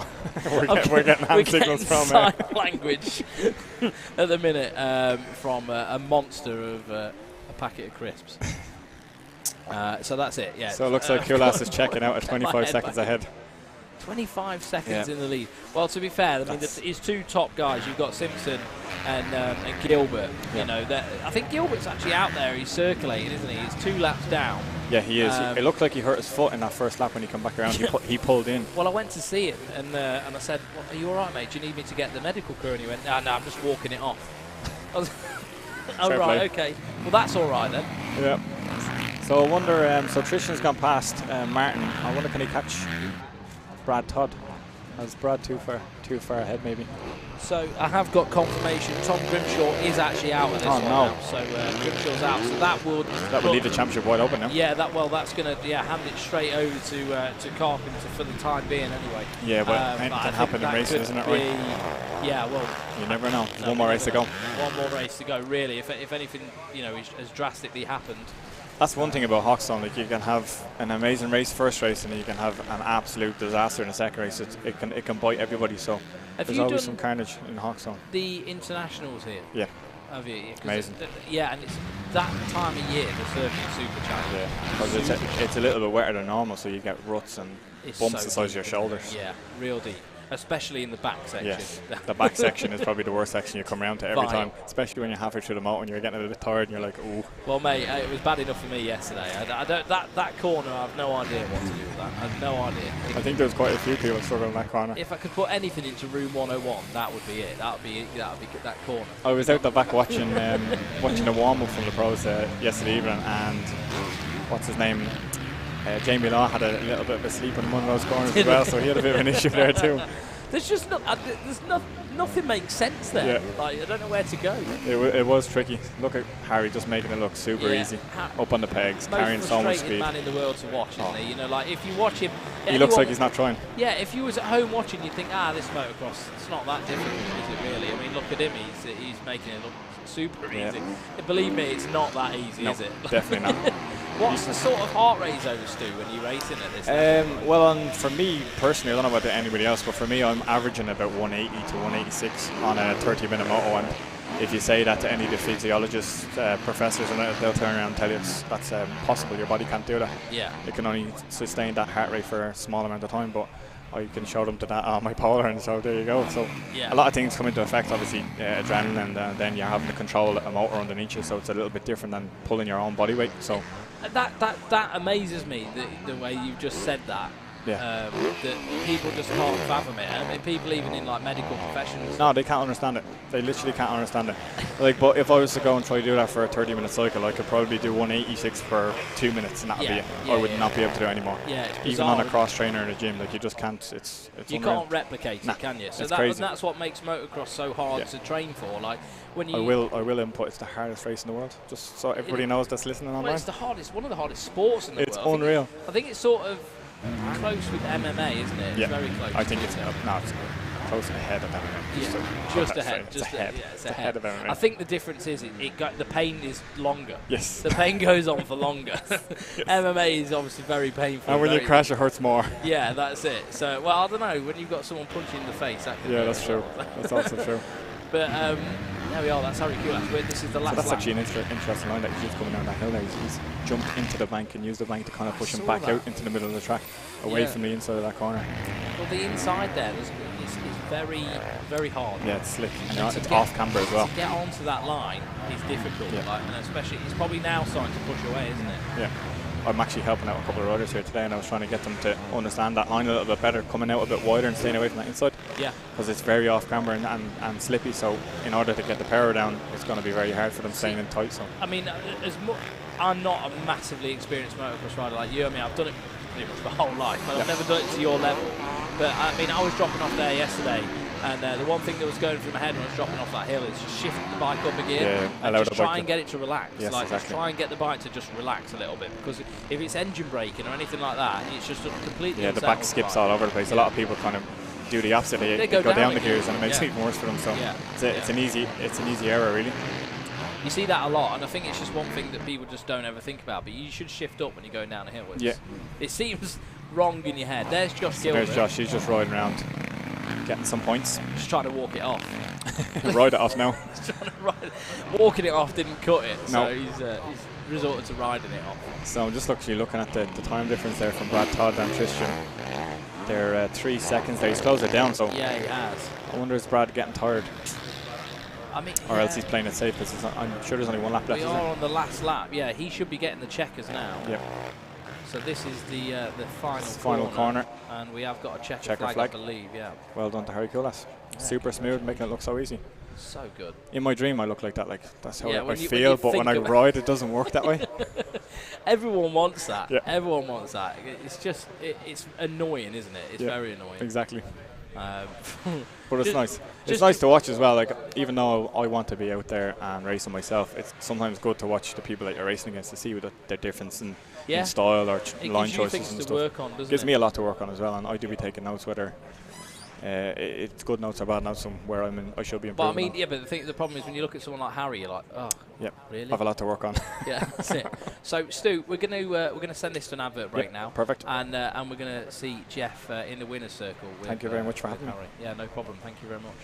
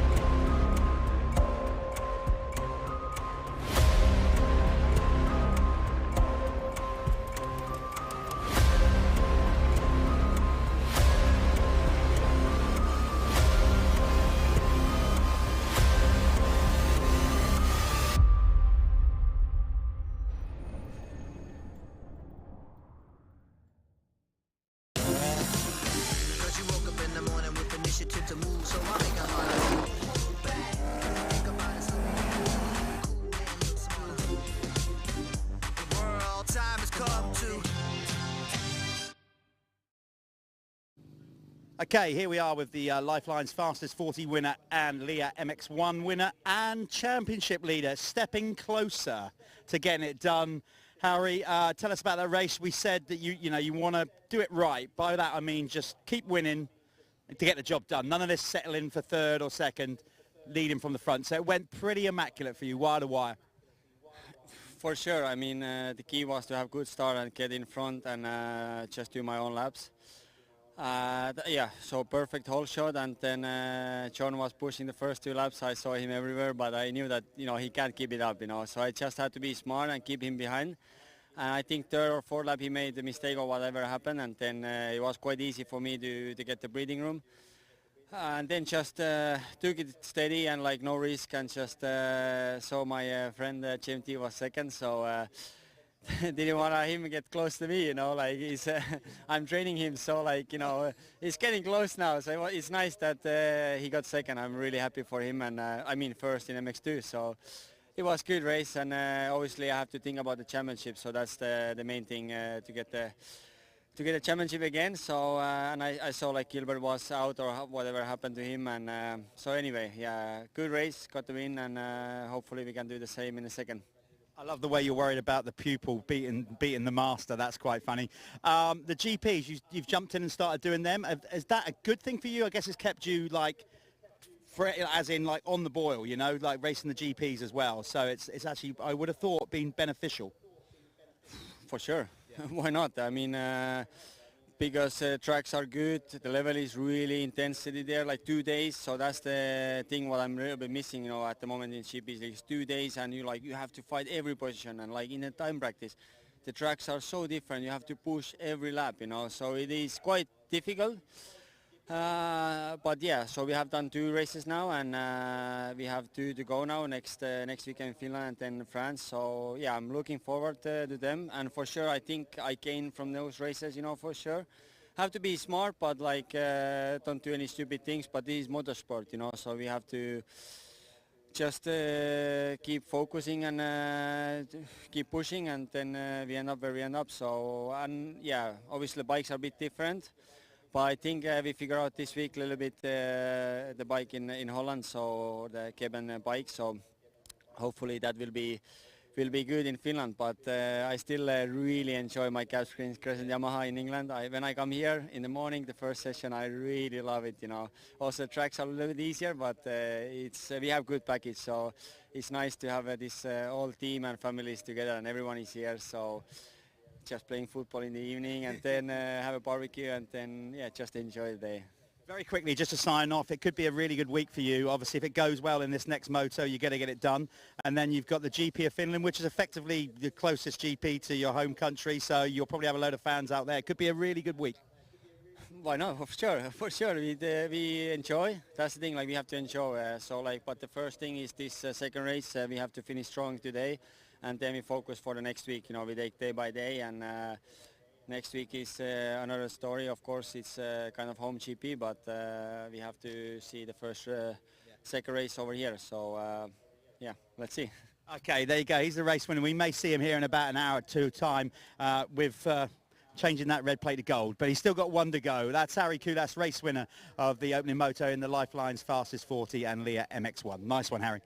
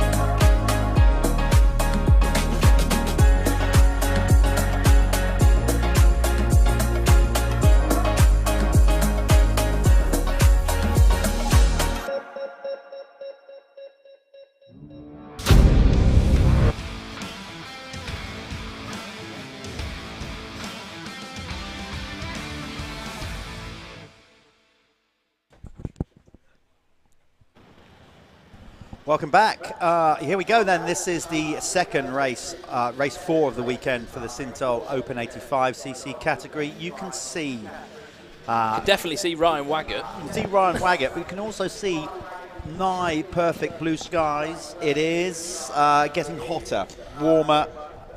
It is. Obviously, it's lovely to have the UK, you know, basking in sunshine. It does make the job tougher when you're a motocross racer. It does, yeah. So just for people watching, we are going to run standard time on the 85s, standard time on the pro race as well, but all the other classes will be reduced by 2 minutes. Okay.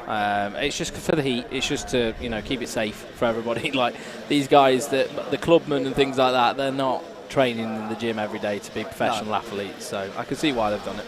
Yeah, I can too. They had 2 races yesterday, so it'll be their 4th race of the weekend on, we said, one of the toughest motocross tracks in the world. So that's perfectly understandable. I should imagine Ben Wainwright would be happy with that, as he's still getting over his Ibiza. I imagine Bender.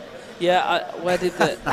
we don't know if he did. I mean, that was a long time. Oh, no, he did. Oh, okay, fair enough. He said Ocean Beach Club is where it's highly at. recommended by Ben Wainwright if you're ever after Ibiza. There's Drew Stock, number 18 on the Madison Free Flow team. Team that... hands up if you want your whole shot device put in. Yeah. So that little button that they're having put on there, like anyone who's sort of new to motocross, you might have found us on YouTube. The reason those buttons are on the forks, it compresses the front end of the bike down, essentially putting load over the front wheel, because you see the pads that they're starting on, those mesh pads, they're super grippy, and you want that front end cranked down as hot as, you know, as much as you can to prevent the bike from wheeling. So there we are. There's my little tech tip of the weekend. Yeah, getting all AMA. I didn't have like tips of the race. My first race yesterday, I'd gone and pulled my forks through, because in sand always as well, you want to pull your forks through so you've got a longer bike essentially. And I twisted it around and my whole shot device didn't line up, so that was very interesting. Anyway. Schoolboy error. I know, enough about me. Syntol Lubricants 85cc, big wheels and small wheels, about to drop the gate any minute now. And off they go. Off they go for their final moto of the weekend. So we've got Billy Askew going for a clean sweep in the big wheel. Will he get it done? Bit of a pile up there in the first turn. No one going down, but a few people running into each other. Let's see who's going to come round and get the first lap leader. The Spanish Motocross Holidays first lap leader. Well, I can tell you right now, Billy Askew has got a healthy lead at that little league table. Yes. So if he gets another point, he's going to be hard to catch. He's definitely odds-on favourite to win that prize. He's got a few people to get around yet, though, to get that. So there's Billy Askew. Oh yeah, in the midst of a big scrap. 3 bikes side by side. Look, coming into one corner. It's another good start for Charlie Richmond. He's definitely had his start style this weekend on the Matt Gardner Racing KTM. I'll give him that. Had about 3 of them, I think, if I'm not mistaken. Oh, who's that going too hard right when they should have been? Oh, that's Jack Beery. Yeah, that inside line there. So there's like a bit of a plateau that's sort of quite hard. And if you get on it, it's nice. There's no bumps, you know, like it's a bump-free part of the track. Oh, is he going to... Oh, I don't know. We need the timing. Close. Who was the first lap leader? We've got to see who that was. Although it looked like Charlie Richmond, the transponder line, it kind of goes across on an angle as you're seeing it on TV. So, I think it was Billy Askew. It was Billy Askew. It was Billy Askew by 1/10 exactly of a second. So Billy Askew gets another point for the Planet Moto first lap leader by a gnat's tooth. Yeah. So he is in control of that. And yet, he's already, God, look how far he's pulled away. No, sorry, that was, God, for a minute there, I thought that was Richmond we were seeing on the screen. It was Freddie Gardner. I thought, God. So just as they came through the line then, obviously things are going to chop and change. It was Billy Askew followed by Charlie Richmond, Jake Walker, Freddie Gardner. Josh Vale was 5th. 6th through the line was Hayden Statt. And then it was Ben McConville in 7th. Ollie Bubb 8th. 9th was Alfie Jedda's Green. 10th was Drew Stock. 11th Chester Hyde. 12th Ryan Waggett. 13th Jamie Keefe. 14th Danny Flood. 15th was Blake Ward Clark. 16th was Sonny Rooney. 17th was Alfie Heron. 18th was Lucy Barker, a girl out there. That's pretty cool. She's in the top 20. 19th Bradley Mitchell. 20th Zane Stevens. Zane Stevens. We'll leave it at that. So that's the top 20 as they came through. Stacked class this. 35 riders out there, manning it out in 25 degrees heat. You can see that corner now, just how vile that is. It's not. No, it's brilliant. That's why you want to race It is motocross. tough. No, Like it is just tough, and it's very. You could go through it one lap and go, oh yeah, that's the line. I got it. That's the one I need to do. Next lap, you'll go and do it, and it's changed. Yeah. You know. That's sand racing for you right there. That issue. So this will be a good one. Your race leader, Billy Askew, on the GRT Impact machine, romping away with it, going for a 4 clean sweeps in the big wheel. He has got the championship not in the bag because he hasn't won it yet, but he's got such a healthy lead. He's got a, I'm not going to say it. But in the small wheel, this is where it's getting interesting because we said Blake Ward Clark coming into today was 8 points ahead of Elfie Geddes Green. Hayden Statt was a further 12 points back. Well, Hayden took the race win in the opening moto today, so he'd at least pulled 3 points. Well, not at least, he did pull 3 points on both the riders ahead of him. And he's leading this race as well. Yeah, okay, so, well, we're shaping up to go to the last round, which we are going to officially announce, which we've always said we're going to Oxford Motor Park, but we're going to start letting you know after Hawkstone the finer details of that, of what we're doing. But either way, we did have a chat with Neil. We're pretty confident we'll get something sorted. We are going to round 6 either way, wherever it is, and so it's going to be this 85 Small Wheel Championship brought to you by Syntol Oils Lubricants is going to be going right down to the wire.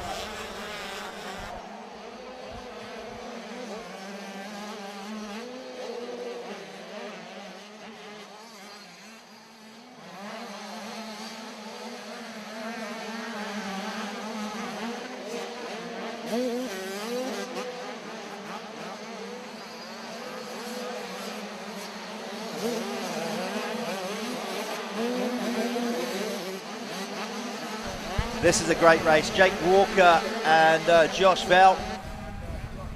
They're battling behind Richmond, who's having a solid ride, you know, in that second spot. Vell makes a move past Walker, and then Freddie Gardner's going to take the long route round. But what that will give it... Oh, no, and he goes down. Tucks the front end over the top of that berm. It is a long way around that, but like you was just about to say, you can carry a lot of momentum into that bombhole jump. And if you know, like especially the 85, even if you could jump onto the top of the plateau, that can, you know, that could have, you know, it could have paid dividends for him.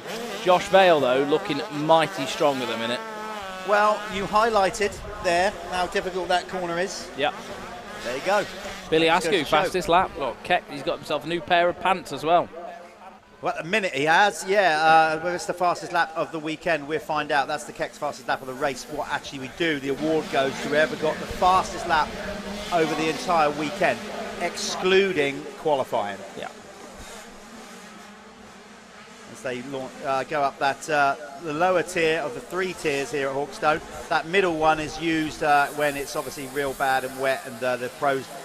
Not that the pros can't get up there, it's more for safety reasons, getting the medical team up to the top of the hill. So, small wheel 85s, Hayden Statt's leading the way now, followed by Alfie Jeddas Green, Blake Wall Clark in 3rd, Alfie Heron 4th, Danny Flood in 5th.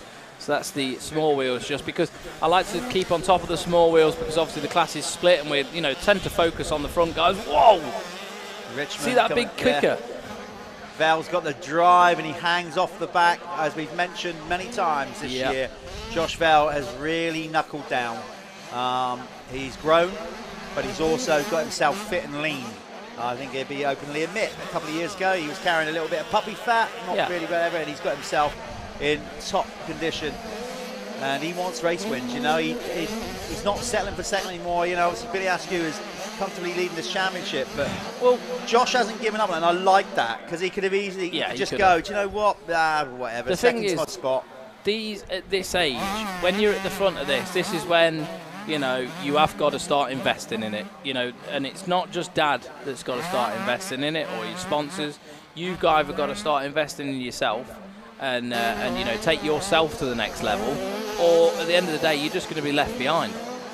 And that's what happens, you know. Like hard work beats talent when talent doesn't work hard. So you got to dig your heels in and just get on the graft. Billy Askew gone faster again. Faster again. I can see some of our Clark of course, Andy, they're walking around. Undecided, weren't they? Yeah, it's like they had the yellow out, maybe, but that rider's now pulled away, and Andy's just going up there to check it.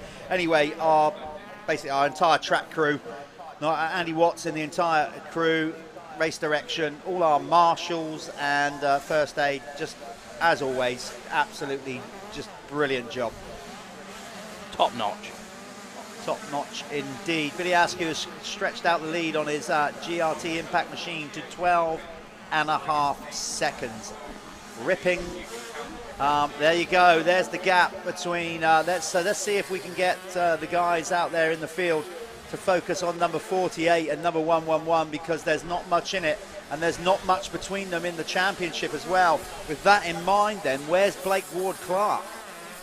Let me just pull it up. Can't see him in the top 10. So this championship in the small wheel is going to be changing. We're going to try and find number 48, Hayden Statt, who should have number 111, according to our timing screens. Alfie Geddes Green right on his tailpipe. Clark is in third at the minute. Statt leading the way. Alfie Geddes Green, then Blake Ward-Clark. So it's. So he's third in the race. So he was leading coming in, Blake Ward-Clark, today.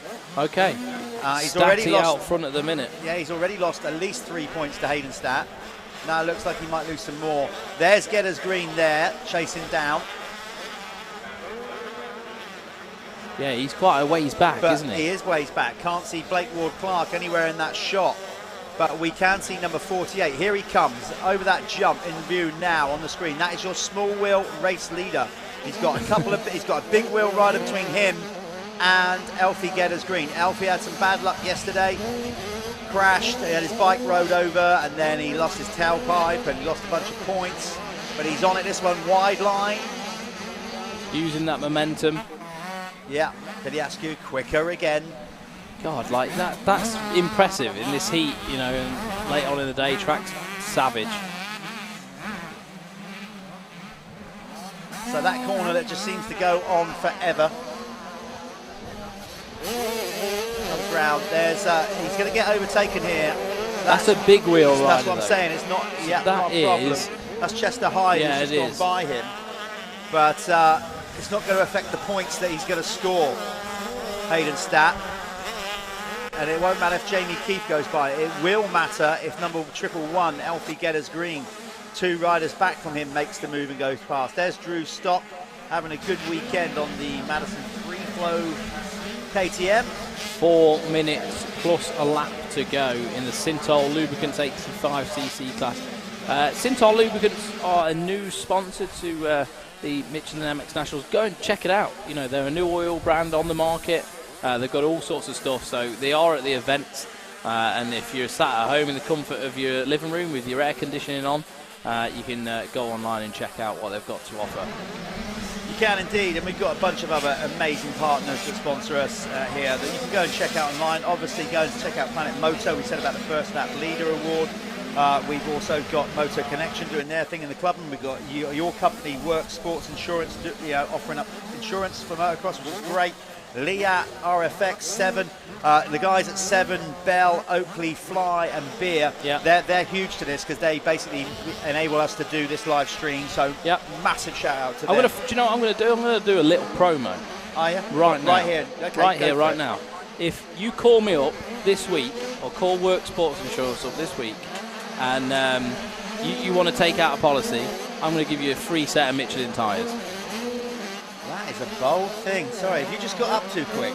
I think I have. Whoa! I think you've just stood up and the blood's gone to your... It has. Okay. I just got excited. Yeah, okay. Well, he's committed to it now, live on air. So if you want to get new sports insurance and get yourself a set of Michelin tyres as part of the gig, part of the deal, get on to Callum at Worx. Wow. I'm going to be busy this week now. You know I've been chasing you down for my insurance for a while. I think I've picked a good week to pick up the phone. That's it. Pick up the phone and start dialing. Right. Loads of other people to thank. Lyfelinez obviously sponsoring the Fastest 40. As we said, Apico stepping up to the Pro MX2, Leatt MX1. And we've got Carbon Comps as well.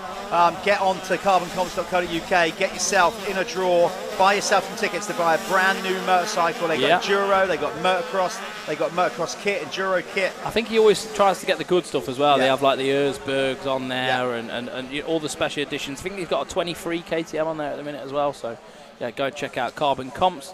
Yeah, and go and check out dirty.com as well, or co.uk. They're working on a new app where next year it'll be up and functional, fully functional, a bit like the Death Star in Star Wars. You'll be able to then book online for practicing and stuff like that and get basically discounts if you use it more, that kind of thing. So Ryan working hard on that. Got Lee Toland at AC United, scaffolding services as well. Just so many people. Thank you. Kex, Fly, as I said, the list goes on. Michelin, obviously, notably though, and Milwaukee is title sponsor. But Michelin, it wouldn't have even started without their investment. It's as simple as that. Yeah. There would be no MX Nationals if it wasn't for Michelin, and we tip our hat to you. So thank you very much. Wow. Okay, this is buttering up now. So it is. Hayden Statt he's got a right army behind him, hasn't he? Look at the people going mad down there. That's Hayden coming into view and nearly tucking the front end. Does that allow Getters Green to drive? It has. No. Has it? Oh, God, they're going for it. He's got it done, but look at that. Oh, wow. Shooting up the inside was Ryan Waggett, who's like getting in the mix with the... So Hayden Statt lost 2 spots there. Effectively, he's only lost 1, though, yeah, in because the of the big wheel, but that was... just, I don't know, a bit of fatigue, starting to get a bit tired. Yeah, maybe. I'm not sure, but Hayden Statt is he's in the biggest battle on track right now. We've got it on screen for you guys to watch. It's free to view at home. And there we are. Here's the boys coming through. That's Waggett. Look how small. We've got Drew Stock there as well, having a decent ride. Oh, nice. Jamie Keefe. See how he just kind of preloaded into that? Yeah. I thought that was pretty cool. Ahead of this pack. So Hayden Statt having to fight back. Well, I will say it's not been such a good day for Blake Ward-Clark. So this 85 championship is definitely going to tighten up. Look, Hayden Statt just seemed to he didn't get that tabletop there either. I wonder if he's getting a bit tired or if maybe there's something wrong with the motorcycle. Well, we're going to next lap around, going to be 1 lap to go. What I will say as a neutral, we haven't got the final round till the 3rd and 4th of September. I'm already thinking about it. I am. That is that's going to be. It will be a the good 85 championship. This is going to be a good one. So it's going to go down to the wire, isn't it? With 3 riders as well. That's nice. Sure. Not just 2 in the mix. So that's going to be good to watch. Certainly in the big wheels, though, it's Billy Askew in complete control of this championship. He's going to be coming out of here. He'll probably be able to seal the deal if it stays like it is, like after the first race of the next round or something like that, with the points he's got on the board. Oh, who's that? 357 is out of this one. That is Finley Pickering. That was. So Finley Pickering just picking his bike up. Oh no, it's just a crash. I thought that might have been a mechanical. I thought that, but it looks like he's got it back going. Is it? Maybe. Yeah, maybe. There's Stanley Siebert coming through. Like to see him back racing. Launching into the screen was, I think that was Charlie Richmond. It was. Yeah. Still in 3rd place. Some ways back now from Josh Vale, but ahead of his teammate Freddie Gardner. So they're on the last lap now. So this is the last lap in the Open 85. I'll let you do this next one. You can go and chat to Billy Askew. Okay, I'm off. Yeah, go and make sure he doesn't miss it. Yeah, and we'll speak to the 85 winner, which might not actually go out on the stream. Yeah, maybe. Yeah, do it. I'll leave it with you to freestyle. Do whatever you want to do down there, Callum. Whatever you think. It might be nice to get the winner of the small wheel on here and show him some love. So we're waiting for Barry to drop the checkered flag in this one, and we are waiting for Billy Askew on the GRT Impact. There he is. I can see Barry starting to twitch with excitement. He's going to wave the flag. It's the pinnacle. Callum.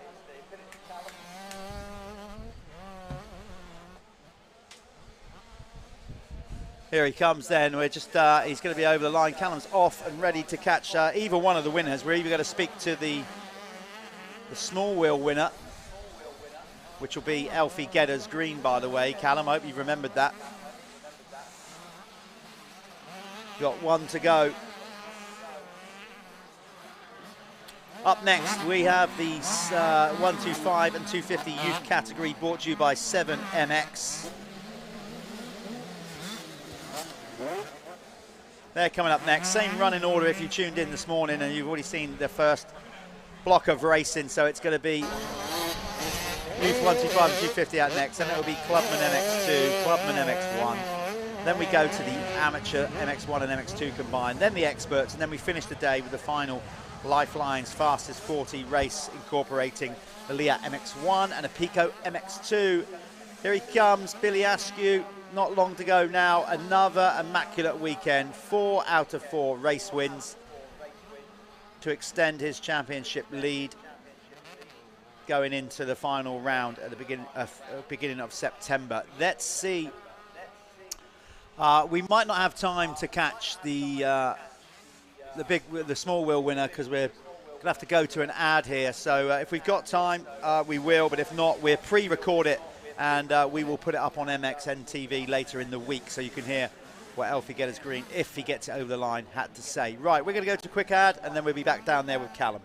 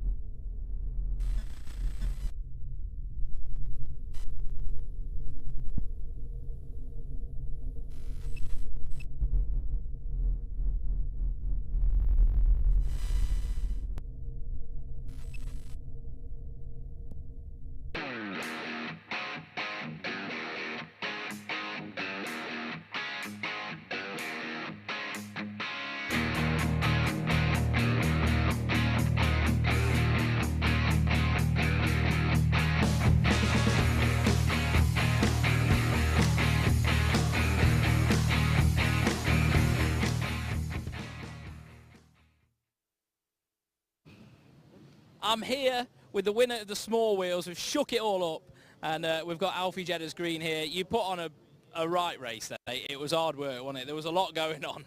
There was a lot of you small wheel guys in the same sort of bubble. Give a shout out, Matt.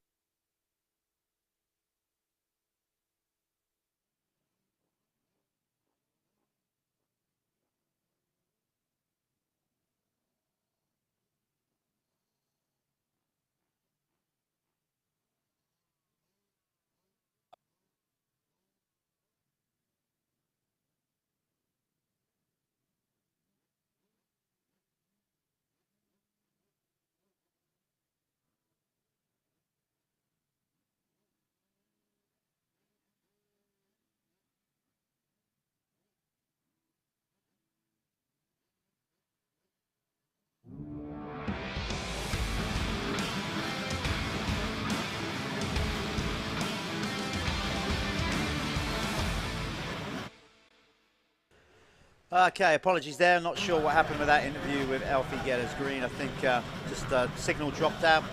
Said it many times throughout the broadcast. It's problematic here with signals because we're surrounded by trees, height of summer, big old hills all around us and whatever. It's not always straightforward.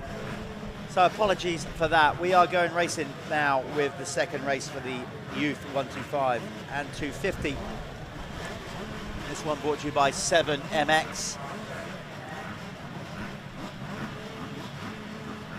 So, if you remember the opening moto, we thought that we'd potentially lost Charlie Heyman to in the red flag. He wasn't the red flag incident, but his bike stopped on that lap. With the rules being as they are, you count back a lap. So he still took the race win, and he's still on track to win this championship after this race. He has a massive points lead. It was 106 over Ben Musto. It then went out to 109 or maybe even more. I can't remember what Ben got in the opening moto. So with 100 points on offer each round, providing he's over 100 points ahead after this race, he's going to win it. So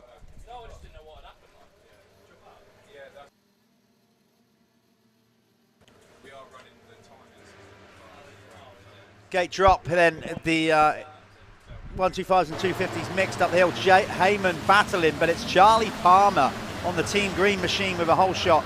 Charlie's had a real tough year, stepping up to the 250. Basically, he's not, maybe not quite where he wanted to be with it after coming off a 125, but he's been getting some good starts, and Hudson Roper made a good one as well. Heyman nearly got the whole shot, but he'll take his time with this one. In fact, a good start for Team Green in general, because Hudson Roper is there in 4th and Jack Taylor in 6th, sorry. So good start for the Team Green boys, which pleases me as team manager. That's good. I won't be biased to them though by any shape or form, because we have got Charlie Heyman going for this championship. He's going to make a move soon on Charlie Palmer, in fact right on cue.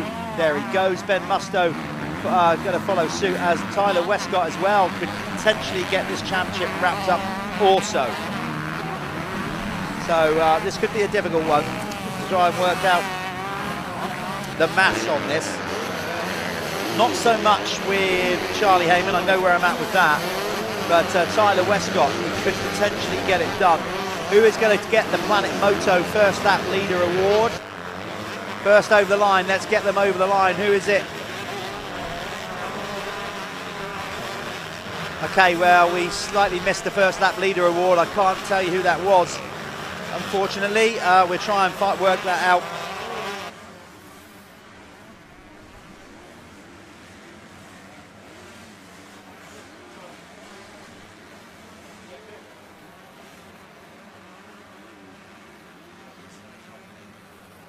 Okay, it was Charlie Heyman who took the lead. Yeah, just to double confirm that. So he actually made a move on Charlie Palmer, as did Ben Musto, before they went over the line. So a point to Charlie Heyman in the quest to be Planet Moto award winner and get that holiday down to Spain at the end of the year. But as I said, Billy Askew is in the driving seat in that championship, it would seem. But another point on the board for Heyman regardless. So yeah, just trying to, like I said, to work out this 250 category. Coming into this race, Ty Westcott, today's racing, sorry, not the first moto, had a 91-point lead over Bayliss Utting. I think he extended that out. So again, if he is over 100 points ahead at the end of this race, he will also be crowned champion in the 250 category. So we could well be crowning 2 champions from one race at the end of this one. Let's just have the pleasure of watching Charlie Heyman for a lap or two.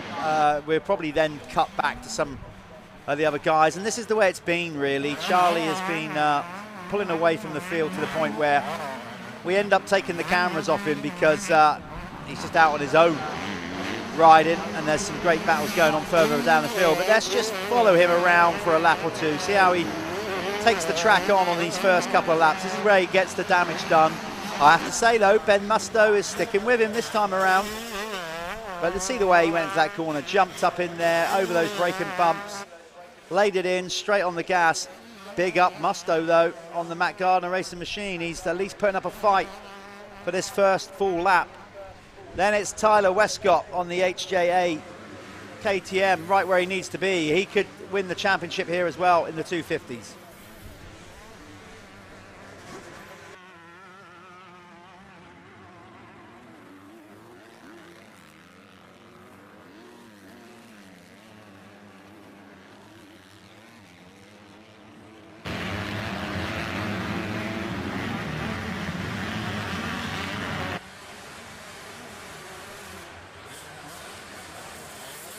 So little by little, he's just edging out. But then again, you know, he takes a long look over his shoulder. He's in check of what's going on. Maybe on this occasion, Charlie won't ride or overexert himself any more than he needs to. He just needs to win this race. And I don't think he even needs to win it, really, to win the championship. In fact, he definitely doesn't. So he's right where he needs to be. Staying out of trouble, out in front on the SJP Moto KTM, going for another title.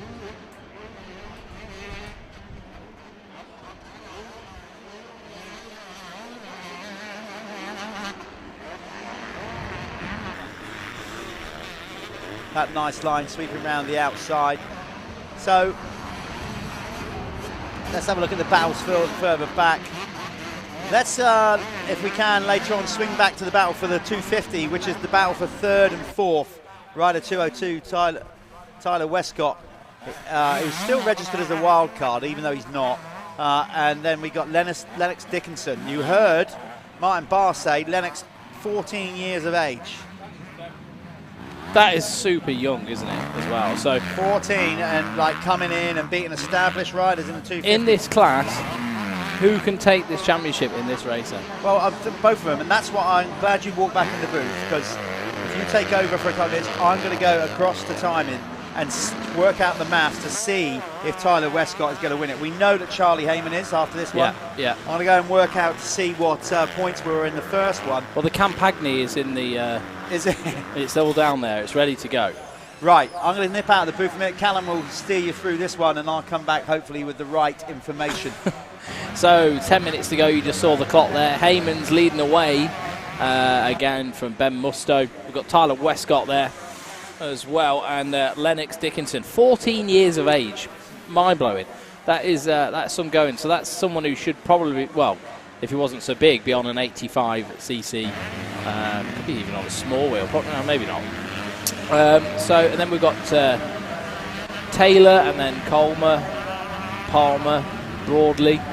That's the top 9, and then in 10th we've got Erez Melman as well. So that's the top 10. Obviously this class is split by 250s and 125s. If I just display it by class on my end, so MXY2, Tyler Westcott, 202 is leading the way. You'll see him distinctly with a red number board, and there he is on screen right now. Lennox Dickinson there in second, the 14-year-old. Super impressive, that is. Jack Taylor in third, Ollie Coleman there, fourth, fifth is Charlie Palmer, sixth Finley Evans, seventh Harvey Cashmore, eighth is Arai Elcott, ninth is Charlie Irwin, 10th is Bayliss Utting, and that's the 250s, the MXY2, which you're watching the leader of here, and we could have a bit of a champagne shower when they cross the line. MXY1, Charlie Heyman is leading the way with a fastest lap of 2:11.328, followed by Ben Musto. His fastest was a 2:13, so a couple of seconds quicker for the 4:22 of Charlie Heyman. Walbini is there in third, fourth is Rafe Broadley, fifth is Erez Melman, sixth is James Barker, seventh Charlie Griffiths, eighth in eighth is Liam Bennett, ninth is Kyle Ryans, and rounding out the top 10 is the 82 of Ashton Barlow. So if you can see them now, there is Westcott. Jeff's gone to go and do some mathematics. We don't want to make any wrong calls or anything, so Westcott should be able to take the championship after this race, going into the final round, which will be in Oxford. We think at the moment he can go into that race already with the championship, but he is under pressure right now from Lennox Dickinson. I say it again, just 14 years old. I think when I was 14, I was just figuring out a PS2. So a lot of difference. This class is brought to you by Seven. Obviously, Seven bring a wide range of kits. I think that, well, the owner of Seven is obviously James Stewart, with a few other people as well. So they're also the sponsors of the Seven Revo 7 Kawasaki team as well. So nice to see the money coming back into the sport from these brands. So big thank you very much to 7MX for supporting this MX-White 125 and 250. Let's keep an eye on this though. Looks like Lennox Dickinson is just inching away at Tyler Westcott at the minute.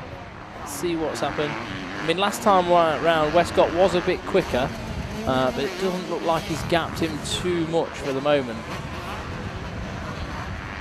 He's still there. He's definitely in touching distance. But the 202 of Tyler Westcott looking superb at the moment. Back into the back end of the circuit, like Jeff was saying, pretty unchanged this part of the track. It's pretty much how it has been. That corner's been there for God, well over a decade. And then into the step up. These guys not quite getting over that. It's pretty difficult now they've changed it. The face is pretty small. And the way the jump is, it is quite difficult. So a lot of people landing on the top and then jumping down to the bottom of the bomb hole. It's just a little bit, adds technicality to it, if I'm honest. But you can see this track now proper starting to chop up. Huge bumps everywhere.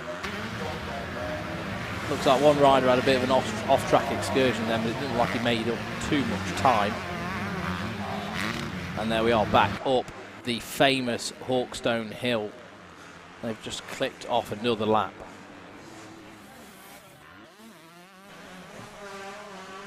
Obviously, we did talk about reducing the time of the races. The races have been shortened by a couple of minutes.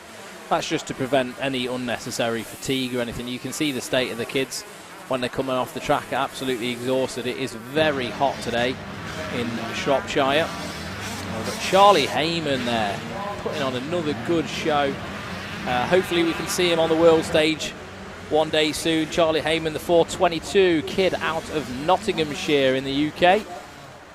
Speak to his dad quite a bit, see him throughout the weeks at the practice tracks. Always putting in the work. It's a joint effort, him and his dad. See who's behind him there. It looks like Ben Musto is actually going on a bit of a run here. He is. So the 163 of Ben Musto has just passed Charlie Heyman. So I wonder if what was maybe niggling in Moto number 1 is coming back to haunt it. But Charlie Heyman back up the inside and shut the door. But that is that's a very unusual sight, isn't it, Jeff? I don't know what happened. I've just walked in. Literally, Ben Musto has caught Charlie Heyman and passed him. Right. Very unusual. We know something went wrong with Charlie's bike in the opening moto. Even though he still took the race win because it expired on the red flag lap, you do the count back. Maybe there's repercussions of that. Maybe the bike's not quite right. Maybe he's just doing what he needs to do, and he's not overexerting himself. I wouldn't say teasing Ben into a race, but no, yeah. I think a bit hats off to Ben. Really, Ben's riding a great race, so no doubt. Okay, right. This is where we're at with. We know that Charlie Heyman's going to win the championship after this race. He could drop back several positions and he's still going to win.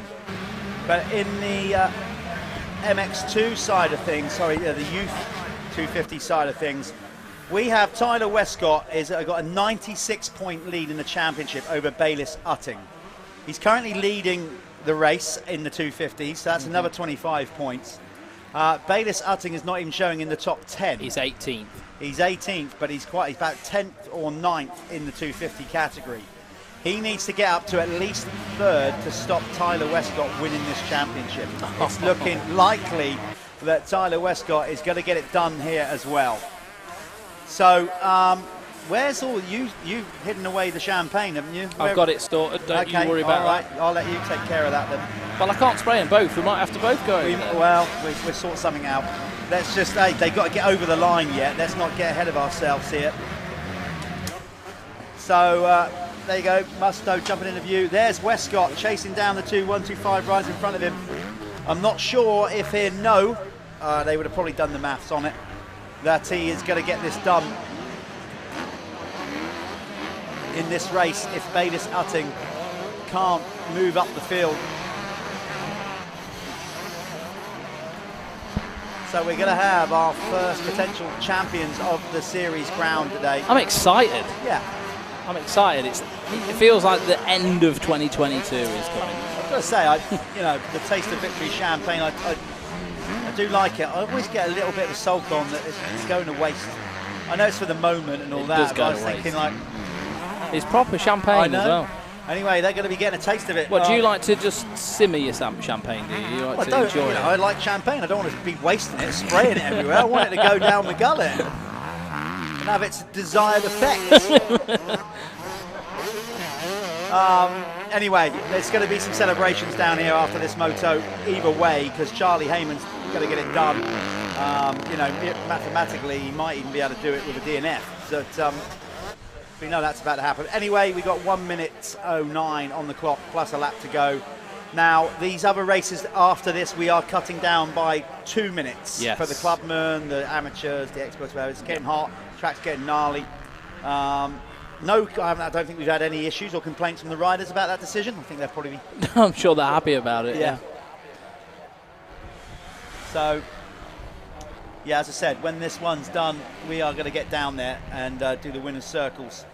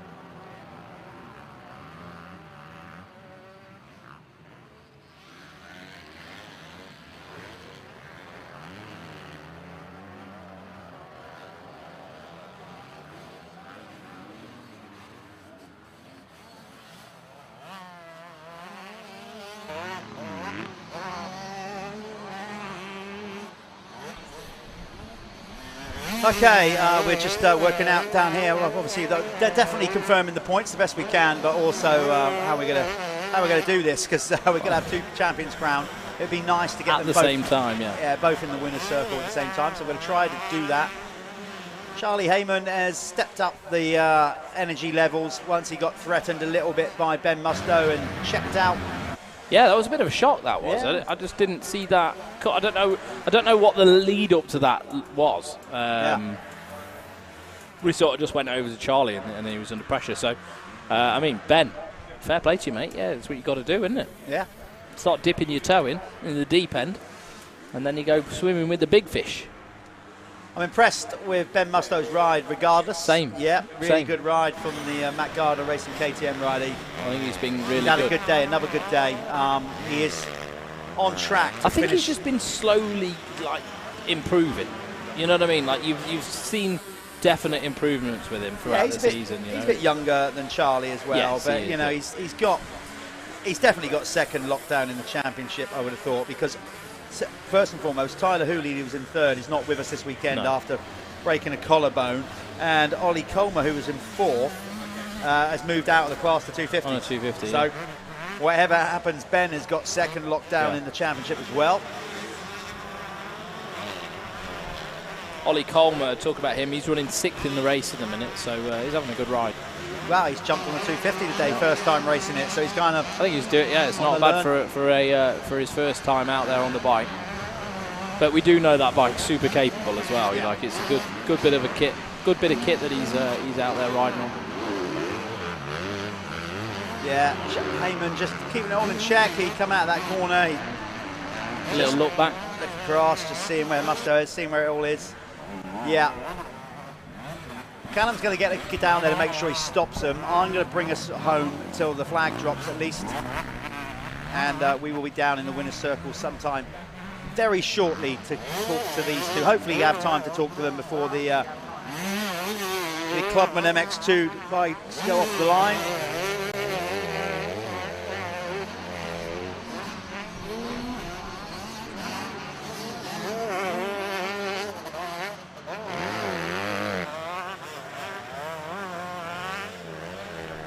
Here he comes then, your 2022 Youth 125 champion, Michelin MX Nationals, powered by Milwaukee, presented by Seven, the very kit that he's wearing. It's another overall championship for Charlie Heyman, and in the 250 category, Tyler Westcott is your 2022 champion. We're going to get down there straight after this ad to basically get them getting covered in champagne. See you in a bit.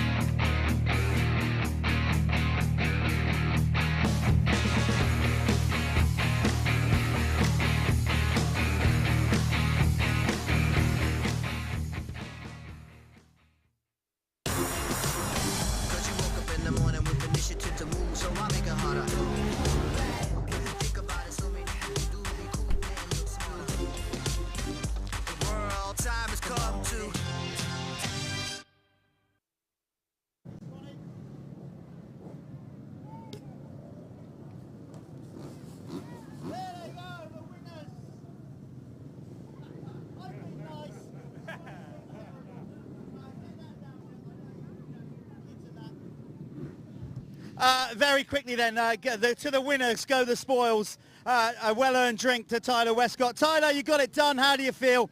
I'll let you get the champagne down you first. Yeah, happy to get it done. I had the best weekend, having some bad starts and a few little mistakes, but I'm happy to get a good start in that last race and bring it home, and yeah, it feels good. Finally turned the red to gold. Loads of people to thank. Quickly run through them. Yeah, I want to thank you, Dan, HJ, for always doing my bike, taking me riding each week. Mum and Dad for obviously paying for everything. Planet Motor Holidays for giving me the best training in the winter. Bell helmets, Goggle Bob, and loads more. Well done, mate. Keep the cork. Always keep the cork. That's very important from a memorable moment. Charlie, you've had a great season again, another championship. The last thing you needed is Swanee being really quite cruel to you there coming in Champagne. How does it feel to get another championship done? Yeah, it's been a perfect season again. I had a bike problem earlier, but didn't change much. But yeah, big thanks to all the people who helped, my dad and mum, granddad, and SJP, RFX, Seven, everyone else who helps. Just tell us quickly, you had a little run in there with Musto. He run you. Was you just totally in control of that? You were just biding energy? Yeah, you gave it a good couple of laps at it, and then went up the inside. I just took it on the chin, and squared him back off a few corners later, and just put a couple fast laps in, and then deal with it from there. Well, we look forward to seeing you, whatever you do next year. I know it's undecided, so I won't ask you that question. Ladies and gentlemen, here we go. These are our youth champions for this year at the Michelin MX Nationals. 250, Tyler Westcott. 125, Charlie Heyman. Good work, guys.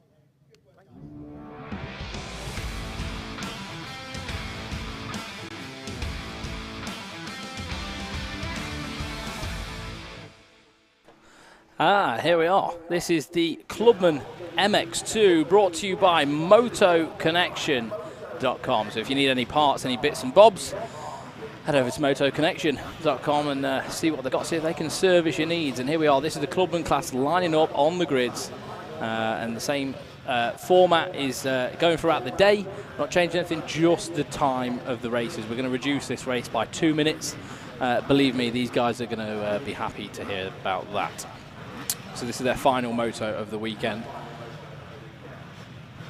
Big shout out as well to Alpha Live and our director we've got in here, doing a fantastic job of providing us with this live stream. It is super difficult to do this at this venue with the connectivity issues. There's literally no phone signal. We're having to use 5G Wi-Fi and all sorts of stuff. So they've absolutely outdone themselves again. So yeah, thank you very much to Alpha Live and everyone at the team helping us put this onto your screen. So here we are, the Moto Connection Clubman MX2 about to get the spiral 15-second board. Immaculately done.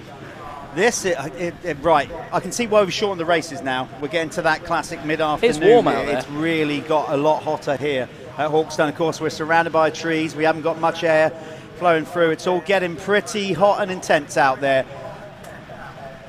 Here we go. I got Charlie good then, didn't I? Yeah, you did. You've been waiting all day to do that. I know, yeah, I couldn't wait. I don't think he appreciated it quite as much, but you had fun. He had a few pulls on his on the rolls. Gate drop then for the Clubman Moto Connection MX2. Right down the pipe, it looks like, no, he's just going to get pinched around the outside. 47. No, it was somebody sweeping it. It was Toby Lightbound again. Yeah, good start. He has been getting that thing out of the traps incredibly quick. Is he going to hold on, though, to be a Planet Moto first lap leader? Whole shot's one thing. We don't do whole shot awards here, basically because, well, we just don't. It's another member of staff that needs to get out there, mark it, manage it. Whatever, maybe next year. If anyone wants to have a go. I'll tell you what, we'll say it right now. If anybody wants to get involved with the MX Nationals next year and put their name to it, and some investment, let's have a whole maybe shot we'll do it. Let's maybe have a whole we'll do it. So yeah, and it looked like Ben Wainwright straight out of Ibiza. He's going for it. So Ocean Beach Club to Hawkstone Beach Club. Hey, it fits, doesn't it? It does. We just need some white sun loungers everywhere and a little bit of a white party in the middle. Okay, we do. Hopefully we get him going over the lights because he might get the Planet Moto. He's going for the move. Like it. And I'll tell you what, he's in the running for it. Yeah, He's not far behind Charlie Heyman. He's probably one of the closest competitors to Charlie. He's just letting all that sugary booze help him through this. So it looks like he is going to get the Planet Moto whole shot, first lap leader award, sorry. It does. It goes to number 41, Ben Wainwright. Another point on the board. Miss Ford. Only a certain generation will get that reference. As they charge up the hill, we heard Harry Kulas. You can see along the fence along the side here, you can see the blue piping. That's where we got the irrigation to water the track. A little bit dusty at the bottom, but right at the top, we just cannot. It's so steep. It's very difficult to get water up there, so it gets a little bit dry at the top, but they've done a load of work to keep it in good nick. And this is where it drops down. That drop-off just drops away. You're already on the brakes. There was a significant smell of manure at the top of that hill. That's maybe where they got the actual soil from. But you come on down that first drop, so that you can see them sliding in. They're already on the brakes, hard on the brakes. Yeah. It all goes away from you. Super difficult, and it's off camber. And that's why you can wash that front end, which is what happened to Henry Williams. Yes, for sure. Our trouble is with champagne, as good as it is. Sticky. I'm starting to stick to my pen. I'll have to sort that out in a while, but this is where Wainwright wants to be. He's leading the championship. Yeah, I don't think he can seal it, can he, today, No, unless not quite. there's some significant change. I mean, we have got a gold plate ready to go, just in case. Yeah, I'm just going to try and find paperwork here and it go. It could happen. It's just could. very unlikely. We need to keep an eye on where everybody else is. He's looking good at the minute. I don't think it can. He was 67 points coming in over George Boyce. He hasn't gained. No way has he gained 33 points over the weekend on Boise. Boyce has not had the best weekend though. No, but I don't think that's doable from me. He did took both race wins yesterday. Yeah, George Boyce hasn't had the best of weekend. No, that's what I mean. Yeah, it's okay. Well, you keep an eye on that. I'm going to start trying to top that up then. See. You're doing the maths. Do you want? Should we see where George came in? Yeah, go for that, and we'll keep an eye on what's going on with the racing here. So it's Wainwright, Light Brown, Thompson, then Haddock, Gibson, Fletcher, Roberts, Loveridge, Mitchell Collins, and then Jamie Collins, who took the race win this morning. Remember, back down in 10th. I expect this race to sharpen up. Well, there you go. Ben Thompson has gone into the lead, has he? Yep, he's gone past both Lightbound and Wainwright on that lap. New race leader, Ben Thompson, as it just froze again. No, race 3, the results aren't there. There's no results in for race 3. So what I'm going to do, I'm going to go and get those results, because we need to know, don't we? We do. So Callum's going to go off and try and work that out. As we're keeping an eye on this, I reckon this will tighten up in the top 10. You've got some good riders here. Collins, both the Collins riders came through strong in the opening moto. I expect the same from them in this one. So this will pinch up as we go along. Remember, a shorter race now, though, by 2 minutes.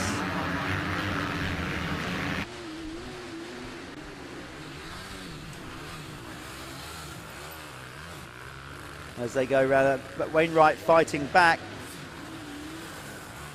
Just trying, as I said, add the points of what George Boyce scored yesterday, but we really need what he scored this morning as well.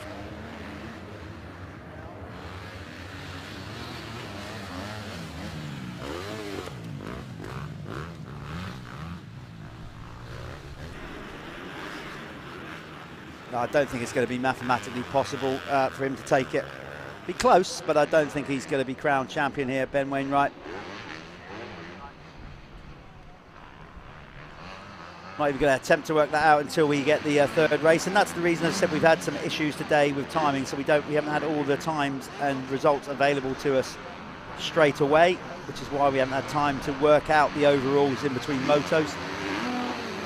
But I can tell you that this is the battle for the lead here. Wainwright is fighting back. He won't roll over. He wants to obviously try and get this championship wrapped up as soon as he can. He's going to go the long route round, or the middle route, one of about 6 lines around that corner, all deep, all like, you know, dug out and gnarly, down that big drop into the sandpit. Not as steep as it used to be, but still pretty daunting.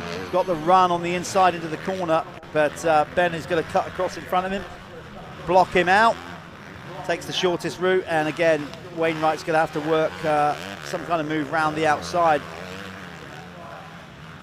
See the bumps form throughout the day. He's going to do the undercut, is he, Ben? No, he's let him into a false sense of security there. I think Ben thought he was going to go for the undercut. Ben Thompson, that was, and Ben Wainwright then sucker punched him and went round the outside.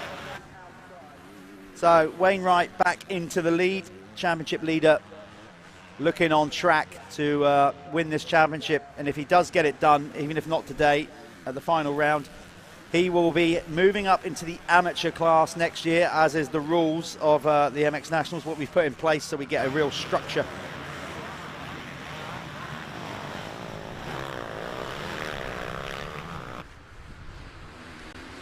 Okay, so we're going to try, I'm going to do my best mathematics, which is absolutely rubbish. I'm sure it's better than mine. So Jeff's just going to work out if Ben Wainwright can get this done. I think it's going to be super close, isn't it? It is going to be very, very close indeed. Where's George Boyce running in this race? Well, I'm going to tot up his points as you talk. George is in 13th at the moment in this one, so obviously that's going to be a factor when he's moving up the order. to make matters worse, the printer's not too great too. I know. Anyway, we'll work it out. We'll work it out. But Ben looking up good at the minute. Toby Lightbound has dropped back to 5th now. So a bit of a change. Ben Thompson there in 2nd. Tom Haddock, Jasper Gibson in 4th. It's Toby Lightbound in 5th. Max Fletcher is 6th. Jamie Collins is in 7th. Mitch Collins is in 8th. 9th is Jack Loveridge. Rounding out the top 10 is Rodney Jones.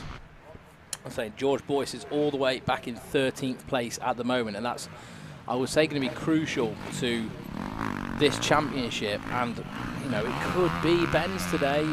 We're just going to say work that out and get back to you. But there is Ben Wainwright, looking good at the minute. Wainwright Transport or Wainwright Haulage rider, number 41, fresh from Ibiza. And he's looking good at the minute, to be fair. He's been good all year, though. Ben's just got better and better. And this is, you know, he's backing up his Clubman win from last year. There's 4 minutes left on the clock now. You can see these guys are looking tired already. They are. They're They looking tired already. Number 37, we've got Pushing the Bike. Who was that? That was Tom Haddock in 4th. So Tom Haddock pushing the bike, but I think he's got back on. I think it might have been a bit of a mistake. What have you worked out? Well, again, I don't want to. I feel the pressure. How close? I genuinely feel the pressure of making sure I've got this calculation right. We need to do it properly, but I'm trying to do the maths quickly. As it currently stands, not with the racing right now, I've not even looked at these results, what's going on in this one. Leading into this final race, Ben was up to 4:19.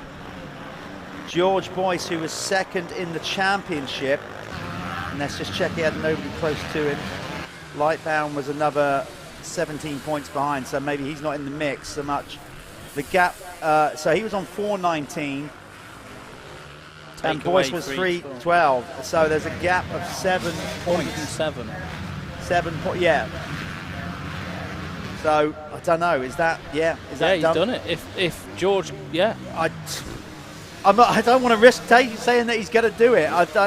If it finishes as it is now, George Boyce is in 12th, 100%. Oh, I don't know if I've got that right, mate. I don't want to call it. Can we double check that? Shall I go and confirm? Go and confirm it. Okay. All right. And we're going to need another bottle of bubbly as well, if anyone's out there.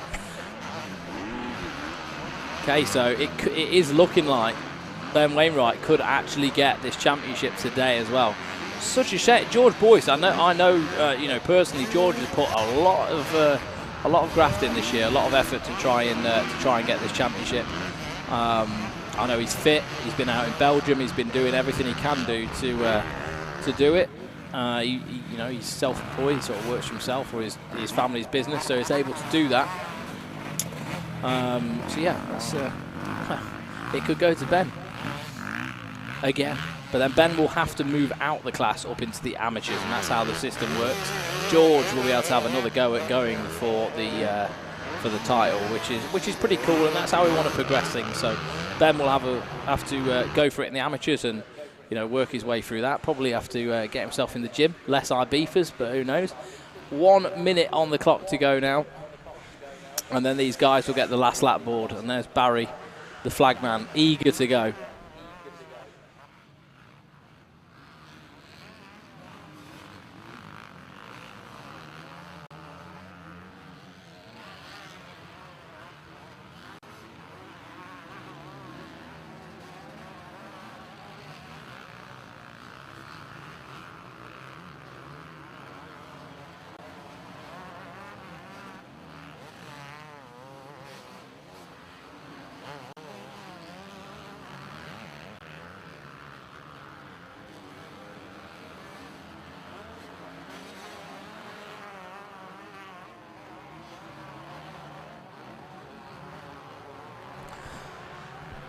So we're nearly down to 0 on the clock. Barry's getting excited with the last lap board. I can see him itching to stick that out. cameras back onto the 41 of Ben Wainwright. We've got to get this confirmation in quick. So wherever you are, Jeff, you've got, you know, 2 laps to go. Oh, no. Ben Wainwright's actually just stalled the bike. The bike stopped on him. This could actually change things up quite a little bit. So he's going to try and get that fired up. He's back going. Wow. That could be a heart in the mouth moment. So I think he will be in second now, but that could still be enough to get it done. Ben's bike, he stalled it. And he's been just sat there on the track. Okay, so he wasn't going to do it anyway. Was he not? No. Were we wrong? We were wrong. Oh, no, I was wrong. You were wrong. I basically gave him an extra 50 points from his 2 race wins yesterday and gave him an extra 50 points for the day. Right, okay. So I told you my math's not great. Well, not even the maths. The maths was good. Yeah. Just basically thickness. So it's 72 points. The gap is 72 points between, or it was when I was in there then, as it currently stood, going into this race. So, no, he can't do it. No. Okay, there we are. And now he's stalled it. He definitely can't. But he is still on track very much to be the champion. I think Ben Thompson is leading the way at the moment because of that little mishap. Yeah, and that just behind him, is that Jamie Collins there? Jamie Collins, where did he come from? Yeah, he's on the move. He's moved his way up big time. Is that Jamie? I can imagine Ben's heart rate would just flat out when he was sat there just trying to get that bike going. Is timing correct? No, again, it's lagging, isn't it? Way behind. 14 on the clock there. No, that's right, though. Is it? Result-wise, yeah. 14:24. Didn't I just see that the They've reduced it, though, haven't they? Yeah, but then I see the clock had expired. Yeah. Yeah, they have reduced it. You're right. So we're on. That's why the clock's expired. 1 lap to go. Then. Yeah. So Jamie Collins has had another storming ride through. Wildcarding on the opening lap. He was 10th. He's on a 1:25, I think, yeah, as well. He was 10th on the opening lap. He's taken a race win, and now he's had a little taste for it. Want some more? Well, he could have another one. I mean, I don't know. No, to be fair, the gap in front of Jay. That's Thompson right there. Yeah, he could do it. He's going to get it done, I think. We're on the last lap, aren't we? Or we want to go? We are on the last lap. Right, now. so this is it. Can he make it another race win then? The classic adage, like buses, you wait ages and ages and ages. I love that new part of the track up there. Real nice part of the track. He is all over him. He's got the fitness. Jamie Collins, here he goes, just blows right round the outside of Ben Thompson into the lead. In fact, so much so he went out of shots ridiculously quick. Or did he crash? Where's he gone? Surely he didn't go in that ditch. No, there he is. There he is. He did get through. He just got through there super quick. Well, look how much he's pulled on that one section. Do you know what though? Like, he'd gone off track then. When you start getting tired, the lighter bike, you know, and all that, it helps. It's not a nice feeling when you get tired. No, these guys are just dying. Racing a motocross bike, you're just like, it's got to be one of the hardest things in the world. We know that. Don't believe us? Go and Google it. Any search engine will tell you how physically demanding motocross is. Well, I was talking to Stuart, you know, heart rate's above 180 for 30 minutes. You talk to any, like, physician, they'll be like, no, you can't do that. Yeah. But you can on a motocross bike, not on anything else. No. You can on this, though, and I'll tell you what, Jamie Collins has timed this one to perfection. He was down in 10th at the end of the opening lap, and that is a good storm through. Could be, might be, never know. Good enough to be a Dirty Hard Charger award. He's passed a lot of riders.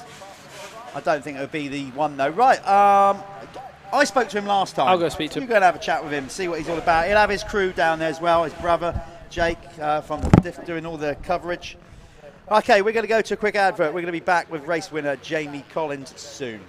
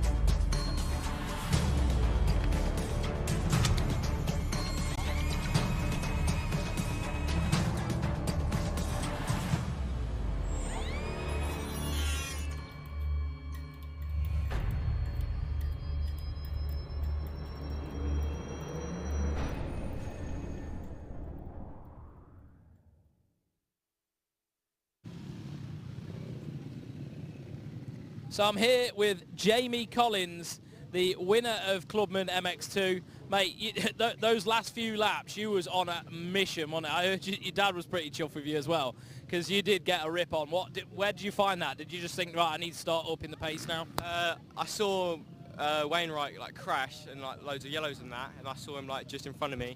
Oh, sorry. And I was like.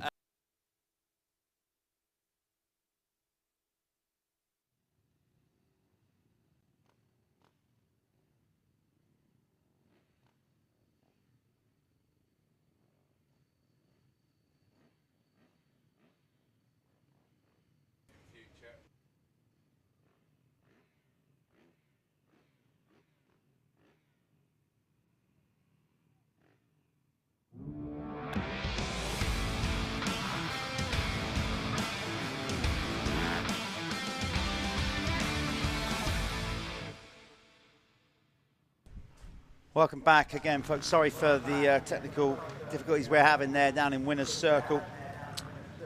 Don't quite know the reasons why, but we're going to look into it. So sorry that that interview there with Jamie Collins was cut short. Luckily, he did win the moto before, so we have spoken to him at least once today for winning a race. So great day for him. Never won a MX Nationals race before, and he gets 2 in one day, so that's a fantastic day for Jamie and his family. Well done.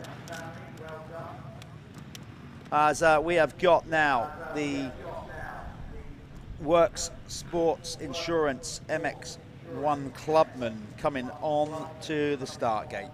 This is their second moto. It will be hot, it will be gnarly, it will be difficult, and they'll love every minute of it. Maybe. There's also probably part of it that they won't. But anyway, it's a tough sport. They know what it's like. And sometimes that's the most gratifying thing, actually, getting it done. Just getting it done. It's really good when you know you've dug deep and you've left it all out on the track.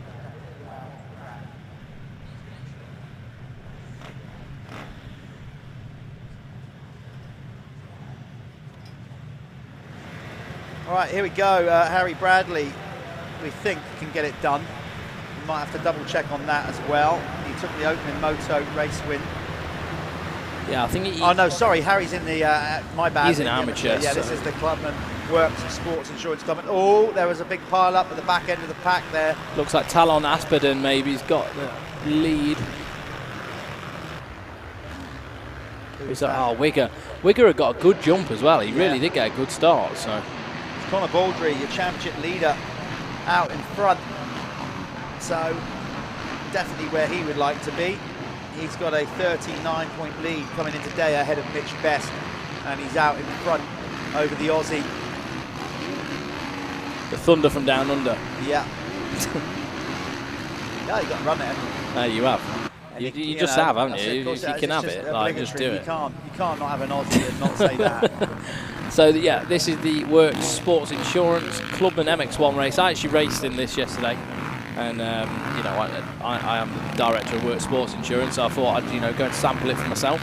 Did someone just go down the bank? Somebody, no, over in the corner is also sampling Hawkstone dirt while you were saying that. I couldn't quite see who it was. He might need some insurance. He might need some insurance. If you get, I'm just going to do it. If you, no, no, best. No, he Dan Hartley. Definitely me. Oh dear. Hopefully Dan, he doesn't. No, hopefully Dan hopping around.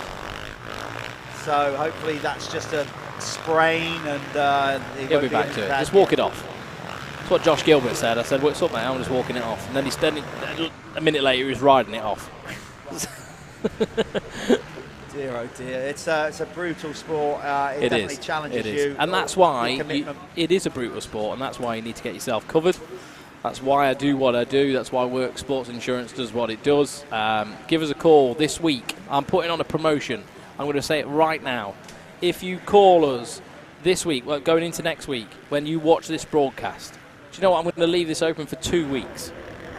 I'll tell you right now, I don't know what's happened. I'm going to leave this open for 2 weeks. I can see what's happened here, twofold. Callum has had a can of Coke, it's hot, and did you have a little swig of champagne? He's got a sort of cocktail mix has given him this moment of like madness. He is going to offer up what?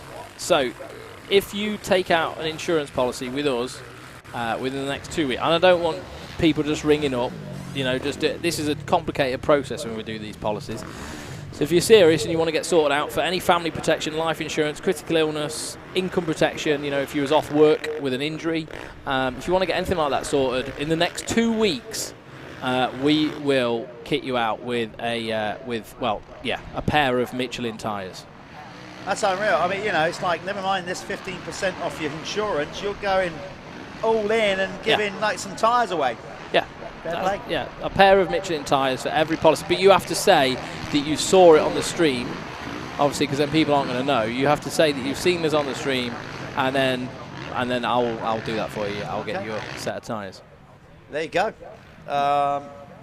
What a generous thing to do. Well done. Thank you.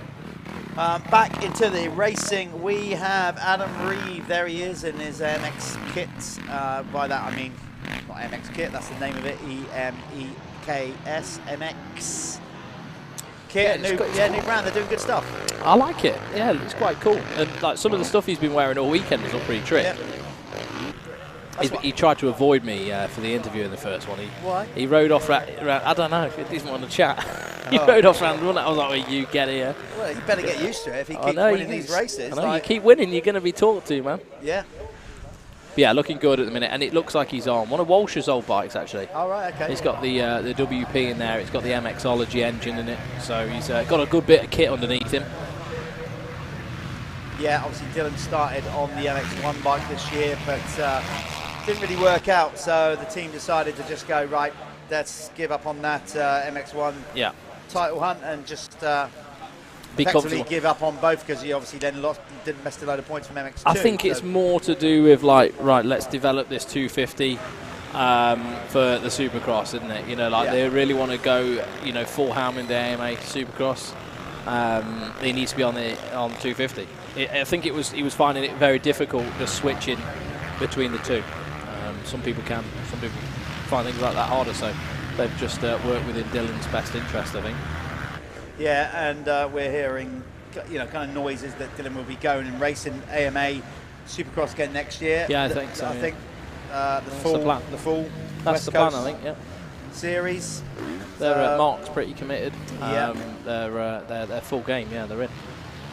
There is Mitch Best. We've said before, great to have him with us. A lot of us here in the UK make a lot of sacrifices to go racing. Not many of us have moved the other side of planet Earth to come and race the Michelin MX Nationals. Mitch Best has, so hello, good day.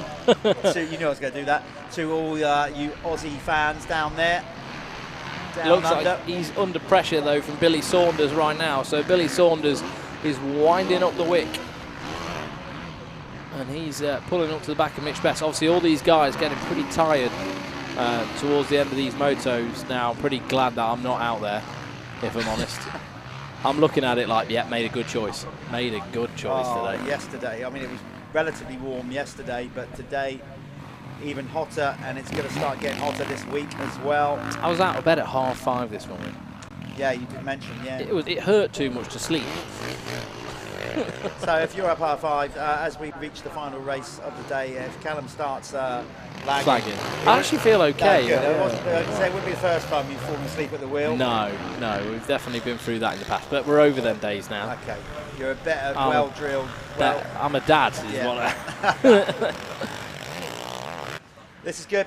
Billy Saunders, I think there is closing in on Mitch Best. The championship yesterday, or the overall, Adam Reeve looking good for the overall because he won the first race today. He took both race wins yesterday. So he's looking in good shape to win the overall this weekend and take round 5. But regard to the championship, Conor Baldery coming into today had a 39-point lead, over Grant Martin, who was another 44 points. Over Mitch Best. Grant Martin was another 34 points back. Then 10 points behind Grant was Billy Saunders, you can see racing there. Adam Reeves 5th in the championship, 36 points behind Billy Saunders. So he gained points on Billy, but I don't think he's done a 36-point swing over the weekend, but it's going to tighten up for that 4th and 5th. James Thompson 6th in the championship, and then Michael Graham. Then it's Ivan Kerr currently 8th, Jordan Ambler for 9th, and Jordan Andrews 10th. I know there's a bit of heat at the back of the field between Lewis Wigger and Scotty Williamson as well. They're in for a little bit of a battle in the championship of their own. Scotty currently in 25th, so the 5-1-1. Scotty Williamson. That's a good ride for him, actually. I think he'd be happy with that. Scotty always good for some good banter. Yeah, he's a good laugh. He is a good laugh. Right, who we got on screen then? Oh, I tell you what, race leader Adam Reeves nearly got that wrong. Just jumped in a bit too deep, and his front wheel landed in that hole just there by those little 7 banners. That's just to stop riders cutting through that corner, basically. They were put there this morning to stop the pros on their qualifying lap, because they will find any little hook to try and go quicker. Conor Baldry's coming back at Adam Reeve here. Yeah, he is, and Grant Martin's coming into the mix as well, so it is tightening up the front.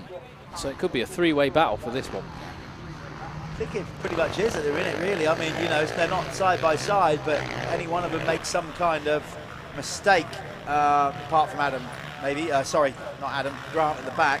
But the 2 ahead of him, if they make a mistake, then Grant's right there to ride right by.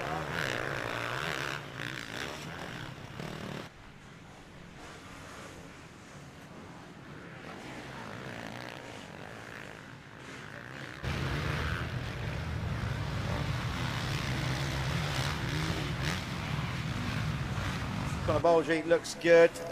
He's had a very, very consistent year, which is why he's leading the championship. He took his first race wins of the year at round 2, I think it was at Ling. Just double check on that.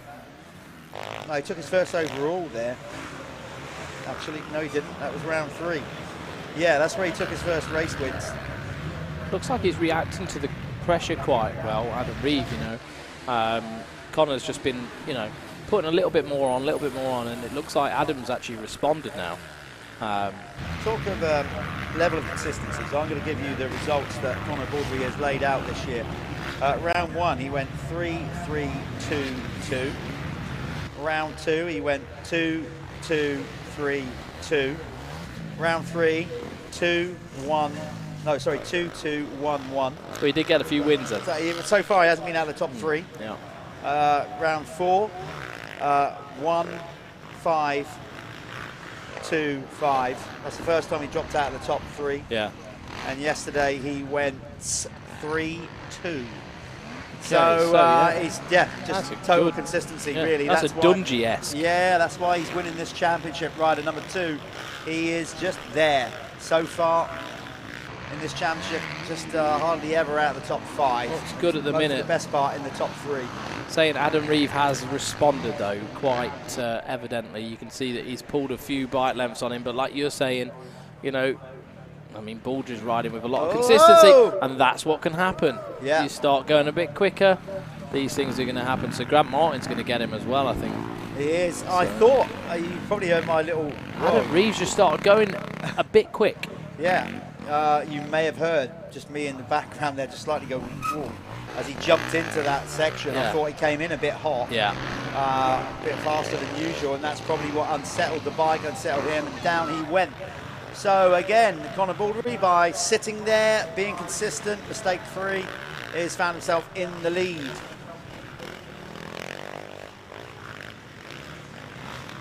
It's getting choppy out there now, that's for sure. No wonder we cut the race times down.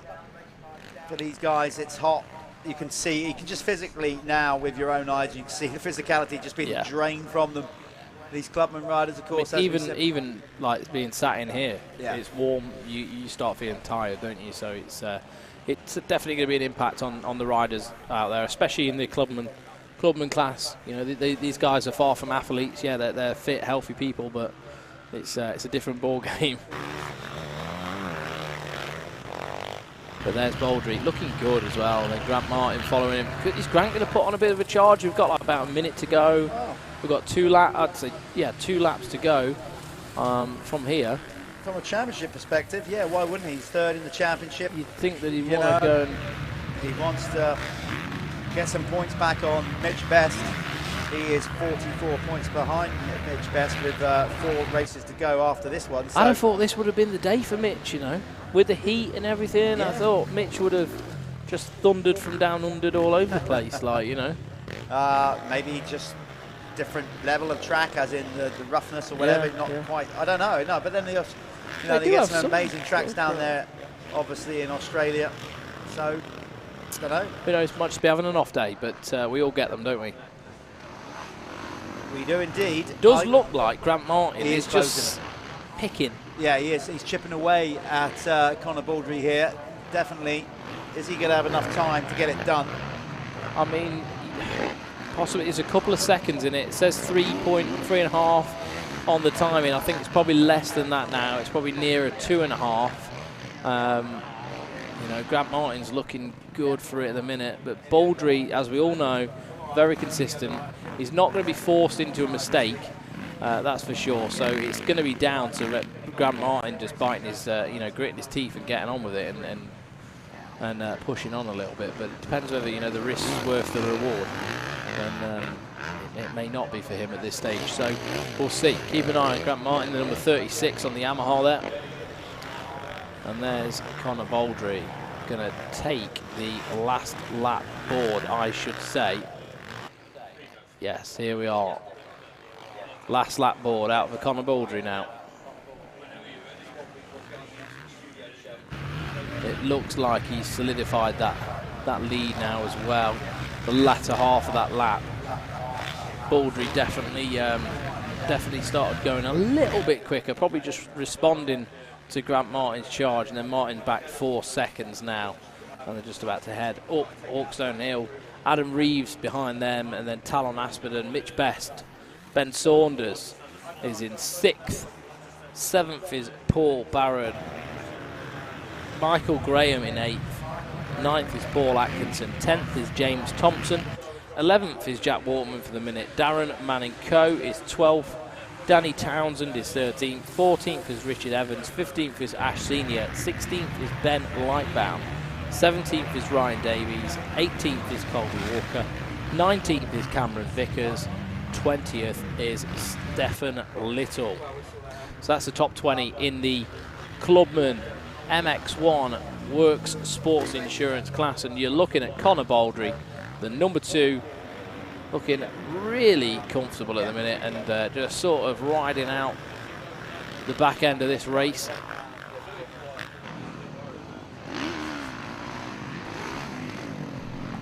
Baldry, as we can see here, is again just he's got a bit like Callum said, he's got a bit of the Dunges about him, isn't he?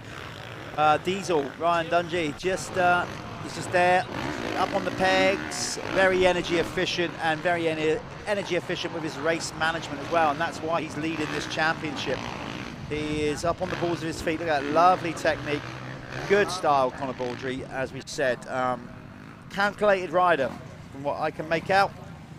And yeah, I think he just responded to Grant Martin, the latter part of that lap.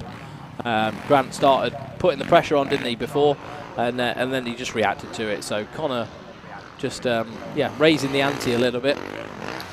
Yeah, it's I feel Adam Reed is still going to win the overall by going 1-1-1-3. Yeah, I think he just tried pushing that bike, pushing the limits of the bike through that turn when he made a mistake. You saw him jump into there, and he absolutely launched it in, didn't he? And wasn't able to steady the bike out, ready for the corner. But there we are. We've got another winner. I'll go and speak to Conor Baldry on this one. We're going to go to a quick ad break. When we come back, we'll be chatting with Conor.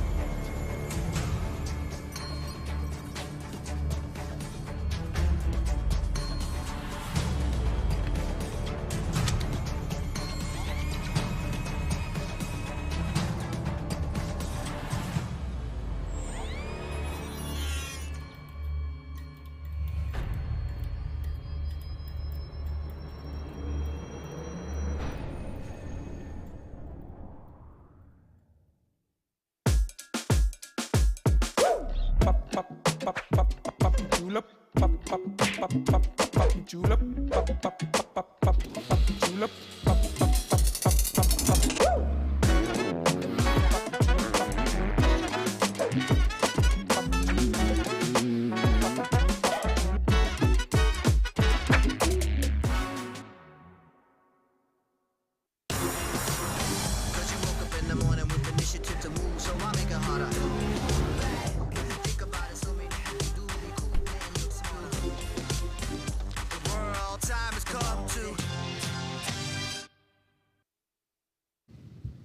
Down here in the winner's circle with the race winner in the Worx Sports Insurance Clubman MX1. We'll make this quick because it's bloody hot.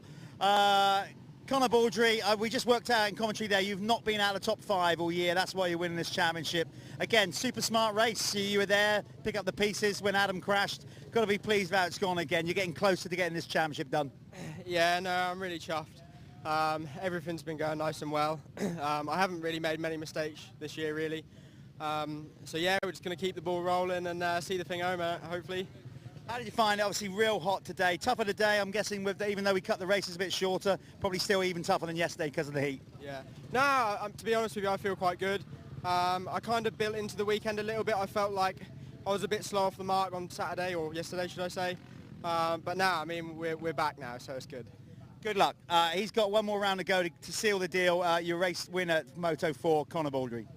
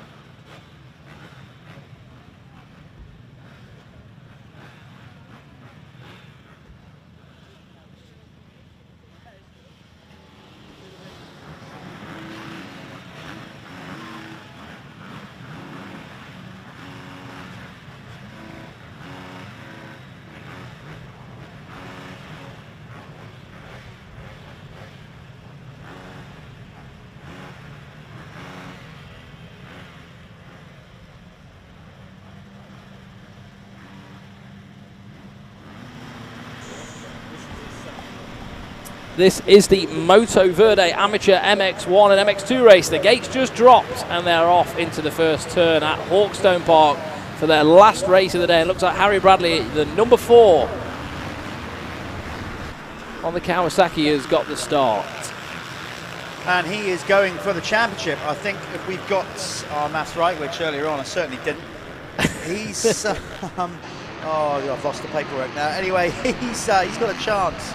Yeah, I think he could do it, providing he wins or whatever. Basically, he's got to end up 100 points in the lead of the chat or over when this race is finished to get that job done. So Harry Bradley on the scaffolding by design. Kawasaki, number 4, is out lead at the minute and doing exactly what he needs to do, and that's win this race, this final race around Hawkstone Park. Look how rough the track's getting. This is the toughest part of the circuit where they're going through now. It gets so chopped out. You can see the bikes are all unsettled. Oh, come into the... We nearly had a rider down. Who was that?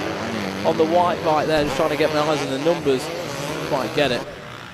Well, Harry Bradley was 101 points ahead coming in today over Billy Wynn. He took the opening moto win today, race 3, Moto 3, so I can't remember where Billy finished, but even if Billy had finished second, That was another 3 points on the board, so that's 104.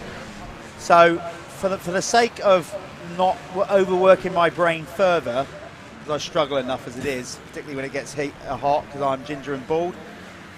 If he stays out in front, and I really hope he does, just to make the mathematics easy. Easy, yeah. If he stays in front, then he's definitely going to win it. He's done it.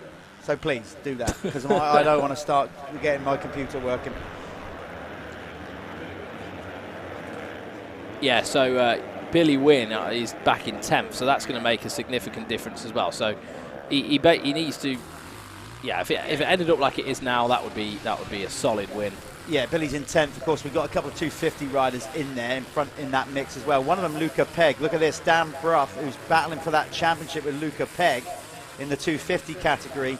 There's a bunch of 450s between them. So once again, yeah. So the 250s. Oh, who's that running off? Is that Billy Wynn running a bit wide anyway? There's Pegg. And there's Bruff having another storming. Right, he's on it. His fitness levels have gone up. He can see Luca Pegg in that red, white, and blue ahead of him.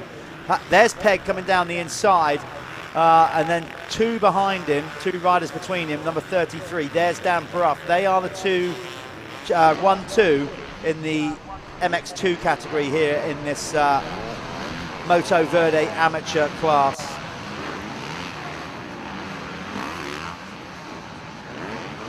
So just trying to look here. I think the guy that made that big mistake on the first lap into the bomb hole was Joshua McCorkle. So he's on the white bike there with the white kit. Luca Pegg just going up the inside of him. Luca Pegg obviously on a 250F. McCorkle on a 450. So they're not directly racing each other. No. But there's Luca Pegg. Luca Pegg looking really good actually. He's strong, isn't he? He's a fit kid. And he's they're good in the stand. Remember the Fat Cat beginning of the year? They had a good dice up. Which you called it, who was he racing? It was for the Battle of Nuneaton or something you called it, remember? Yeah, Way back at round one. Remember now. But it was a good race. Battle of Tamworth. It was Harry. Yeah, it was Harry. Yeah, it was the Tamwortharian Championship. Massive. Yeah, but he's not racing Harry now. Obviously, Harry is out front on the MX1 machine leading the way and looking good to get this championship done. If Harry does do it, you can have the honour. He's your mate. Yeah, you can really let him have it. I'm going to let him have it. Let him have it with the champagne. Give him all you got. I'm going to drown him. Yeah. So as they go up the hill, there's John Kirk, the horsepower, famous horsepower hill of Hawkstone. Can't imagine bikes, proper old scramble bikes in the day. Could you imagine going up there? there? BSA 500 back in 1957. I bet it sounded with 1 inch of travel. It's coming down what I'd be more worried about, if I'm honest. I think if you've got over 30 horsepower, you're getting up there all right. It's coming down with no suspension. That's well, that's how they started here by all accounts. It was hill climb, wasn't it? Hill climbs. Yeah. So. And then they thought, well, what are we going to do with the rest of the track? Yeah. Might as well use it, haven't we, this land here. And then Hawkstone Park was built. Yeah, and they've used it to wonderful effect. There is the 807 Tamwortharian Luca Pegg. Is that a thing, Tamwortharian? Tamworth, it is now. Tamwortharian. I don't know. I'm just making stuff. I get tired and start being silly, don't I? Well, it's better than being tired and starting swearing anyway, so that's happened before. We'll not do that. I'm banned from having a beer now on live streams. Yeah, that is the difference with this free-to-view live stream. We pretty much go all day with the live stream. Obviously, some, like, World GP. There's breaks in between. There's races. Malin gets to eat is nice. Bit of salmon in between. Right, not us. We're all the way through, and for me to not swear for this amount of time is that's worth money in itself. Trust me. My missus doesn't know how I do it. You're getting better at both accord. You're getting better at not swearing when we're on air. Yeah. You're getting better at swearing when we're off air. Yeah, for sure. Yeah. Getting it all out. For sure. I've got to be careful now. Got kids in the house with young ears that pick up on everything. But Harry Bradley is doing well in this one, as in making it light work, doing what you've got to do to win a championship. There's many ways of winning it. The best way to do it is to get a whole shot, get out of trouble, eliminate anything going wrong. You're not in that danger zone of being mid-pack or anything where things beyond your control can happen, riders crashing in front of you, all those kind of things. As Ricky Carmichael would say, instead of enough time in commentary, you kind of master your own destiny if you're out front trying to win a championship. You're out of trouble, out of Yeah, it's up to you, isn't it, what you do and how you manage that situation. Yeah. So Callum Gordon on the move. He's moved up a spot. So in MX2, as they came through that time round, Luca Pegg's leading the way, followed by Ben Clark. Dan Bruff is in third. Logan Wilcox has moved his way up to fourth. Fifth is Archie Hicks. Sixth is Lewis King London. Seventh is Jack Seaborn. So Jack having a good ride as well. Eighth, Kyle Lane. And ninth, Tom Hughes. Rounding out the top 10, Harry Foster. In MX1, Harry Bradley is leading the way. Only 2 seconds, though, over John Kirk. So he's not got it, you know, it's still a race on here. Joshua McCorkle is in third. Aaron Gardner is in fourth. Fifth is David Rushton. Sixth is Callum Gordon. Seventh is Brad Thornhill. Eighth is Billy Wynn. Ninth is Ryan Adar. And rounding out the top 10, Alex Christopher. See, as they come down this hill, you know, it's, well, Dan trying to run it in there, but then obviously overrun the classic undercut from Corkle. Yeah, you can just see even around that section now, they're having to stand up all the way down, that step down and whatever. Look at the, if you're new to watching motocross, just look how hard, for example, that Dan Bruff back there, number 33, to make things happen is having to pull on the handlebars. Yeah. The jarring of his lower back, the constant movement of his body getting thrown around everywhere. You know, and he's been riding really good today, and fluid and smooth, and smoothing the track out. So that's a rider that's riding really good. And you can already just see how much energy goes through the body, through the upper body. Dan Bruff's had major surgery to his back and stuff as well. So I imagine it's quite difficult here in the track to get like this. You're bound to be carrying weaknesses, aren't you, and things like that. And it's hard to carry yourself through injuries like that. But I know he had a severely broken back. He was out of the sport for 6 years. Yeah. Because he used to be a pro rider, right, you know, back in the day. And he's sort of took it back on and got the challenge back. And he's enjoying riding, you know. Loving it. Absolutely love it. McCorkle is... Even made you a sandwich. He did make it. Unfortunately, I haven't had a chance to eat one side of it. McCorkle is not making it easy for him, though. No. Dan is obviously on a 250. I think McCorkle's on a 450, which is not... But Dan just wants to get up there and challenge Luca Pegg. But right now, for sure. He's finally got past him, hasn't he? Yeah, he has. It was Wilcox he was racing with, sorry, not McCorkle. He's now finally got past Logan. He's got Ben Clark now in front of him, John Kirk. He did it in the first race. We spoke to him after that first race today, and he just said, I don't know what happened. Got midway through the race, and I just sort of felt good. Yeah. And yeah, that was it. Stormed to the front. I think he was tired. He was tired for sure, and it took it out of him, but I think he just got a real good flow with the track. I think Dan's experience helped him out. You know, when it comes to this, yeah, he's a bit of an older guy. Like he says, it takes him a few, you know, like a while to get going. And that annoys him. It frustrates him that it takes him half the race to sort of get going. But I think that is, you know, that's what happens when you get a bit older and a bit wiser. And yeah, that's just life. It is. You slow down a bit. I still didn't get that right. Sorry, we're getting fatigued. Should have known better. It was actually Ben Clark that he's racing with, and Ben is just... Dan is... I can tell Dan is like, oh, just if I could just clear this guy. Yeah, just go away. You know, just come on, you're filling me with roosh. I'm trying to catch up that other 250. Looks like we've got a Suzuki in the mix as well. I think Logan Wilcox is there. He's just behind Dan. That pleases you, doesn't it? Oh, very much so. I love a Suzuki. So, Logan Wilcox on the Wolf Sport Suzuki. Look, putting it in. Goes past Dan, so Dan's even more frustrated now. He's like, this kid's looking good. Logan Wilcox, he's obviously fit, whatever he's doing, and he's passed the 277 of Ben Clark as well. So he's had what's gone on there? Well, he made a mistake, and now Dan's got back for it. Great race going on between John Kirk, Ben Clark, Dan Brock, Logan Wilcox. There they are, all on the screen. I thought he had a 2-for-1 special there, but he didn't quite get it done. So, yeah, Logan Wilcox doing it for Suzuki. Big shout out to Gary Pottinger who puts that team together. I know he tries he tries real hard to put a good program together for those guys. That's the Meredith team right over there, yep. Yeah. Yeah, Gary, been obviously with those guys for a long time. Yeah, Wolf Sport Suzuki, so... There you go, as he's looking across as Dan tears back at him on that 252 stroke. Well, just brilliant racing. Do you Yeah, know, real good. I'm excited for this one. It's Yeah. actually got me out of my seat.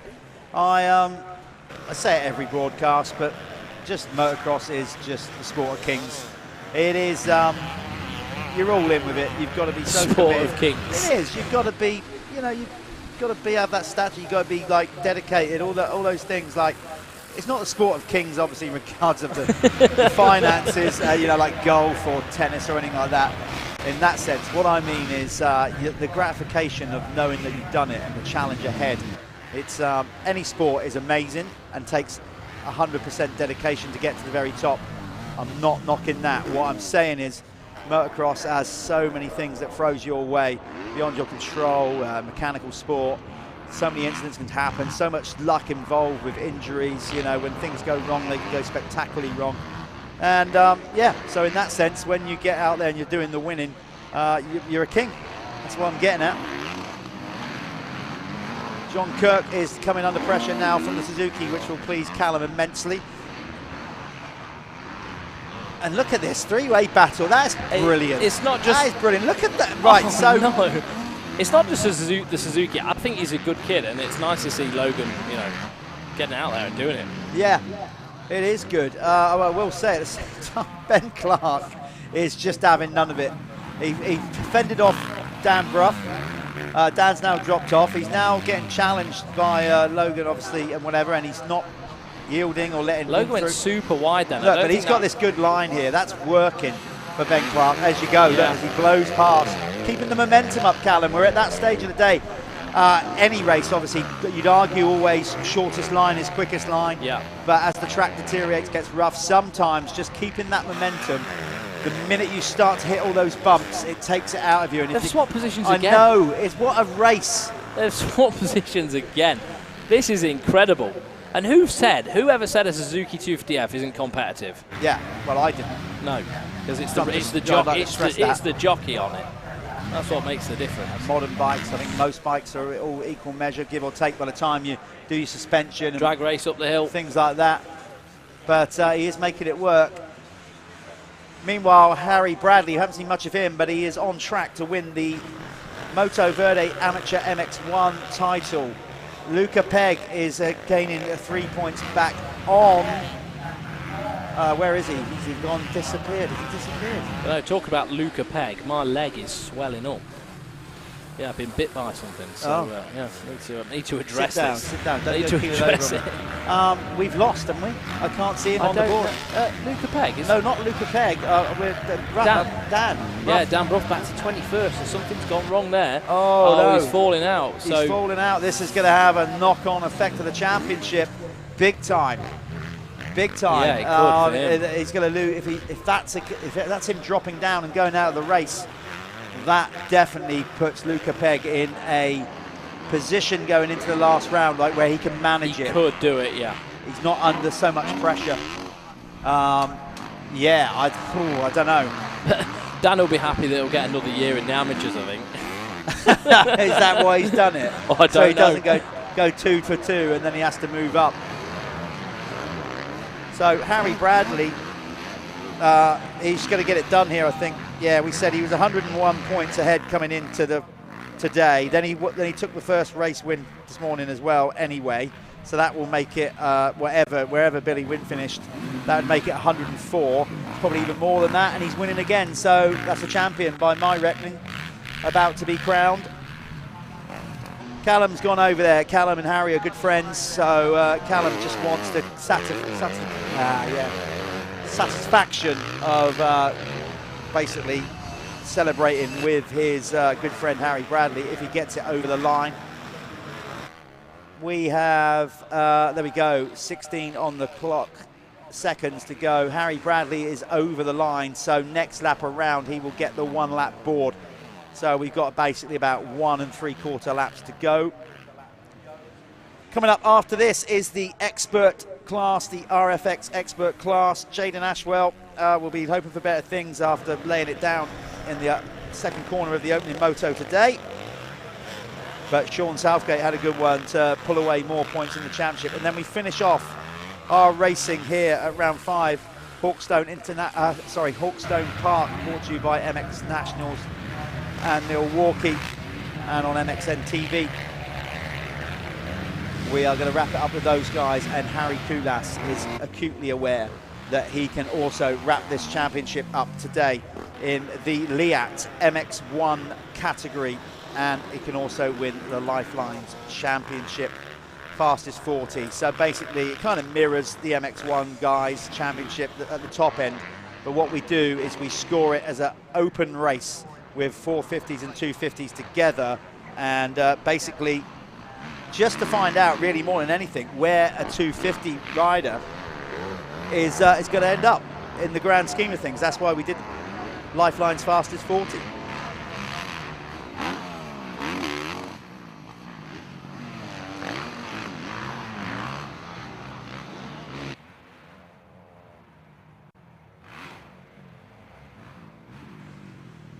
So here's Harry. He knows exactly where he's at in the race, what he's doing. He has one lap to go when he comes round next time around.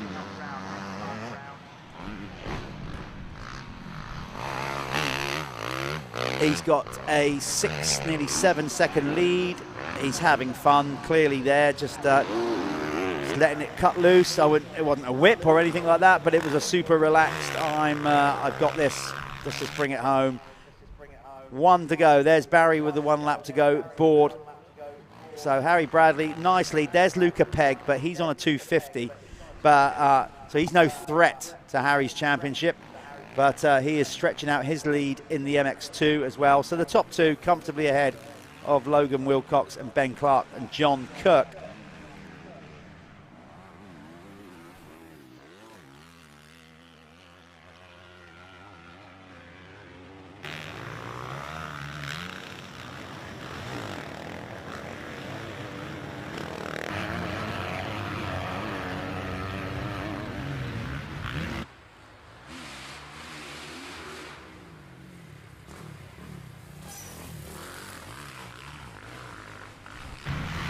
Harry has put together a good season, strong and consistent, big guy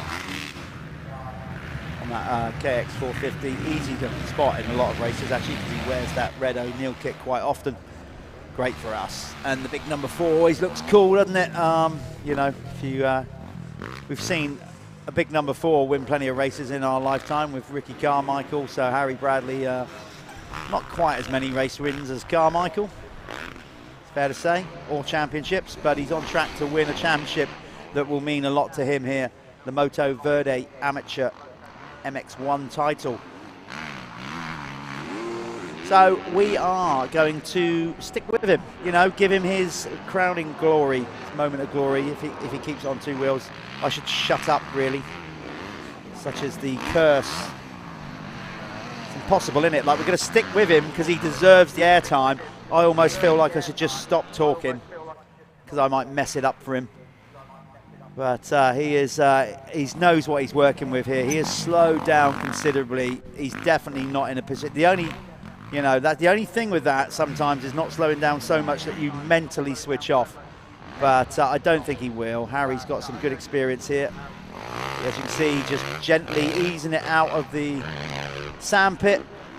There's a little thank you very much. This is, you know, just shaking out a little kind of gesture to himself that he's worked hard for this championship. He's getting a ripple of applause as he comes over. Here it is, your champion in the Motoverde Amateur MX1 class this year. It's Harry Bradley.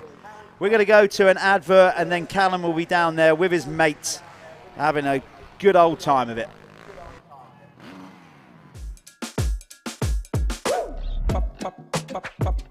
Julep, julep, julep.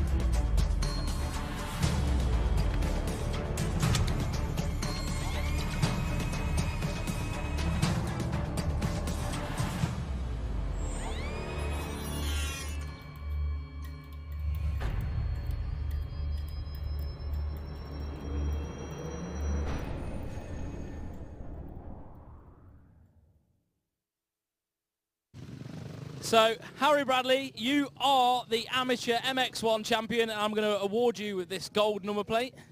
And just 1 second, you just hang on there a second, mate.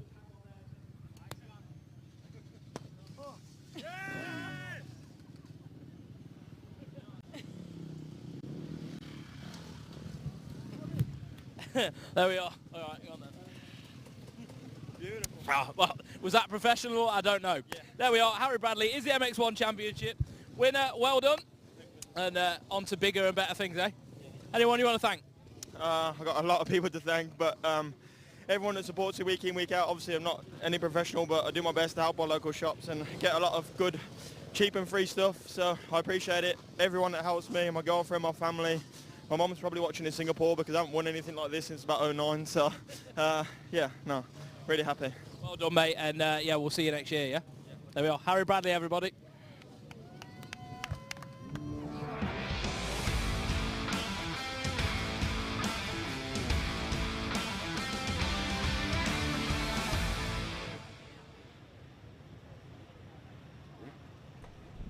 Welcome back. I'm not sure who enjoyed that more, Harry Bradley or or Callum Swan. Either way, just joyous, great moments. You know, winning a race is one thing, winning a championship after a long, tough year.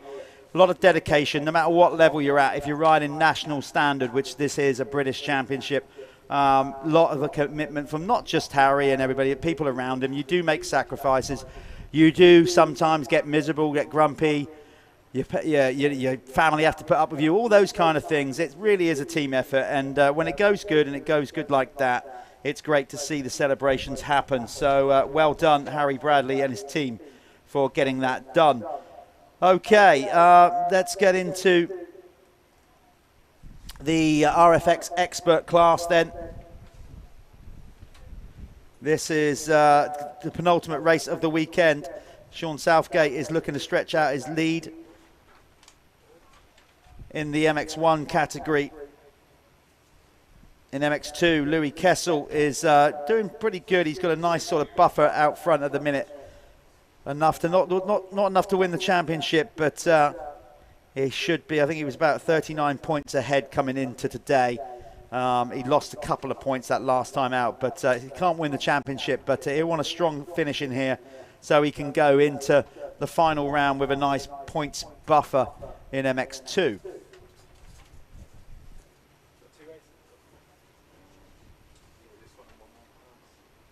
Sean Southgate, as we said, it's pretty tight between him and Jaden Ashrow. It was coming in until today. It was just 12 points. But Jaden Ashrow on the AJP Husqvarna, sorry, Gas, took a tumble in the second corner whilst the sharp end leading the way. Went down. Actually, Sean Southgate couldn't avoid him, rode over him. So he's lost a bunch of points. So Southgate's kind of more in the driving seat now. There's Phil Mercer, still going strong. From a motocrosser's point of view, regards of being young and super competitive, he's definitely the wrong side of 50.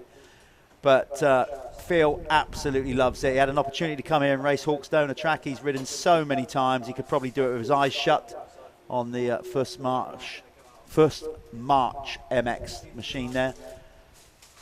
Phil's been doing some AMCA rounds and stuff as well, still going strong, as I said. So it's great to have him here with us, rider number 200. We are waiting for the 15-second board. It will turn to 5. You won't need to see it. You won't need to work that out, because in a minute, see, they're all relaxed, taking deep breaths, their final rundown. See Matt Bayless there, just checking his glove strap. Final stretches. As soon as that 5-second ball goes up, they all go into some kind of mad attack position. I always check my glove. I like to pull my glove. So I like to check my gloves. I always like to pull them real tight. It's probably more of a nervous thing, isn't it, more than anything? Yeah, people just have their own sort of things that they need to get through. Yeah, we all got our routines that we do get us through. I have to say, from my standpoint, I was always super relaxed and didn't want to realise I was engaged in the battle. Yeah, just took yourself away from it. But everybody's different, that's what I mean. Yeah. Everybody sets up differently. Phil, look, on the bite in that clutch, he's going to go for it. Great shot, as you can see them fly off the line. Southgate with a flyer. Ryan Mawhinney, power to weight ratio round the outside, but Southgate takes the shorter route, gets it done. Is that Jaden Ashwell on a Husky? Maybe. Well, the team kind of run both bikes. They haven't necessarily maybe they haven't. I don't think they've got like a manufacturer Well, sponsor. maybe the bike was so damaged that he's had to go out. Well, that is a Husky, definitely. He's had to borrow someone's bike, so... Yeah, maybe because the bike got rode over, didn't it? Looks like he's got his numbers on, though. Yeah, well, he is riding for a team that do graphics. Well, that's true. So they probably had some done for that bike as well, maybe, I don't know. There's Jack Lindsay, but either way, Sean Southgate off to a flyer. Ashwell quickly making light work of Ryan Mawhinney. We've got wave yellows down in that hole there. Can't see who's bitten the dirt in there. And I think somebody is in... Oh, they're down there on the side. Yeah. Stuck between the track and the fence there, so they didn't look like there was... Oh, Steve Bixby on that brand new 2023 KTM. Unfortunately, they don't come with a winch. No, they've got everything else. They don't. Yeah, they've got everything else on them. Traction control, launch control. They've got shift control now as well, but don't have a winch yet. They've got a coffee holder, mug holder, USB. No. Someone's messaged me. You've got signal. Well, I've just come back from an injury. Planet Moto, first lap leader, by the way, was Sean Southgate. Point on the board for him. I've just come back from an injury. I need to get some insurance. Perfect timing, really, because I've just heard your deal on the live stream. Excellent. Well, there we are. Well, it works both ways. You know, we're both winning. So I'll get in touch with you, mate, and we can get something sorted. No problem. God, Jimmy Marsden coming to shot there. Matt Bayliss. Christ, he came into view like a scolding cat. He's on it. He's riding really well on that 150, 125, whatever it is. But he does ride it well, though. I mean, he did the Supercross stuff the other week, didn't he? Was he on the 125? Yeah. He did do it on the... Yeah, and then he did the... Of course he did. He did the straight ribbon. Yeah, he did, didn't he? Yeah, he did. For us, and then he did the mini bikes. The farm bike thing, yeah. So he's a master of many talents. He's a very good rider. Yeah, in fact, I'm going to go out on a limb here and we'll tell you, it's not no news, it's old news, but Matt Bayliss is part of the Motocross of Nations Pit Bike of Nations Team GB team. There we are. Managed by myself. We are going there to win. No nonsense. We're having it. We finished second twice over. The Americans are having it this year on home turf.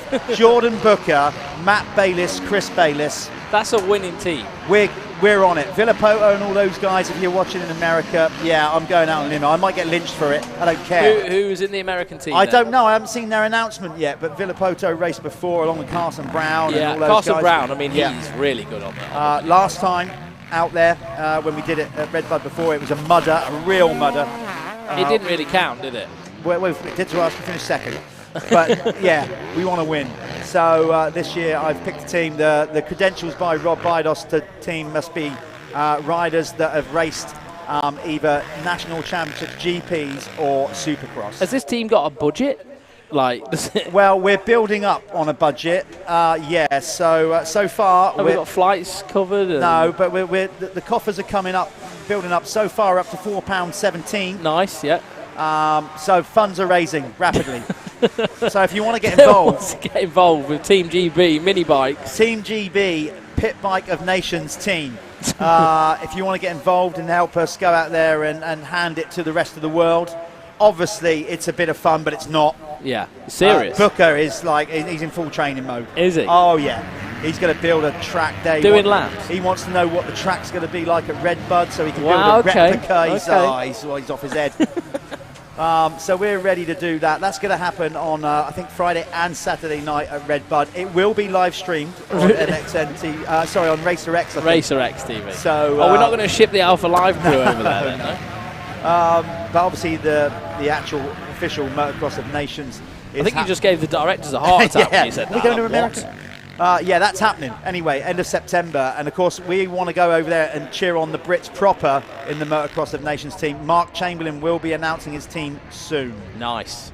Yeah. I'm excited to hear what that's going to be. I've got some sneaky suspicions. Anyway, back to this one. Southgate versus Jaden Ashwell. That looks like a new shape Husky. It is. It's the 23 model, isn't it? Yeah, that is a new one. Maybe it's just a bike that they've just didn't think what they wanted to use yet, or wasn't, you know. Well, I did hear... Maybe we can get some insight well, I can give you some insight. I did hear some kind of whispers that they're thinking about going to Husqvarna next year, so maybe they've just made that decision. They had a bike in the van. And thought, let's go for it. Yeah. Go for it now. I mean, I'm not set in stone because obviously they get a level of support of gas as well. But either way, the AJP team do a great job. Yes, they do. They do. Right, Southgate has got his hands full with this one then. Ashwell is mad, angry, annoyed, all those things that he lost those points after washing out the front end in the opening moto today. So these are first and second in the championship in the MX1 RFX championship. In MX2, we've got Louis Kessel leading the way in the championship. Where is Louis? Down in 12th, so he's losing points to Sam Atkinson this time around. Sam is second in the championship in MX2.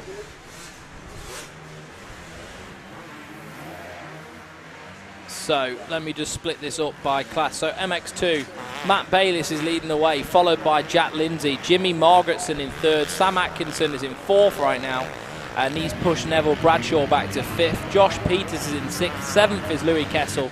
So yeah, not quite the ride that he had in the first one. Bailey Johnson in eighth. Ninth is Tom Murphy, and rounding out the top 10, Aaron Ongley. I have to say, the last 3 or 4 races of the day here have been humdingers. Yeah, they've been good. The last amateur race was so good. Look at this. The 2 championship runners, 1 and 2, undiluted, just like at this point. I mean, look how chewed the track is up. You just got to roll the dice and go for it. There's not enough points on the board to mess around, so these 2 are just all in, trying to get the better of each other. Ashwell will want to get those points back, and psychologically, he just want to get one over Sean as they go into the last round. Yeah, it is a battle of the psychology. You sort of like especially if you're in Jaden's position, he needs to show a little bit of like flair, doesn't he? Like he needs to say, look, mate, I'm here and I want this as well as you. So it's you know it's his race to win right now. Southgate's just doing the right thing. He's out front and he's, I imagine, just trying to manage this gap, which I can't imagine is very easy, especially with a rider like Jaden who's not going to give you an inch. See, when you see that camera angle through there, it just looked like Jaden was going way too wide. Yeah. You're like, what's he doing? He's losing so much time. But then when it swings back round to the sandpit, you realise that you get the run up the straight and you gain it all back. Because he didn't lose any time at all, really. To be fair, he did light it up. He had those legs hanging off and just kept it flat out. I'm wondering whether that Huskies on there is Ben Posser's, you know, the boss of the team. Yeah. Wonder if it's his 350. It could possibly be that bike. So we'll have to find out anyway. Well, he could potentially be in the winner's circle at the end of this one. So he could well be. The rider in third is the leading MX2 rider, Matt Bayliss, and he is currently the quickest rider on track. He's set the next fastest lap on a 1:25. Yeah, he is a 1:25, isn't it? Yeah, he is absolutely shredding. Riding the wheels on it. There he is. Look at the way he's attacking that. As we said, Matt is a very, very talented rider. No doubt about it. He can turn his hand to anything. Supercross, motocross. Yeah, he's just a good bikes, rider, isn't he? You know, he's just got that natural flair. I think when the track gets like this as well, and we saw a 1:25 do well in one of the previous races as well, which was a bit unexpected. But I think that, you know, it's a lighter bike, isn't it? It's a lighter bike, a little bit more manageable. Obviously, they're fast if you keep them in that sweet spot like he can. That's the point. You can hear it revving so much there. You've got to keep it lit. If you keep it rolling, momentum just takes over, doesn't it? Yeah. The only place he's going to be losing anything is up the hill. Yes. Really. But he's working. He's trying to squeeze as much as he can. He'll be working that bike super hard. Looking fresh in his new Ride MFG, or just Ride racewear. Chad Yarrington's new clothing brand, and he's kind of signed Matt up to the firm. So Matt rocking the new Ride MFG designs. Yeah, I like it. It looks good. Yeah, he's doing some good stuff. It's got a bit of a Fast House vibe, hasn't it? Yeah, he's got some but done some of his, I'd say, unique own designs too. Yeah, but Chad's quite arty in that respect anyway, isn't he? Listen to that. Yeah, so that's what we were saying. Like, he's just keeping that momentum, and he's having to ride that bike in high RPM. Now, what that can do is allow you to get on top of the bumps, bounce around the track. You're not like on a 450 where you're sort of like falling in holes and everything. If you watch Matt riding right now, I mean, it's a picture-perfect example of riding a 125. It's absolutely mint. See him taking a little look over as well. He wants to win this one. He does. He'd at least challenge himself. So Jaden Ashwell's gone a 2:11. He's gone fastest. Oh, we're going to have that change again. Well, Sean Southgate went quicker just before him, then Ashwell did it. So Matt's probably just going to start getting dropped off the pace here. But I mean, come on, he's racing a 125 against 450s, for God's sake. But he's keeping them best he can in sight. Okay, here we go. Southgate only 1.4 seconds ahead, but Bayliss leading the 250 charge ahead of Jack Lindsay and Jimmy Marsden, then Sam Atkinson. So Kessel is losing a fair few points, not so much to Atkinson actually, which is all he needs to worry about at this stage.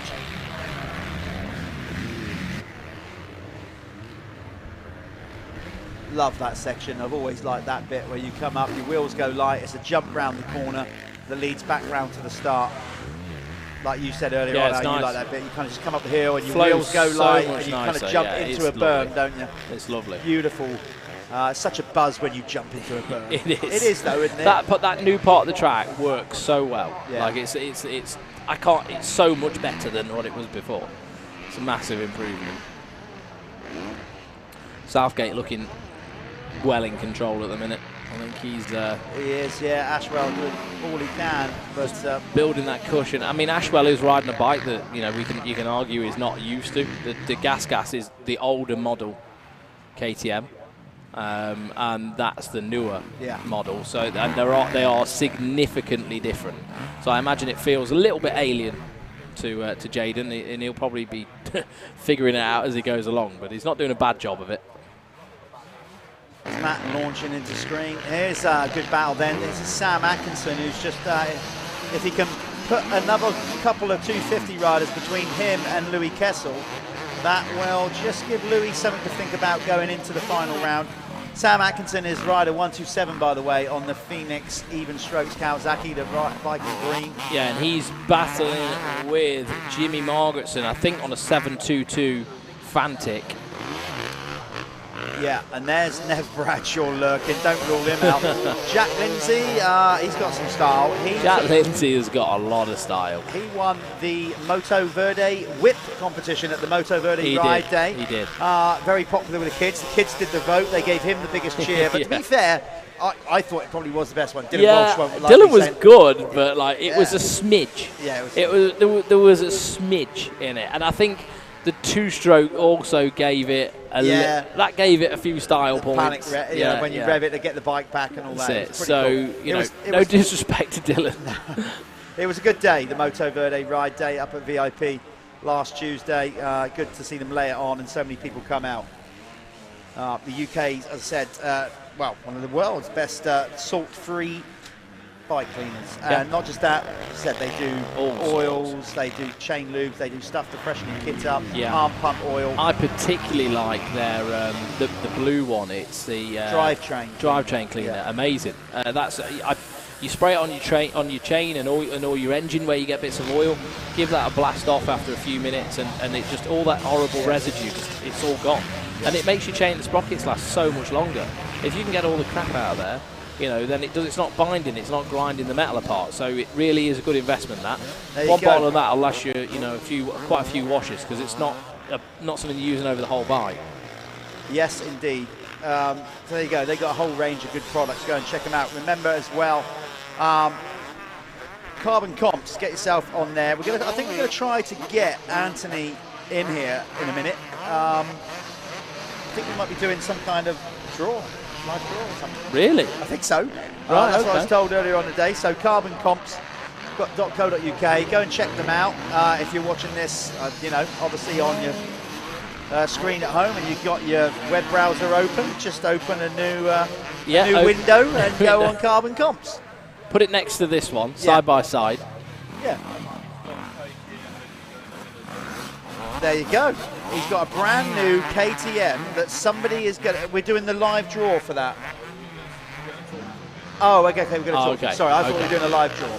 My bad. But anyway, we're going to be speaking to Anthony about his up-and-coming, one of his bikes that he's doing for the competition on carbon comps. So we're chasing this one down, 2:50 to go, plus a lap. And there's Ryan Mawhinney in fourth. No, it's not. Is it? Yes, it is. That's Mawhinney. There's Marston coming through. The second place 250 rider, third place 250 rider. There's Nev Bradshaw. He's put a move on Jack Lindsay and gone past him. Yeah, so Nev Bradshaw is currently in third. Jimmy Margaret's in second. And Matt Bayliss obviously still leading the way in the MX2. MX1, how that's running right now. Sean Southgate, followed by Jaden Ashwell, Ryan Mawhinney, Nathan Green. In fifth, it's Luke Mellows. Sixth, Fraser Norrie. Seventh, Phil Mercer. And eighth is Steve Bixby. Obviously, we saw Steve have that little bit of a off-track excursion at the start. And yeah, the new KTM does not come fitted with a winch, unfortunately, and that's what he needed, I think, to get himself out of that mess. Yeah, he'd gone deep into one of those drainage ditches, but Steve's got a load of experience, but sometimes it just gets away from him. That's the sport. Jack Lindsay on screen on the Apico Factory Racing Husqvarna, and then now we've got Nev Bradshaw there, looking good, Nev, isn't he? Let's be honest, when does Nev not look good? He's a stylish rider, he's aggressive. He's just got it. Yeah. And then now, obviously, working for CI Sport, so he's decked out in all the Alpine Star stuff. Yeah, I think he's a sales rep, isn't he? So he's all about the shops, sorting out the Troy Lee and the Alpine Star and everything else. I think Booker does a little bit as well, doesn't he? And all that team. I bet you, that's the thing. He takes an array of bikes with him when he travels around. I think it's absolutely mental. Like when we was in Ireland and he had a 500 with him, just like whipped it out. Right, okay, sound riding 500 today. The next day he was on a 250. It's like never keep track of what he's doing, but he's fresh. The veteran he's not really a veteran. I think he's very young at heart. He loves riding bikes. Making a damn good job of it at the moment. See that line? Yeah, but did you hear the bike as well? The edge of the track, high RPM. That was awesome. Yeah, lovely. The sounds are good. Listen, yeah. love it. I could just be quiet. Yeah, maybe we should just, when he goes in the corners, we should just shut up, let him gas it.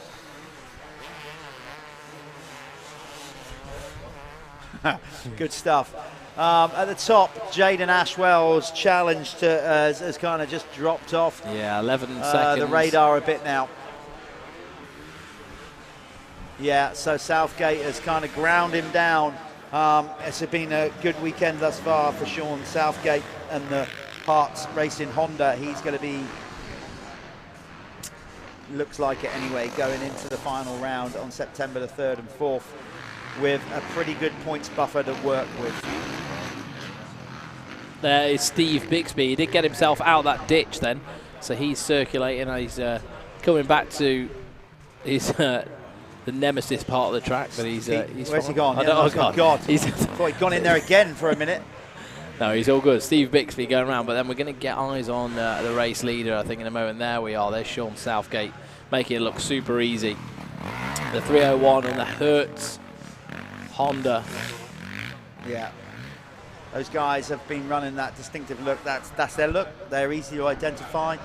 Yeah, I think who was the other one? I think was it Pat Major? Yeah, he was riding them for a little bit. Yep. So, but you kind of all see Sean in blue kit, red bike. That's just been Sean for as long as I remember, anyway. Yeah. Kind of cool to have that identity and not. He must have a good deal. Yeah.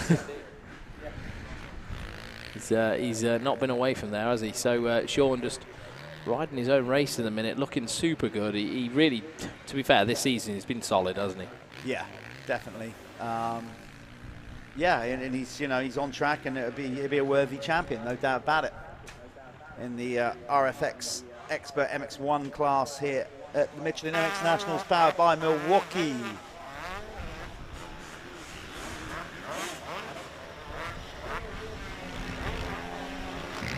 It descends down that hill at some speed. That's getting a choppiest it will be now in the day through there.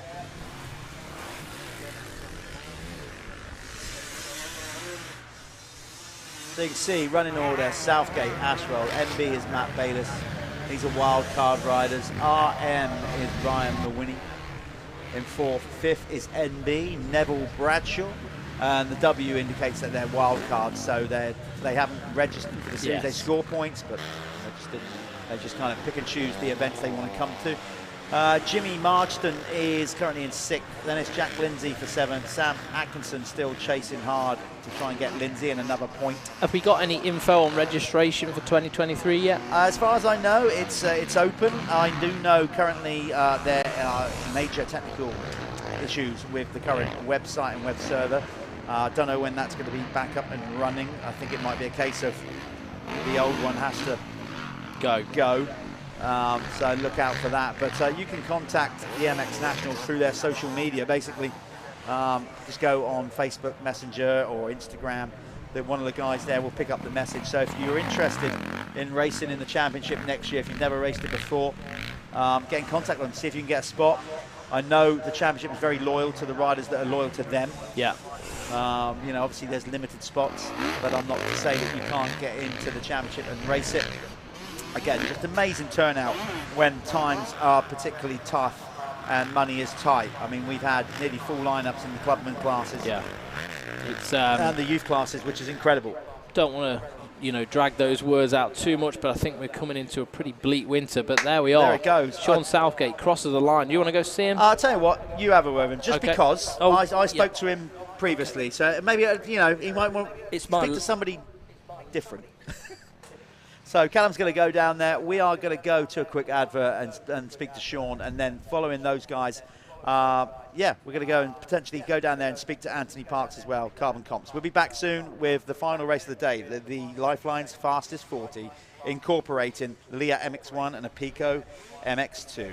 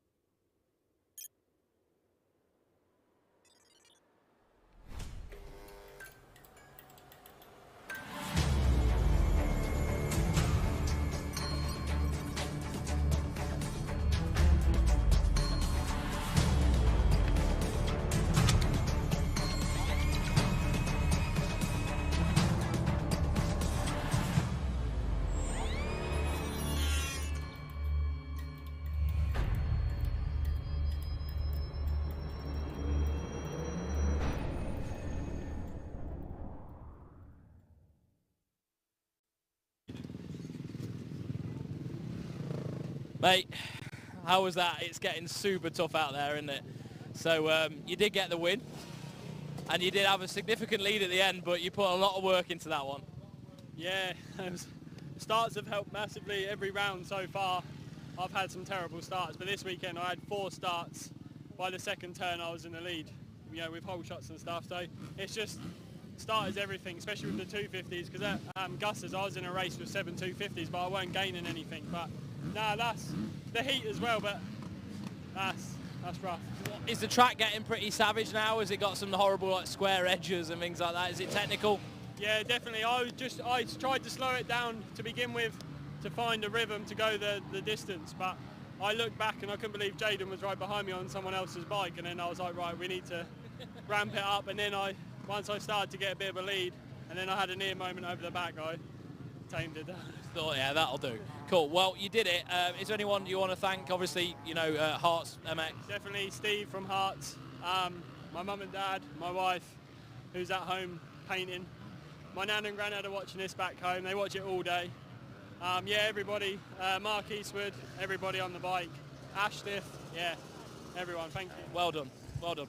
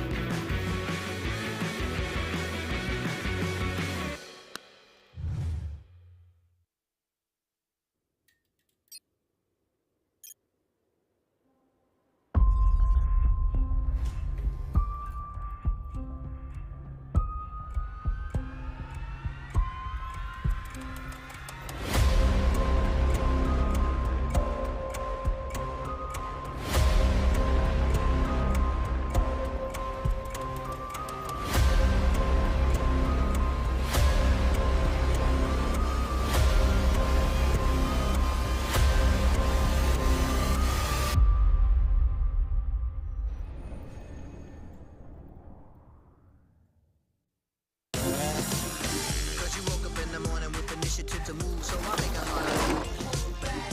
Think about it, cool man, look smooth. The world time has come to. Okay, here we are. I'm hiding behind a KTM because I'm so small. It's on a stand. I'm not that short. We're here with Anthony Parks from Carbon Comps. And we've been saying a couple of times throughout the day what a great thing you do here with Carbon Comps.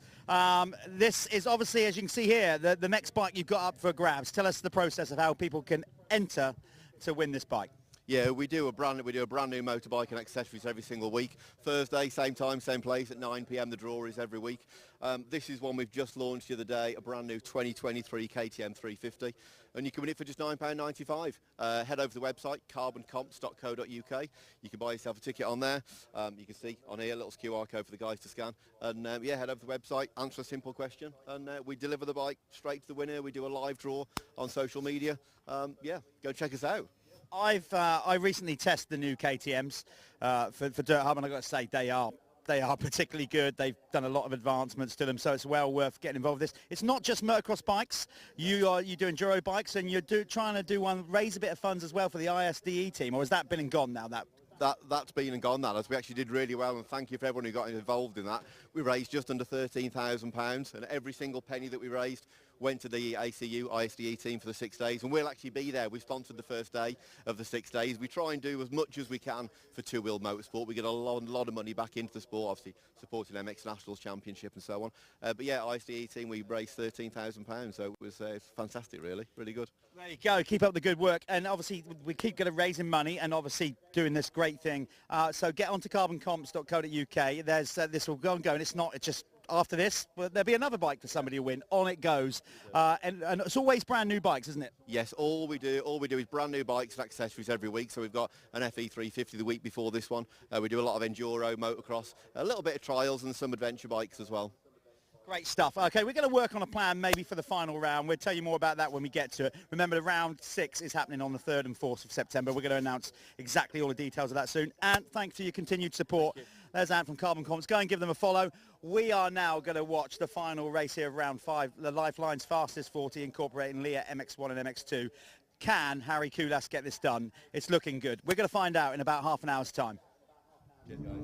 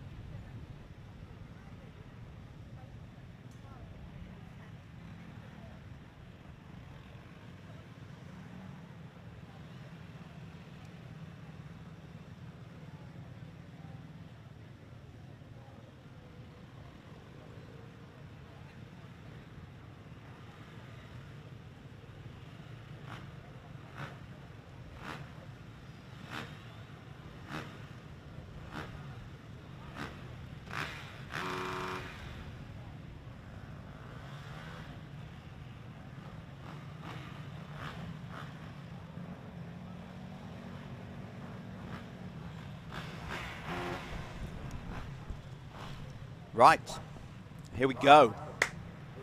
The final race of round 5 here at the Michelin MX Nationals, powered by Milwaukee at the famous Hawkstone Park circuit. It's been another great weekend of racing here. Always delivers Hawkstone Park.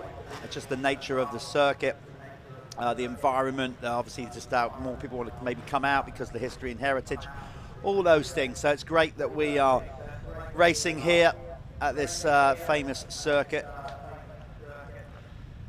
This is the Lyfelinez Fastest 40, brought to you by also Leatt as title sponsors of the MX1 class that Harry Koulas is looking set to win, as well as the Lyfelinez Fastest 40 Championship. And then in the Apico MX2, well, that's not so clear cut.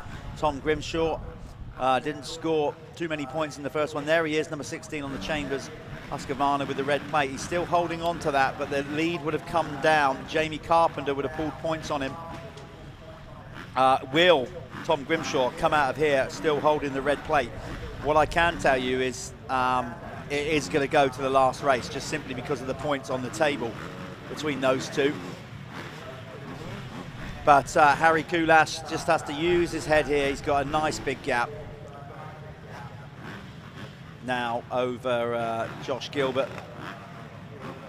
Basically, as long as he is 50 points ahead of Josh Gilbert at the end of this race, he is going to be crowned the 2022 Leatt MX1 MX Nationals powered by Milwaukee champion, and he will also wrap up the Lyfelinez Fastest 40 Championship, where we score the 250s and the 450s all together, how they finish in the race. So that's an interesting championship as well. More to just to see where the 250s finish up in the overall rankings. That's why we've done it. Here we go, gate drop, the final race of the day here at Hawkstone.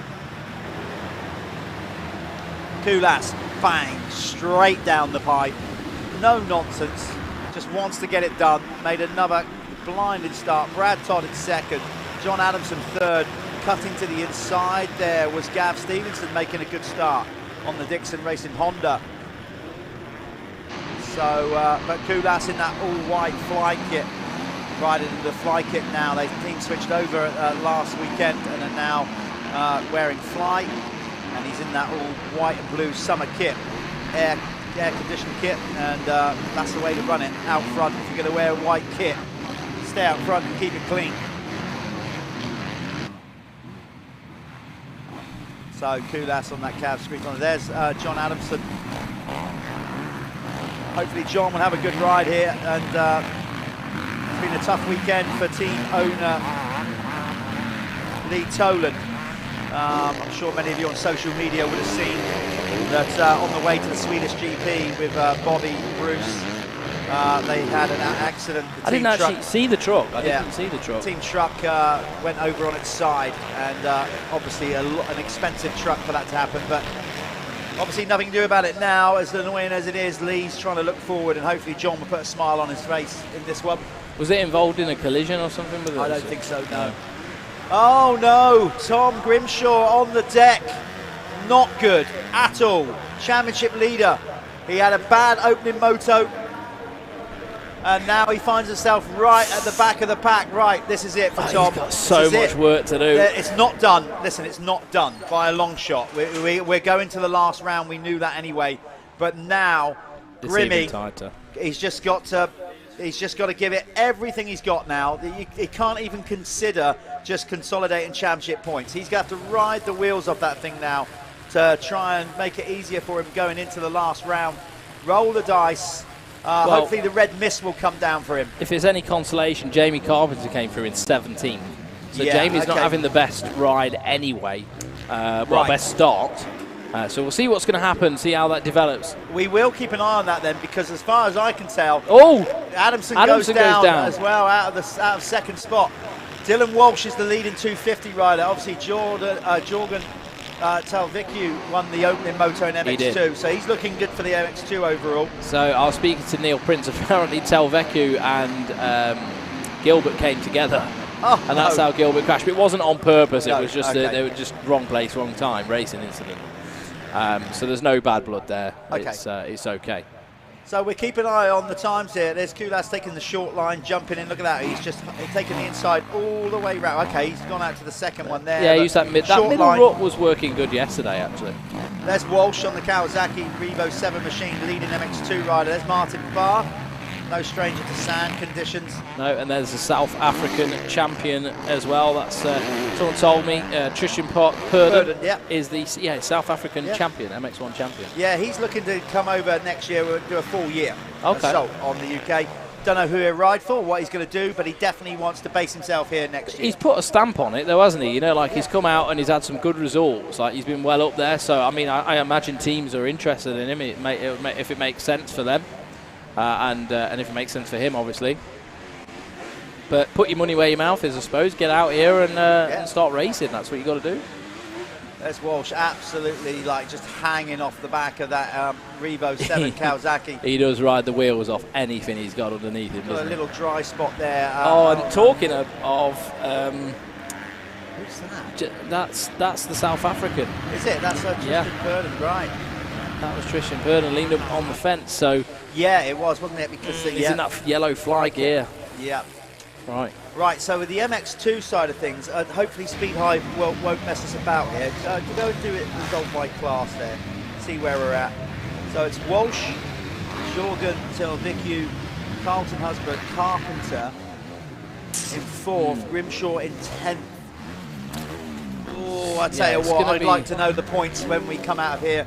It's going to be, like I said, it will go down to the last moto of the year, I think. I mean, it's good for Carpenter's got to make hay while the sun shines, doesn't he? He's got to get his heels dug in and try and podium this moto.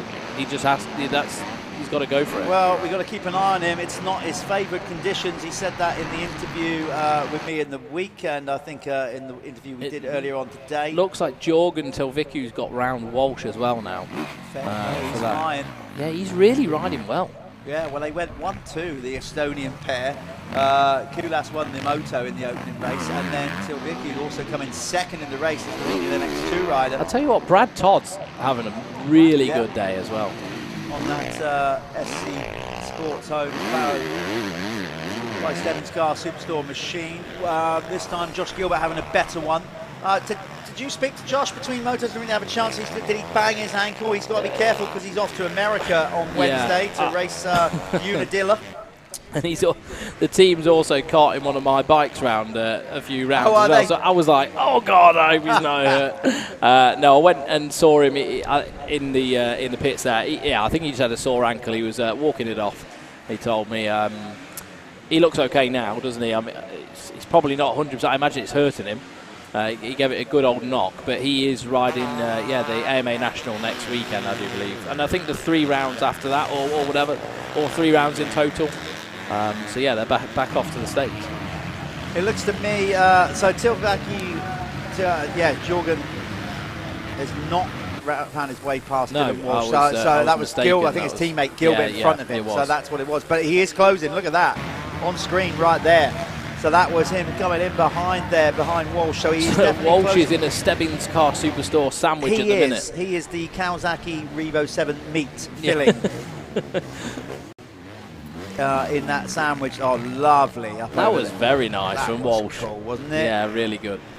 Very, like, when you see riders doing that, it's energy conserving, isn't it? If they can, like, jump over stuff, find some jumps within all the carnage, all the bumps and everything on the track, it's just one less thing to hit and take energy out of you. Well, as we see Gilbert working Brad Todd hard now.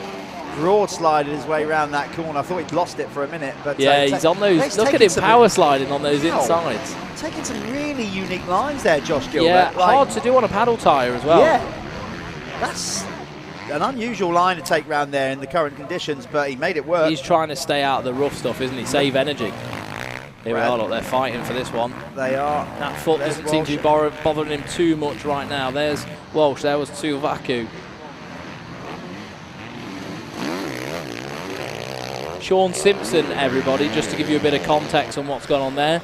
He's broken his collarbone, so he's off to have surgery tomorrow, and he will be ready for the Revo Championship. Because I think he's third in that right now, so he needs to get back for that. There we are. Yeah, that's a wise decision. I said he pulled out of the race. Like you said, actually, you said you saw him and he was pointing at his shoulder. So yeah, he's got metal in both collarbones, but he thinks he's just snapped the end of it off. So yeah, nightmare. Like you do, just casually. Like, just snap the end of it off. It's fine, isn't it? Just like, I'm coming in. All right. You saw him so casual, I'm coming in. I've got an issue. This is going to be a good battle for MX2 here. There's Walsh. There's Tilvaki. Whoa! John Adamson, ride that pony, baby. He set the quickest lap of the race, Adamson. So the whole red mist thing's going on with John now. He's like, right, I am just going for it. I don't care. No, don't, whatever. I'm just rolling it. In full send mode. He is in full John Adamson attack mode, which is a beautiful sight to see. It's very exciting. It's not good to be on the other end of it. No, but it's exciting for us to see John Adamson. What a lovely shot that is. A little bit of dust kicking up, but the sunlight shooting through it. That would have been, if there's any photographers up there, perfect. Get up there. Yeah. Because right now with that light like it is coming down and that fine dust, that would make a hell of a picture. Look at John. Look at John. He's on it. I'm just sat here with a smile on my face watching this. It's brilliant. So Kulas is just in a race of his own, but we're watching at the minute Brad Todd under pressure from Josh Gilbert on the SE Sports Home Stevin Supercars car Husqvarna, and Brad Todd obviously on the Gabriel Solutions KTM. And then behind them, we've got Dylan Walsh on the Revo 7 Kawasaki. Just behind these, and Josh Gilbert's found his way through Brad Todd now. And it looks like Telvaku is really working hard on the back of Dylan Walsh as well. So let's see what is going to be the end of that. So Walsh jumps the bomb hole. Telvaku didn't, but then Telvaku got the better coming out. So two different lines, but then Walsh is on the inside here. Telvaku, he closed the door, and that was very wise. You don't want to be leaving the door open to someone who's Supercross experienced like Dylan Walsh. He will take full advantage of it, and he's going to try and get himself back into the lead here. He's working hard on the Husqvarna rider. Yeah, Telvaki is on the move. I tell you, it's been a good sign. I mean, he's to come in. They wanted Ryder to go out there and win. Well, they've got it. Yeah, Flo just wasn't quite doing it for them. He didn't click, like that's it. Sometimes it doesn't work out, does it? So no, but Jorgen has come in and hit the ground running. Whoa! Okay. Hitting the ground. Dylan Walsh, how did he get... I do not know how he just stayed on. He just scrubbed off. Did he mean to do that? I don't think he did. Definitely he did just not. came in so hot. Obviously, he's got great skills. I think from Dylan Supercross. just ran out of tyre. Wow, that was spectacular, and he is fighting back. Like I've said in the opening moto, one thing you'll always get from Dylan Walsh, 100%. Without a doubt, yeah, without a doubt. He will not let up No. for 1 second, And especially after he's just got past. Yeah. He'll be riled, he'll be rattled, he'll be annoyed. But I think that's how you've got to be. It's got to do your head in. It's got to pee you off. If it doesn't pee you off, you don't care enough, do you? You know, at this level, you expect your rider to be peed off if they're passed because you're paying them to be peed off. Absolutely. Couldn't agree more. But now he's got his hands full with John Adamson, who effectively is not in the race. But, you know, look at Silvacu's gone now. Yeah. He's through Todd. So again, yeah, he's working his way to the front. Will he actually pass his teammate on the 450? I mean, and will Dylan Walsh go with him? All these questions are going to be answered in the next 15 minutes or so. Yeah, Walsh has lost the toe now, but it might just give him a second to sort of breathe a little bit, and then could get back to work. But I think, do you know what? I think Walsh has rode really well for the track. He's more of a Supercross guy. I think when the track's like this, I don't know. It's not really his thing, I don't think. So I think he's having a good day anyway. But he's going to want to obviously go for the win. It's paid to win. It's going to be a good scrap till the end, that's for sure. Oh, Dylan will fight all the way, like we said. But yeah, arguably maybe a bit more hard pack sort of circuits, more jumps, more technical bit more things finesse, like that. yeah. More of his thing, isn't it? But Kulas, just the Iceman, just doing what Iceman does, keeping cool, going about his business. Just want to get this championship done, and to get it done around early will be a big deal, really, and for the team. By class, so Pro MX2 as it stands currently, Jorgen Telvecu's leading the way, Dylan Walsh second as they cross the line. Carlton Husband's back up to third, passing Jamie Carpenter. He's in fourth. Fifth is Adam Collins. Sixth is Callum Mitchell. Seventh, Jamie Law. Eighth, Ben Frampton. So Ben having a half-decent go at it. Tom Grimshaw in ninth and Jake Sheridan in 10th. So currently then, where's Jamie Carpenter, did you say there? Carpenter is in fourth right now. Okay, so he's scoring 18 points for that. Tom Grimshaw is in eighth. Grimshaw's back in probably just about into double figures. Yeah. Yeah, so I mean, Grimshaw is a couple of seconds behind. You know, realistically, getting up to, he could actually get up to sixth, I think, realistically. Yeah. So let's keep an eye on what Tom's doing.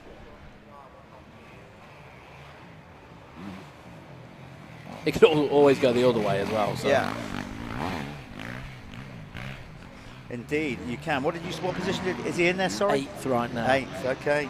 Well, he's currently scoring 13 points then, compared with Carpenter's fourth. 18th. Yeah. So Carpenter's pulling 5 points on him at the minute. And he pulled some on him in the first moto as well.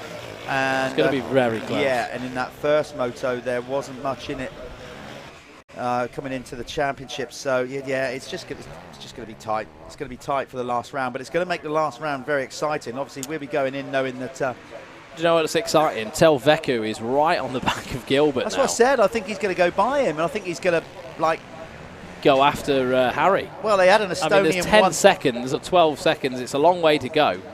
An Estonian 1-2 in the opening moto. So, you know, yeah, what's to say? Looks like you're going to get maybe that in this one too. Harry was happy. Harry helps him, coaches him a bit. Oh, really? Yeah. Okay. So, but like Harry said, he saw him coming. He's like, last thing I need is the pupil beating the coach, the master. So you're going to keep an eye on him. Okay, so Walsh just, I don't know whether that was Telvecu or Gilbert. Yeah, it must have been Telvecu, yeah. That was Vicky, Dylan Walshed it in there. Yeah, he did. That definitely shook him up. So this could be a proper race. This could now. So Jorgen's going up the inside. Oh, here we go. Gloves are off. And then, what a race. This is going to be a scrap now. Oh, what an addition. Because Jorgen is to the series. You know, Dylan's got a persona. Yeah. He's got a bit of an attitude. You know, I'm not saying it's a bad thing. That's you sort of got to carry that, haven't you? so people don't bully you about. So this is going to be a scrap. I'm sure Jorgen's got the same sort of he has. Like there's no messing about. So this is lit Jorgen right up now. Goes in there, Josh. I think that to be fair. So Walsh has just lost. Whoa!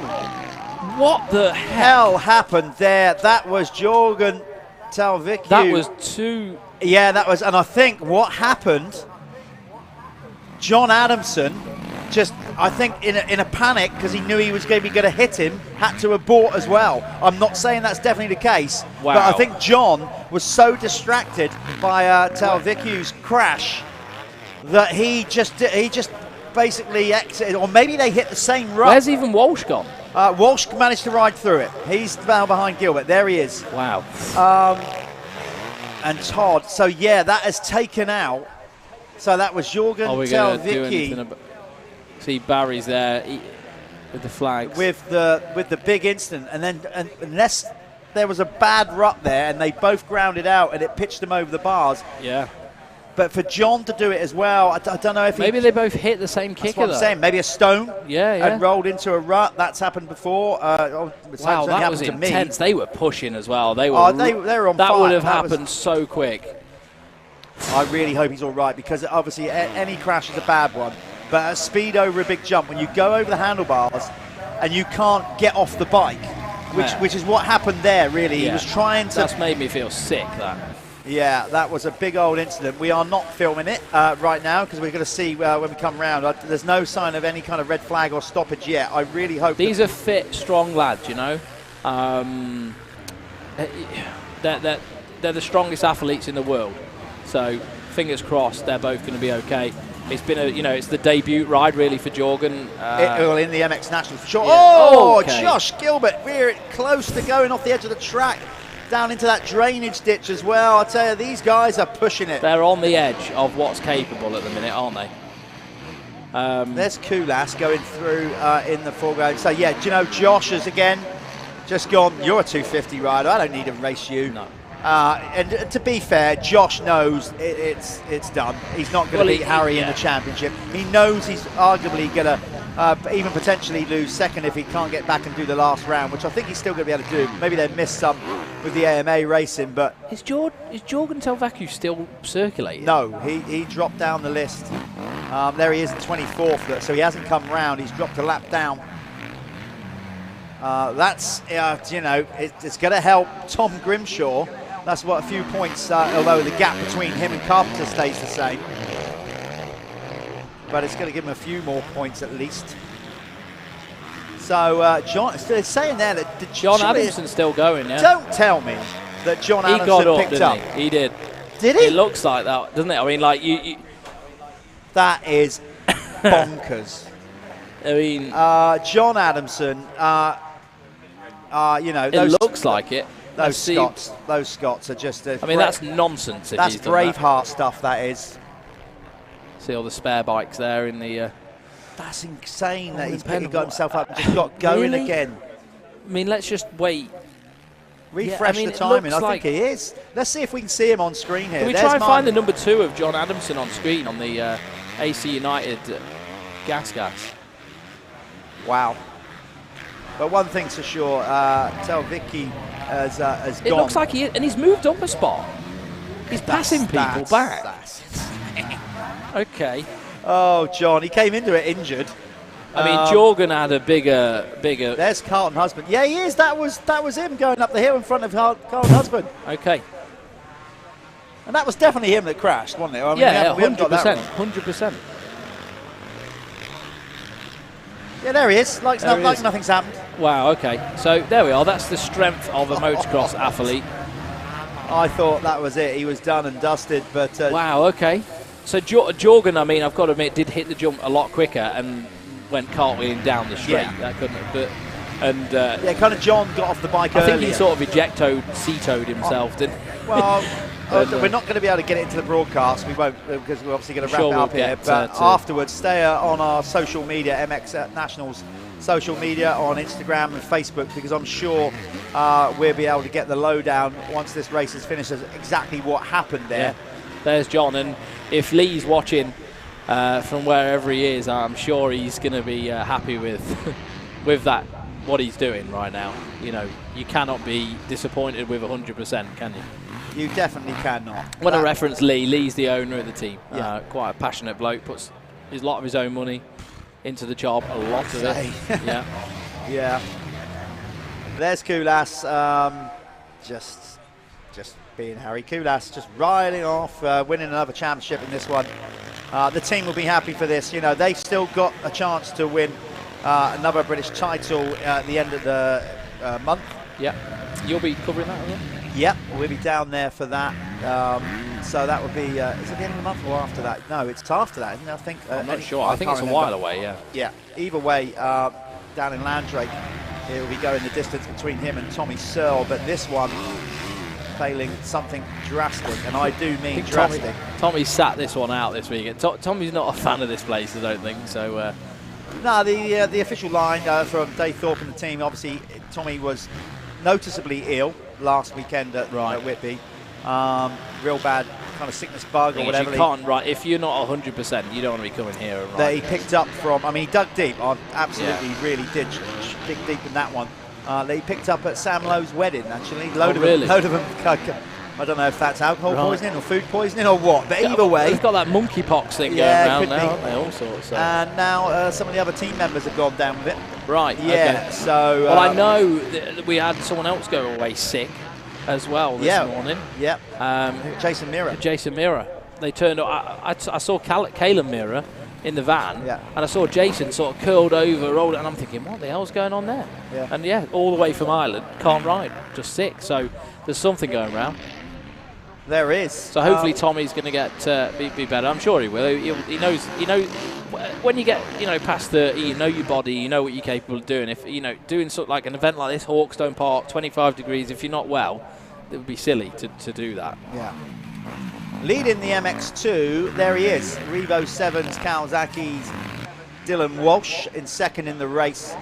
Second in MX2 is another Kawasaki, actually. I can't believe how cleanly he's getting over Carlton that. Husband. Bomb old jump. Now, I'm intrigued. I'm not going to get into the full politics of it. I'm just not. But what I will say is simply this.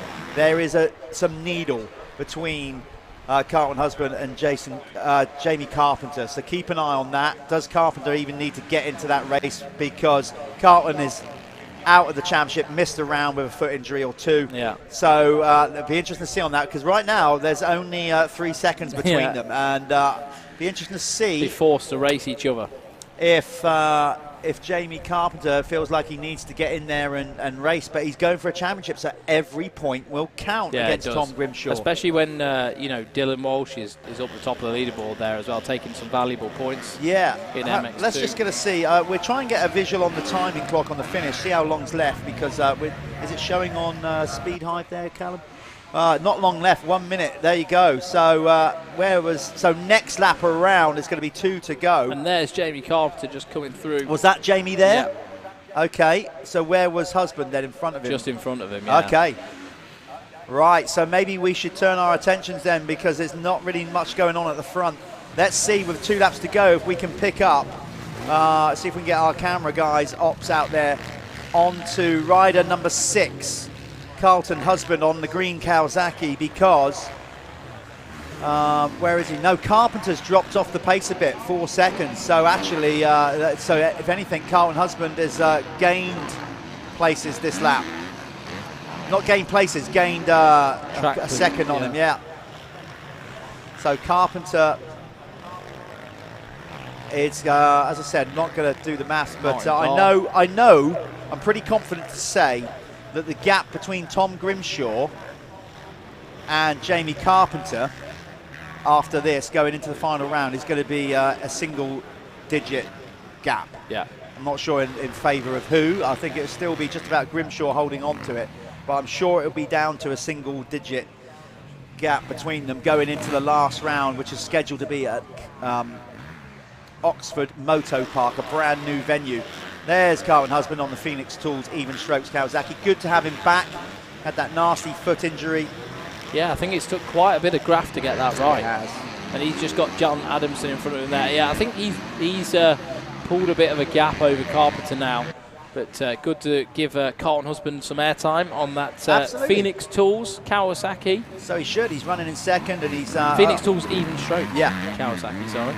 You know, Carlton will, you know, feel frustrated this year, no doubt about it. But he's just got to finish it off strong, put it behind him, and then bounce back for next year. I think he just loves racing, doesn't he? He loves racing. Obviously, he's been with that team a long time. I think, does he get help from his friend as well? He plays football. He gets Jordan help from Jordan Pickford. Jordan Pickford, the England goalkeeper. Yeah, so good friends with Jordan. I think they was in school together. Yeah, I think they grew up together. So, but he just loves racing. I think Carlton does. He wants to get out here and race, and I don't think I've got any inkling that he's bored of it yet. So I'm sure we'll see him out here again. 2 to go. John Adamson has gone past him now. That gap between him and Jamie Carpenter, I have to say, did not look like 4 seconds. Maybe it is. Just about there's Jamie. Yeah. It's touch and go. Jamie is giving it all he can, because if he overtakes him, that will be another 2 points in his favour over Tom Grimshaw. In reality, like he could do with that. Yeah. Right now. But is he going to want to force the issue with Colton? I don't know. Probably. Sometimes you have to play right your now, cards close to your chest, don't you? as I said, there's not much love lost between them at the minute. I'll just leave it at that. I'll let you guys, if you want to find out more of what's going on, go on social media. But as I said, right now they're not the best of friends, and Jamie Carpenter is going to want to get this extra 2 points off Carlton. But in the same breath, Carlton will absolutely not want to give up a second place when he's come back from a foot injury. It'll be good for the team if he gets it done.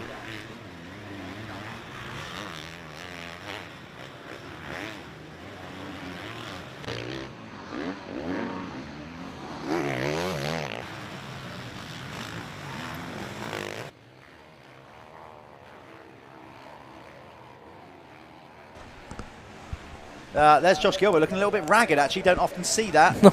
You don't. I think Josh is just like, God, my foot's hurting. Well, Can we get this done? he's got Petrov coming again on the even strokes Phoenix Tools Kawasaki. He's right behind him. So Peter Petrov having a good ride. Yeah. 3rd place. Yeah, this is a good race for the Phoenix Tools even strokes Kawasaki team. Barry's head's just going to fall off. Like.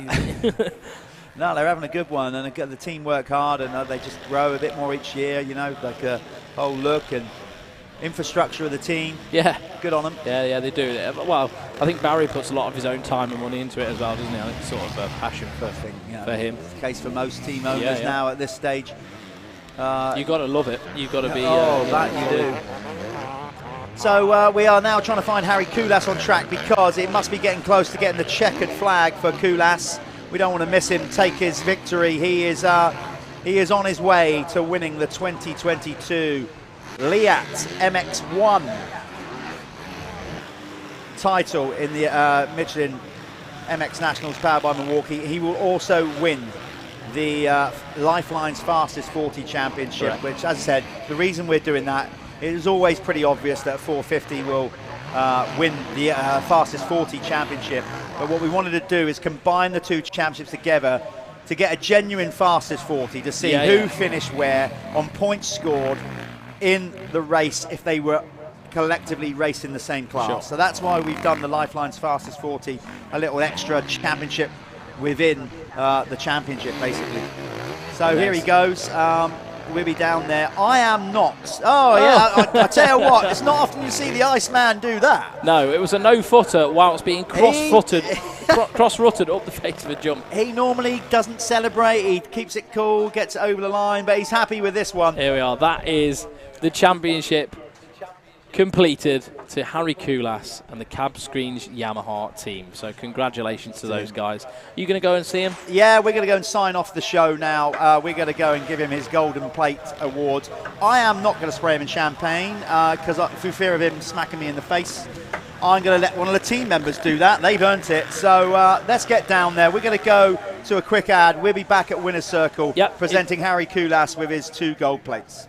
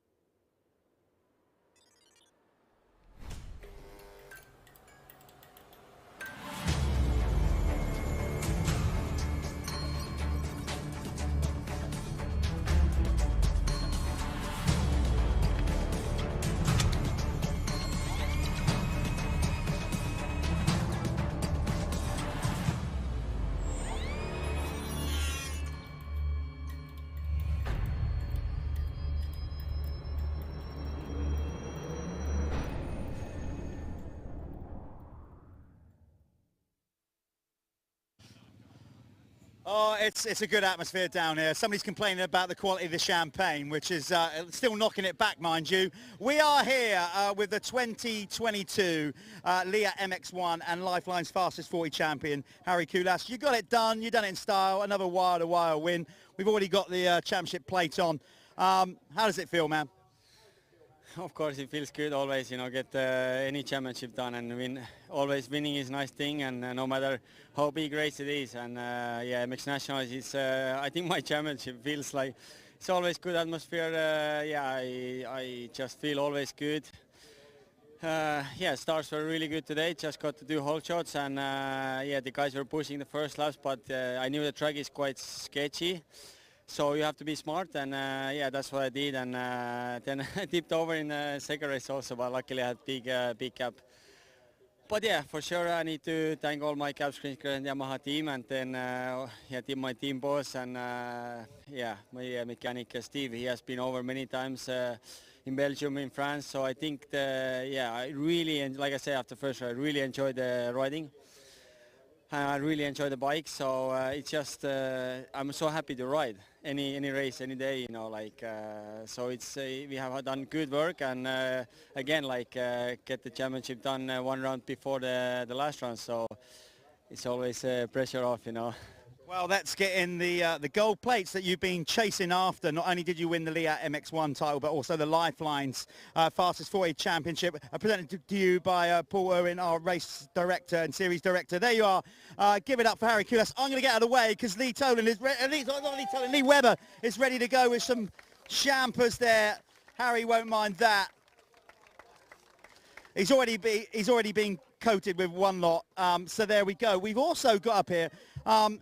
We'll let you guys go off and celebrate. Harry, if you can just move out a little bit. We wanted to get this guy in as well. We'll sign off with this guy.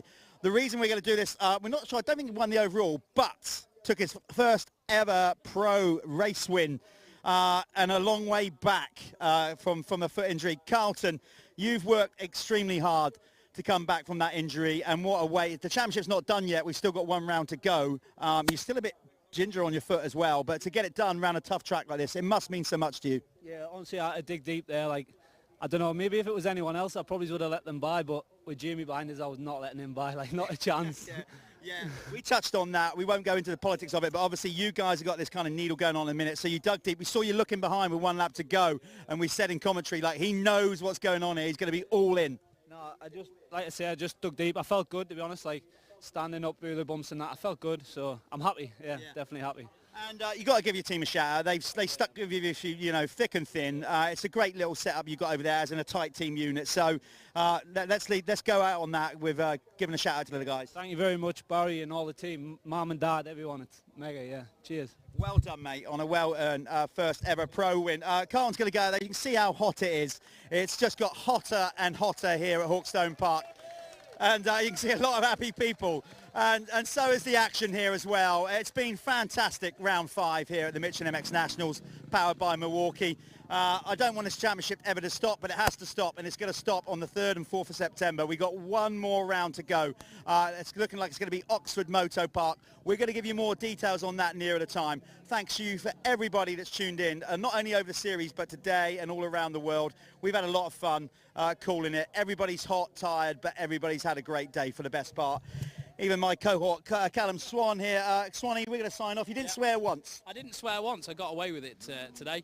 I have to slow myself down, you see, pace myself. That's what it is. But we're all good. I've had a great day. I've enjoyed the racing, and yeah, let's get back to it for the next round.